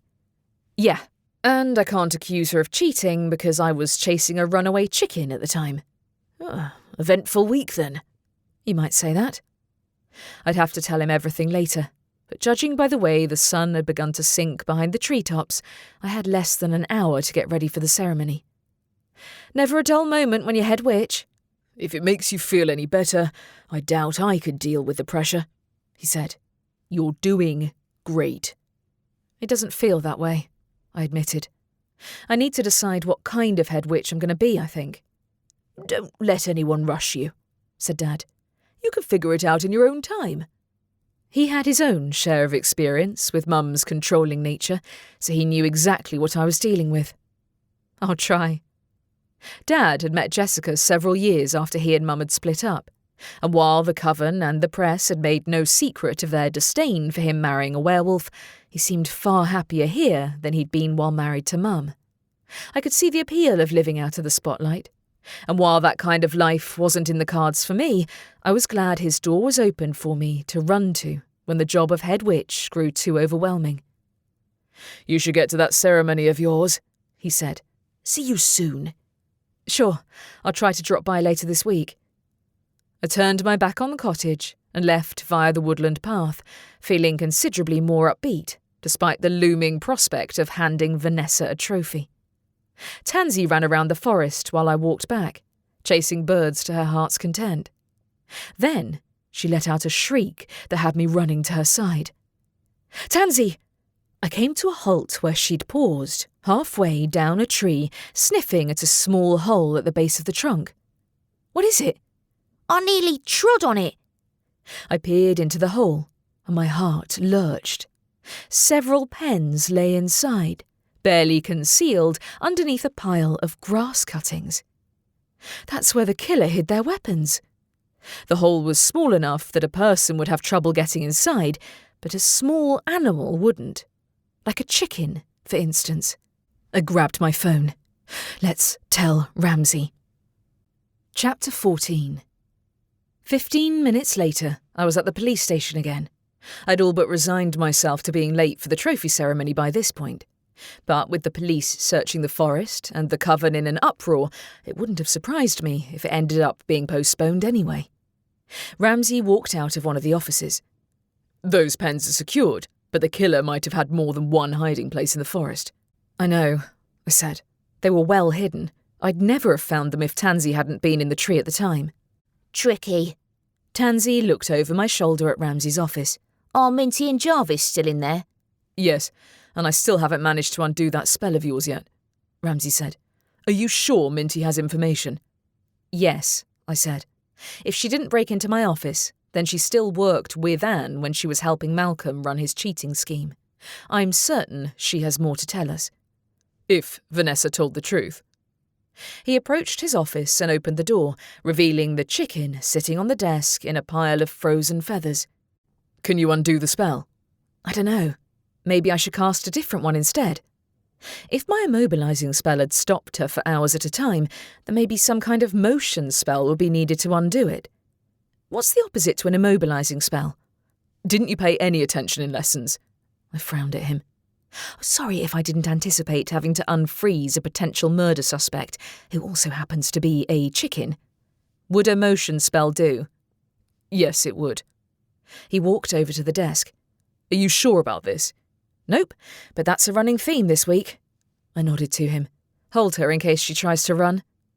Then I pointed the sceptre at her, giving it a wave. A jet of light shot from the end, colliding with the chicken. At once, Ramsay's grip broke as the chicken leapt into the air, bouncing off the walls like a ping-pong ball, and upending Ramsay's carefully arranged desk. Jarvis ran from underneath with a yowl of displeasure, and when I caught him, his claws sank into my wrist, Ow! I lost my grip on the cat, but Ramsay wasn't having much luck with the chicken either. She continued to zip around the office, and it wasn't until she crashed headlong into a cabinet that she came to a halt. I think it wore off, Tansy remarked from where she'd perched on the windowsill. You think? I rubbed my sore wrist and approached the dazed-looking chicken. Sorry about that, Minty. You tried to kill me, shrieked the chicken. Like Anne. We're not the ones who killed her. She might well have accidentally touched the pen herself while trying to kill me, but the only way to find out was to push ahead with a proper interrogation. I need to ask you some questions. Why were you at the arena? That magpie chased me, she sobbed. She wouldn't leave me alone. Did you talk to the woman too? I asked. Her owner? She insulted my witch, she said. She accused me of horrible things. Like what? I asked. Did she imply that Anne brought those cursed pens to town herself? She made a whimpering noise. Slander! It isn't true. Ramsay stepped in behind me. We need to know who broke into Robin's office. The break-in occurred around the same time as you were chased out of the building, by my estimate. Oh, not me! Not me! She began flapping her wings in agitation again. Did you see anything then? I asked. At the office? No. The sheer number of feathers she'd left from her panicked flight made it unlikely that I wouldn't have found any traces of her in my office. But I couldn't yet rule out the possibility that she'd been involved. I drew in a breath. Is it true that Anne worked with Malcolm, helping him cheat by offering free potions to the contenders and placing bets on who she thought would win? She gave a startled squawk. What? A hissing noise came from near the door, where Jarvis had found his path out of the office, blocked by Tansy. Where do you think you're going? She asked. Is it true? I addressed the cat instead. Did the two of them work together? Anne and Malcolm, rigging the contest and placing bets on the winners? I will not speak ill of the dead, said Jarvis. That means it's true. I turned to Ramsay. Aunt Shannon and Vanessa got some of it right after all, but does that make Anne and Malcolm conspirators in murder as well? Minty made an indistinct squeaking noise. No, she never harmed anyone. If you want to find out who killed her, then I need you to tell me what you know. I kept my gaze on Minty, who seemed a little steadier now that the effects of the spell had worn off. Did you see her killer? Maybe. I don't know. Who? Ramsay asked. What does that mean? You saw the person who gave her the pen? I think so. The chicken whimpered again. Anne, she ran into someone when we first arrived in town. I didn't hear what he said to her, but she looked scared, and I think he gave her the pen. Who was he, though? I asked. One of the contenders? No, I don't know. She began to rock back and forth on the desk. Ramsay approached her. What did he look like? Tell me everything you saw. She gasped. He had blonde hair, and he was wearing these odd clothes that were far too big for him. If he killed her, you have to find him, head witch. He's not a contender, I murmured. Then who? Whoever it is, we'll have to find him later, Ramsay said. The ceremony starts in 5 minutes. You think that's my priority? Really? The contenders will all be there, he said. So will half the town. I can ask my team to keep an eye out for trouble, but you need to attend the ceremony yourself. I swallowed my annoyance, recalling my earlier plan to expose the intruder. Tansy, do you think you can turn the lights off in the town hall without anyone seeing you? It'd be my pleasure. What on earth are you talking about? Asked Ramsay. The mysterious person who gave Anne the pen might not be there, but if they had an accomplice who broke into my office, the glow-in-the-dark ink will give them away pretty quickly. I beckoned to Tansy to follow me out of his office, ignoring the exasperated sigh. Mum wouldn't approve of my plan either, but she'd be angrier that I'd showed up for the trophy ceremony dressed in the same clothes I'd worn to the contest earlier. Oh well, if I was going to end up chasing a killer, there was no sense in dressing my best. I neared the town hall, doing my best to push down my apprehension. There was a good chance the killer would be waiting somewhere among the crowd, and given the number of pens we'd found in the forest, they hadn't wanted to leave anything to chance. That suggested to me that they wouldn't leave town until I was dead, or they were locked up for their crimes. Chloe met me in the entryway. Head witch, I brought you a dress. You brought me what? I asked, nonplussed. She handed me a bundle of fabric. Quick, go and change. You still have time. Thank you. I tucked the dress under my arm. You might have saved me a lecture. She gave me a shy smile. You have enough to worry about without Lady Wildwood disapproving of your choice in clothes. I might not have asked for an assistant, but she'd gone above and beyond what I might have expected, and I owed her one for this. I took the dress into the ladies' toilets to change before approaching the twin oak doors leading into the main hall. When I entered, I found the hall had been newly decorated with bright banners and clusters of balloons. A buffet table stood on one side of the hall, and a band played on the stage at the front. This was all Mum's work, I thought with a pang of guilt. She might have spoken harshly to me, but considering she'd spent weeks putting together the contest, only for the killer to attempt to derail everything, the least I could do was help bring the event to a satisfying end. Even if it did mean being nice to Vanessa. I caught Mum's eye and approached her. "This looks nice." "Thank you for your approval, head witch." The slightest edge to her words squashed the guilt I'd felt at ruining her day. "We need to have a talk later." "Yes, we do." No doubt she wanted to give me a long lecture, but that could wait until after I'd thwarted the killer. Before that, though, I have a murderer to expose. Mum's expression stilled. "You know who did it?" "I know how to expose their accomplices," I said.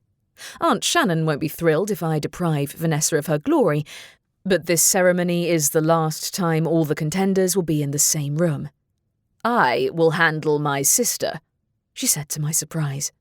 "As for exposing the killer, I would appreciate it if you gave me more information." "I want to be honest with everyone to the best of my ability," I said. "They won't expect me to outright state that there's a killer after me." If that didn't coax the killer out of hiding, then exposing the accomplice was the next best thing. Her eyes clouded with what might have been concern. "That plan might backfire on you, Robin." "It's a gamble," I acknowledged. "But the killer must know we're getting close. They've spent all this time sneaking around in the shadows, and I think it's past time we put the spotlight on them." "It's your choice," she said. "But remember that all eyes are on you." Hard to forget. In a way, being the head witch's granddaughter had prepared me for taking on the position, if not in the way most people might have expected. I can handle this. I have to. Sceptre in hand, I waited for the contenders to enter the hall. They arrived in groups, dressed in their finest, admiring the band and the decorations. All the contenders, winners and losers, were invited to the ceremony. And if the killer was among them, we'd expose them for everyone to see. "This time, we'll get them," I muttered. "Yes, we will," Tansy said. "If you don't keep talking to yourself when everyone can hear you, that is." "I'm not holding a microphone yet," I pointed out. "When I give you the signal, that's your cue to turn out the lights." "I can't wait." Neither could I. Waiting wasn't my style, but I stood as patiently as I could muster until the hall was full, and Vanessa stood expectantly in front of the stage, where I would present her with her trophy. She must have used a quick spell to curl her blonde hair, and had put on a pretty red dress. Yet all eyes were on me instead when I held up the sceptre and climbed onto the stage. "Welcome," I said to the crowd, "and congratulations again to the finalists of the Familiar contest. All 3 of those who made it to the final round will be getting a prize tonight." Cheering and applause ensued, petering out when I raised the sceptre again. Before I give the awards out, however, I want to offer my apologies for disappearing during the final round of the contest. A scattering of laughter rose from some of the people who'd seen me chasing the chicken, but Vanessa merely looked annoyed at having her big moment delayed. "The truth is, I was targeted by an assassination attempt," I went on. "Someone used the contest as an opportunity to try to kill the head witch." Shocked whispers rose among the crowd. "What's more," I raised my voice a little, "I believe the person responsible is within this very room." More gasps echoed throughout the hall, at which point I caught sight of Tansy's bright red tail and gave the slightest nod. A moment later, the lights went out, plunging the entire hall into darkness. The gasps among the crowd rose in volume, while a bright glow drew my gaze downward.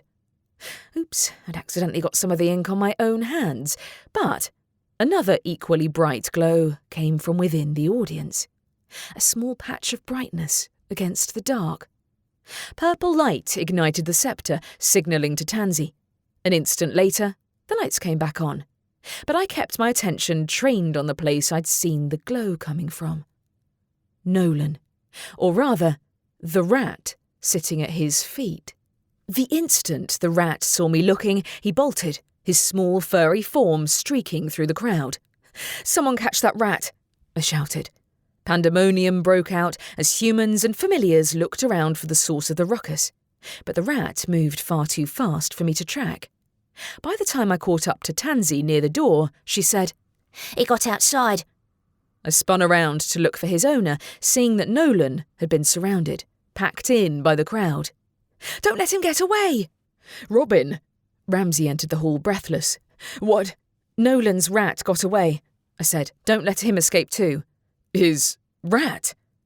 "He had glow-in-the-dark ink all over his little feet, Ramsay," I said. "Nolan is in there, but I bet he'll try to join him." "Right." Ramsay moved into the hall, raising his voice. Step aside, everyone. Let me through." I hovered near the door, ready to use the sceptre if necessary, but Ramsay had Nolan secured in handcuffs impressively fast and across the hall just as quickly. Mum was trying to restore order, but everyone seemed to have forgotten the contest entirely. It wasn't until I climbed onto the stage and held up the large silver trophy that eyes began to turn in my direction again. I reached out to Mum for the microphone. My apologies for the interruption. It's now time for me to present the winners with their prizes. Congratulations to the first place winner of the Familiar Contest, Vanessa Wildwood." Hardly anyone clapped. They were too busy trying to see what was happening outside the door or whispering to one another. Meanwhile, Vanessa snatched the trophy from my hands in mute anger and stood rigidly on the stage while I offered the second and third place winners their own prizes. Once Roxy and Patrick had their trophies in hand, I climbed off the stage and handed the microphone back to Mum. "Can you keep everyone in here while I find our missing rat?" "Isn't your brother looking for him?" she asked. "There are a lot of hiding places for a familiar." "He wants me dead," I said. "I bet I can draw him out of hiding." Mum worked her jaw, as if chewing on the words she wanted to say. In the end, all she said was, "Be careful." "I'll do my best." Aunt Shannon barred my way when I tried to leave the hall. "Where are you going this time?" "To find the killer," I said. "It's not becoming of a head witch to allow others to take the hit for me." "You made a fool of my daughter." "I handed her the trophy, didn't I?" I pointed out. "If she wants to lend her help to find our missing contender, then it'd be welcome." "What contender?" Aunt Shannon's face was bright red, but she couldn't dispute the fact that I'd done my job. "You can't expect us to believe the murderer was a mere rodent." "The intruder certainly was," I said. "We'll see what happens when I catch him." I sidestepped her and left the hall, going in search of my would-be killer.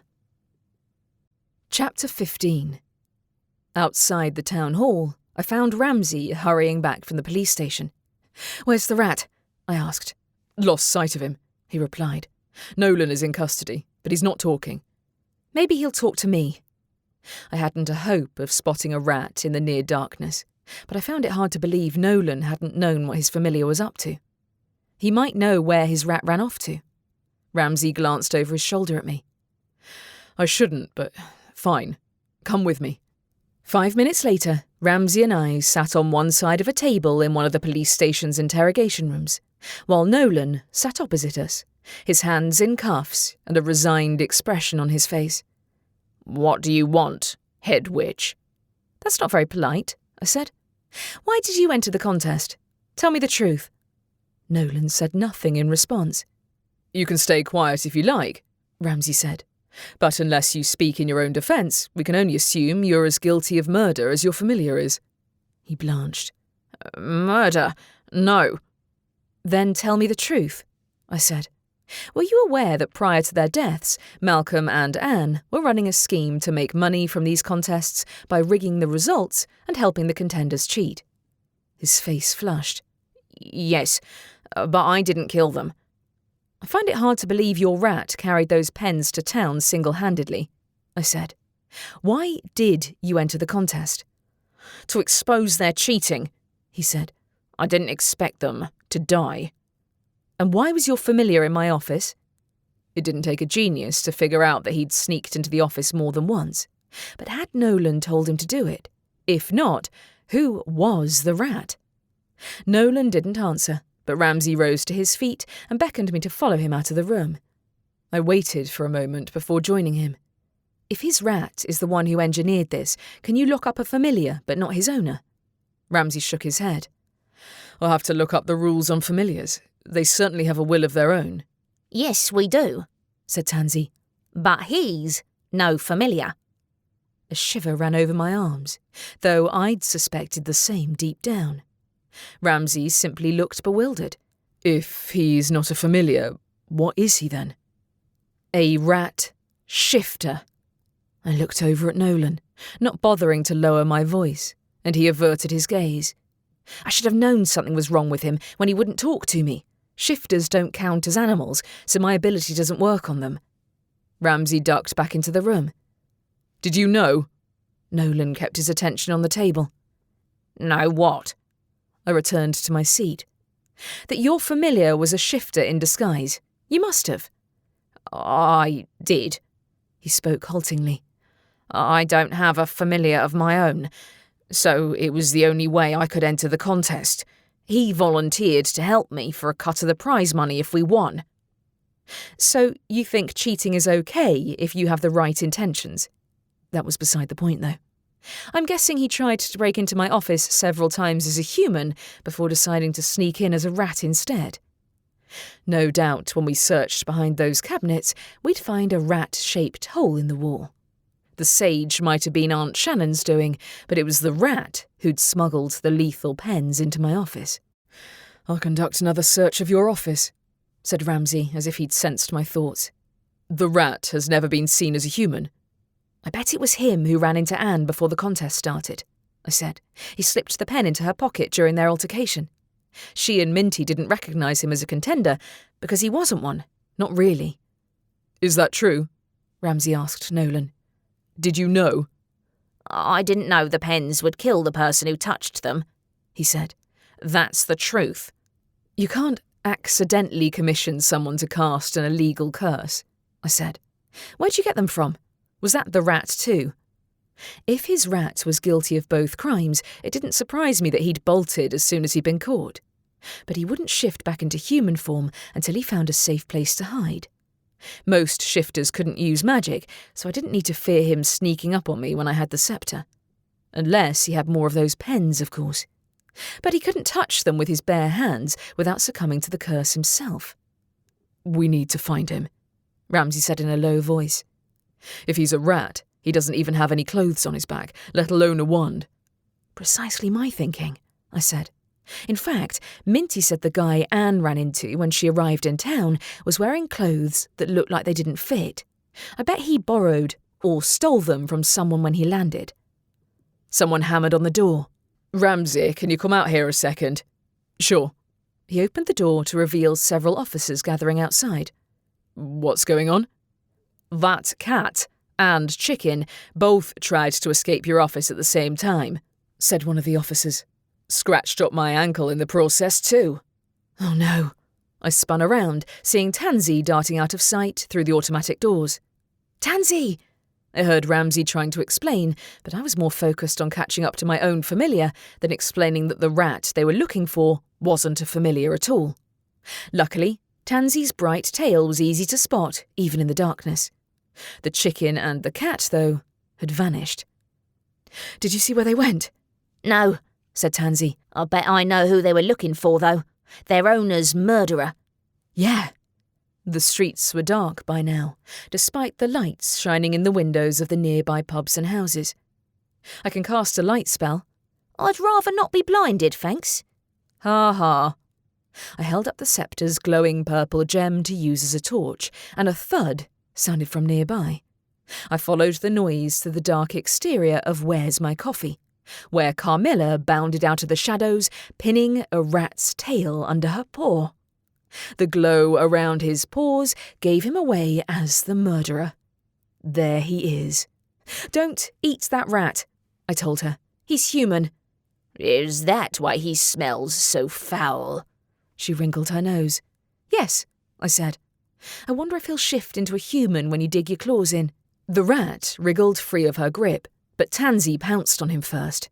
She was around the same size as he was, but she did a valiant job of holding him down for a few seconds before the rat broke free in a wild lunge, streaking across the street. Jarvis emerged from the darkness and pounced. There came a crash, a squeak, and then a naked man was lying on the side of the road under Jarvis's claws. For some reason, I hadn't factored the clothing loss into the scenario of confronting my would-be killer. This is awkward. I think I preferred you as a rat, I told the strange blonde man. What's your real name? None of your business. He shifted back into a rat and tried to sprint off, but Carmilla pinned him once again, her teeth bared. Once again he shifted into the form of a blonde male human with a defeated look on his face. I'll come quietly. Why pens? I didn't know why that was the first question to come out of my mouth, but this had to be the weirdest interrogation I'd ever been involved in. Why do you want me dead? For the third time, he shifted into a rat and ran for his life, dodging the claws and paws that tried to pin him down. This time I waved the scepter and cast a freeze-frame spell, causing him to skid to a dead stop. After striding over to him, I picked the rat up by the tail and carried him back to the police station. The officers all gawked at me when I entered via the automatic doors. Ramsay hurried to my side. Is that him? I'd put him in a cell before I undo the spell I used on him, I said. I want to know if he's acting alone. You think he isn't? Asked Ramsay.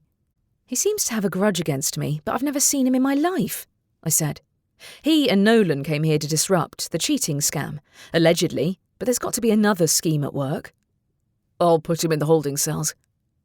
Ramsay took the rat by the tail, while Minty and Jarvis looked on in satisfaction from the doorway. I followed Ramsay through to a short corridor that led to the holding cells. Several people sat in small cells behind bars, including Persephone Hembane. She shot me a hurt look. Do you always treat your guests so badly? You denied me a trophy, shut me in a cage, and forgot all about me. I didn't forget. The final piece of the puzzle slid into place. Was it all Tiffany's doing, or did you have a hand in their scheme? She blinked at me. I'm sorry. What? You heard me, I said. Nolan's rat familiar was working with more than one person at once. Nolan asked him to sneak into the contest to expose the cheating scams, but someone else wanted him to help assassinate the head witch without leaving a trail leading back to the person who hired him. Persephone was silent for a heartbeat. You're mad. You didn't say I was wrong. Who else among the contenders had such a grudge against my family that they'd be willing to go to such lengths to have me killed? The contenders didn't know me, but Persephone did. Ramsay stepped up to her cell. 2 people are dead. If you are in any way involved, then I'd advise you to make a confession. You've clearly decided I'm guilty. She raised her head, her eyes bright with defiance. The head witch is a fraud, and it's about time the Wildwood witches were ousted from the power they've held over the rest of us for so many years. So you decided to target me because you think I'm a weak link? I moved closer to the cell. You're wrong, and you'll stay behind bars for a long time for what you did. I turned my back on her and instead moved to the cell in which Ramsay had put the rat. Are you going to turn him back? He asked. You know what? I think I'll leave him like that for a while. I walked past Nolan, also ensconced in one of the holding cells. Him too. I'll have to properly interrogate them tomorrow, said Ramsay. And then there's the matter of what to do with Minty and Jarvis too. Good point, I said. Their owners weren't exactly morally scrupulous, but a familiar losing their witch or wizard is punishment enough. We should let them go. The henbanes. Ramsay spoke in a low voice, which nevertheless reverberated with uncharacteristic anger. Of course it was them. Why didn't I see it before? They took care to cover their tracks, I reminded him. They didn't even seem to be trying all that hard to kill me. Nevertheless, he blew out a breath. We still haven't tracked down the creator of those cursed pens either. I know, I said. Also, we'll need to hunt down any rat-shaped holes behind all those cabinets in my office. Preferably before Grandma's ghost comes back. You're going back now? No, I said. I think I should go back to the ceremony. For Mum's sake. I left the police station with Tansy and made my way through the dark street towards the town hall. In the entryway, though, I found Harvey Walton hovering outside the oak doors. "What are you doing here?" I asked. "Looking for you," he said. "I heard something about a rat and a murderer." "The murderer is behind bars," I said, "and my brother is going to take care of the rest while I tell my mother." "You weren't coming to the trophy ceremony, were you?" "I don't have anything else to do tonight," he said. "I like the dress, by the way." A flush crept up my neck. "It's not exactly designed for chasing killers around, but it does the job." I felt like I was walking through a dream as Harvey and I entered the main hall and joined the crowd celebrating Vanessa's victory. Or rather, celebrating the murderer's arrest, even if they didn't know all the details yet. Even Mum. That would be a fun conversation. But Harvey's presence at my side indicated he had no intention of leaving me to face her alone. This wasn't the first date I'd expected, but it was the next best thing. Chapter 16. I returned to my office the following morning, feeling surprisingly alert, considering how late I'd stayed up the previous night. First, the trophy ceremony, then helping Mum clean up the aftermath and checking in with my brother. It had been a fun evening, considering how badly it had started, and the fact that Vanessa had left the party early in a huff was just the icing on the cake. To top it all off, I had my office back, and I started my day by casting a barrier spell over the back wall until Ramsay was able to come over and help me hunt down any gaps so that no more small animals managed to sneak in, or shifters, as the case may be. A shimmering, semi-transparent shield now covered the entirety of the cabinets stacked against the back wall. That ought to do it. I regarded my work with satisfaction and lowered the scepter. If I have to wait until the weekend for Ramsay to help me move all those cabinets, then at least I'm less likely to get ambushed by any more intruders.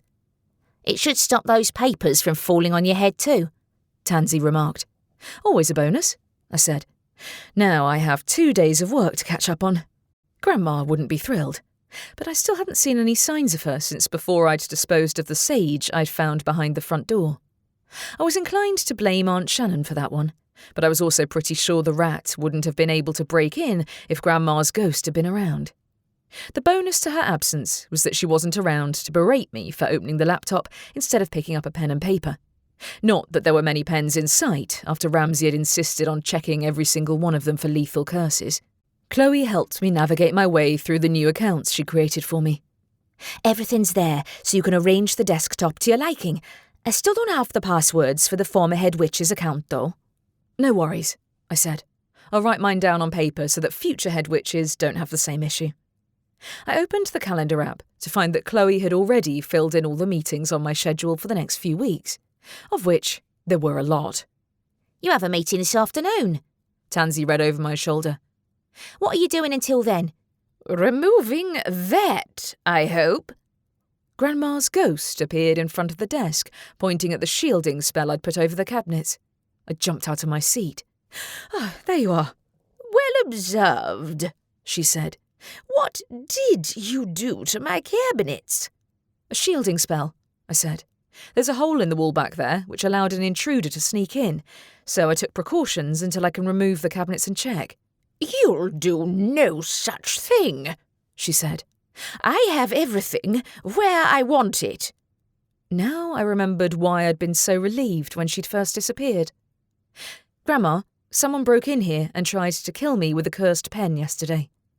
Oh, so that's where all the pens have disappeared to. You don't need pens. You're a ghost. Oh, nobody has any respect for me anymore, do they? She sniffed. First you left sage outside the door, and now this. I didn't leave that sage out, Grandma, I said. I think it was Aunt Shannon, but it might as easily have been the person who wanted me dead. You know, they almost succeeded, precisely because there could be a wild manticore hidden at the back of those cabinets, and I'd have no idea. I am fairly sure you'd smell a wild manticore, Robin. Hilarious. I shook my head. You're welcome to stay in here, but the office is mine, and I need to be able to keep it secure against further intruders. You haven't even asked me who wanted me dead. Well, I imagine you are about to tell me, she said. Persephone Henbane. That one.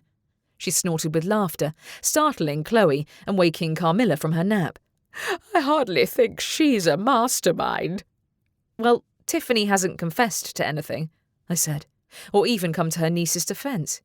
It was quite the scheme, though. She had a local rat shifter acquire several cursed pens and then smuggle them into the familiar contest by hiding among the contenders' familiars. I could have told you myself that the Henbane witches would be the first in line to see you lose your title, she said. I did tell you, in fact. You didn't say they were planning to assassinate me, I said. Anyway, Aunt Shannon was acting suspiciously too. I'm pretty sure she's the one who left Sage out there. I'd expect nothing less from her, she said. Shannon is stubborn, but she's willing to accept your status as head witch until she has a chance to try again. The Henbanes, however, never had a chance at winning the title fairly. If you think Tiffany's the mastermind, how can I prove it? Oh, with difficulty, I imagine. She looked over my shoulder. Oh, what did you do to my accounts? Nothing, I said. These are mine. Besides, someone tried to kill me with a cursed pen, so I think I'm justified in switching to doing things the digital way for the foreseeable future. She sniffed. Oh, you're determined to stamp all over my legacy, aren't you? You're welcome to take it up with Mum if you have any issue with how the coven is being run, I said. The head witch is more of a ceremonial role, or so I'm told. Carmilla also told me that you fought your own battles back in the day. Did she now? Grandma cast a disgruntled look at her familiar. That was a long time ago, and I was willing to accept the risks. So am I said. I won't let anyone place their lives on the line for my sake, especially if the Henbanes are still scheming to take my position by force. Tiffany had yet to make a statement on her niece's actions, but Persephone was sitting in a jail cell, and Nolan and his rat wouldn't be getting off lightly for their role in the events. I expected Ramsay to ask me to come to the office and remove the spell I'd placed on the rat so he could stand trial at some point. But Tiffany wouldn't be facing punishment. She'd hidden her tracks well. Grandma huffed. Your funeral? I could have reminded her that her funeral was still all too clear in my memory, but I didn't. Thanks for understanding. My phone buzzed with a message from Ramsay, asking me to drop by the police station. When I rose to my feet, Grandma tutted. Oh, skiving off already. No, I'm going to undo the spell I put on one of the murderers, I said. When I used the scepter to cast a freeze-frame spell, it turned him into a statue, in rat form. Were you going to tell me that might happen? Oh, that, she cackled. Delightful, isn't it? Don't try the rain spell indoors unless you want to use a boat to get around. I didn't plan to, I said. How did you learn to use the scepter when it first chose you? It's far stronger than a regular wand. Not to everyone. She gave me a considering look. I suppose it did choose you as worthy. I'm not sure what you mean, I said. The scepter always picks its wielder. It chose me because I was there. That's what you think. Grandma's ghost let out a cackle that made me scowl at her. Oh, don't look so offended. The scepter doesn't simply pick the first person who touches it. I know, but I'd thought the scepter had deemed me worthy because I'd caught its predecessor's killer, not because I was the best head witch for the job. Then you should also know the sceptre is said to make its choice based on who it believes is the best head witch for this particular moment in time. My mouth parted. You mean the sceptre did choose me over Mum? Yes, it did, she cackled again. I bet that annoys her to no end, but she can't argue with the sceptre. My phone buzzed again. You tried to argue with it. I most certainly did not, she said. You're head witch, whether any of us likes it or not. Does that mean you're going to help me? I asked. I could use some pointers on using the sceptre. Don't push your luck, she said. Go and see that brother of yours. Tell him not to make too much of a mess of my office. My office, I muttered. But I'd won a victory in getting her to admit the sceptre had chosen me over everyone else, including Mum. Grandma and I might not have seen eye to eye on a lot of things, but there was still a great deal she could teach me. If she was patient with me, I was more than willing to learn. Upon arriving at the police station, I found myself ushered through to the holding cells at the back, where I used the sceptre to undo my freeze-frame spell on the rat.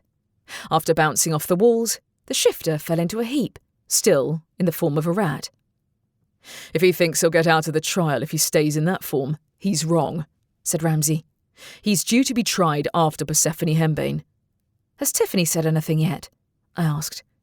She's denied all connection with her niece's scheming, he said. She refused to even come to the trial. Grandma is convinced that Persephone didn't come up with that scheme alone, I said. I think she's right. Maybe, but there's no proof, he said. We'll see how the trial goes. It'll take place tomorrow morning if you want to come. I'll be there. Even if Tiffany walked free, we'd have at least one Henbane witch incarcerated, where she couldn't harm me. What did you do with Minty and Jarvis? I sent them home, he said. Another contender offered to take care of them. At least they have each other. That was a small consolation, but the two familiars hadn't been totally responsible for their owners' choices. Hopefully the next person who took them in would have a better influence on them. On the way back to my office, I dropped by the cafe to speak to Rowan and found her working behind the counter with Ralph perched on her shoulder. You got the job then? That's right, she smiled at me. Sorry, I didn't show up to last night's trophy ceremony. I didn't know it would end up being that exciting. Honestly, you didn't miss much, I said, except Vanessa barging off in a huff because nobody was paying attention to her. She won, didn't she? Yes, but everyone was more interested in learning about how I caught the killer, I said. I bet, she said. I don't mind not winning, for the record, but I'm glad my sister didn't get the prestige she wanted. The contest isn't that much of a big deal, I said, though Anne and Malcolm raked in a fortune from bets on previous contests. I heard, she said. Word says the Henbanes were involved in the murders, but that Persephone acted alone. I don't think she did, but it'll be difficult to prove when Tiffany is refusing to even come to the trial, I said. The next contest isn't going to be for a while, which is good, because I think I'll be in charge of the next one. Can't you leave that to your assistant? I might have to, I said. I'm still learning what traditions I'm allowed to keep and which I'm not. But I think I'm making progress with Grandma. Does that mean she's going to give you some time off? She asked. For, say, a gaming session or the Lord of the Rings movie marathon in my new flat above the cafe? If I'm free this weekend, I'd love to. But I still need to rat-proof my office. The smell of coffee reminded me why I'd come here. Anyway, I'd like a latte, please. Rowan went to fetch my drink while I looked towards the door in case any of my family's familiars showed up. Or Harvey.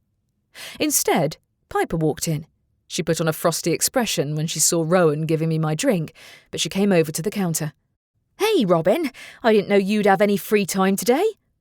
I'm supposed to be on my way back to the office from the police station, I explained. Dropped by here to grab a latte. Good choice, she said. Rowan, I'll have one of the same. Rowan gave her a confused stare, but she remained in barista mode. 1 minute. Are you trying to show her you forgive her? I asked in an undertone when Rowan went to get her drink. Maybe. Piper looked embarrassed. I was going to wait for her to apologise to me for accusing my familiar of attacking hers. But I did treat her kind of badly after she did that interview with the press. Besides, I don't like fighting with people. Hey, if it means I can invite both of you to meet up at the Fox's Den, then I'm all for it, I said. Oh, by the way, I saw Harvey last night at the ceremony. He came to the ceremony? She asked. I guess you did get your date. Kind of. Not what I'd planned, but I'll take it. I could be head witch and still have a life at the same time. Someday, I might even have time to use my new camera. I could dream.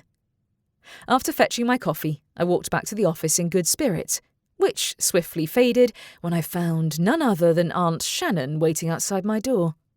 At least she hadn't tried to get into my office, though I'd kept the invisible ink on the door in case she got any ideas about planting more sage on the property. Can I help you? I asked. How's Vanessa? Fine, she said. If you expect her to be happy that you stole her win, then you're mistaken. I didn't steal anything. She has a shiny trophy now. It wasn't my fault nobody cared about her victory. Is there something I can do for you? If you have any issues you want to raise, then you're welcome to bring them up at this afternoon's meeting. I trust you'll show up on time? Her jaw twitched. Actually, I wanted a word with my mother. Grandma? Was she joking? You want to talk to her? Yes, I do, she said. So you're not going to admit to leaving sage by the door? When she simply glowered at me, I said, I can look for Grandma, but I can't promise she'll want to talk to you. Aunt Shannon looked me over. You aren't the head witch I expected you to be. I'm choosing to take that as a compliment. I headed into my office and called for Grandma's ghost. Grandma, Aunt Shannon is here to talk to you. If you want to question her about the sage, I'm sure it'll be fun to hear her excuses. This better be good. She drifted out of the office while Tansy and I returned to my desk. I had a meeting to prepare for, plus Persephone's trial tomorrow. I added the latter to the calendar on my laptop while making a mental note to keep an eye on Tiffany. I didn't believe for a moment that this scheme would be her last. Everything okay, head witch? Asked Chloe. Sure. I rested the sceptre against the desk at my feet, always within reach. Whatever its reasons for choosing me as head witch, I needed to trust that it would reveal them to me in time. Until then, I had work to do. The end. This has been Murder Most Fowl, a Wildwood Witch mystery, Book 2. Written by L. Adams, narrated by Sarah Kempton. Copyright 2021 by L. Adams. Production copyright by L. Adams.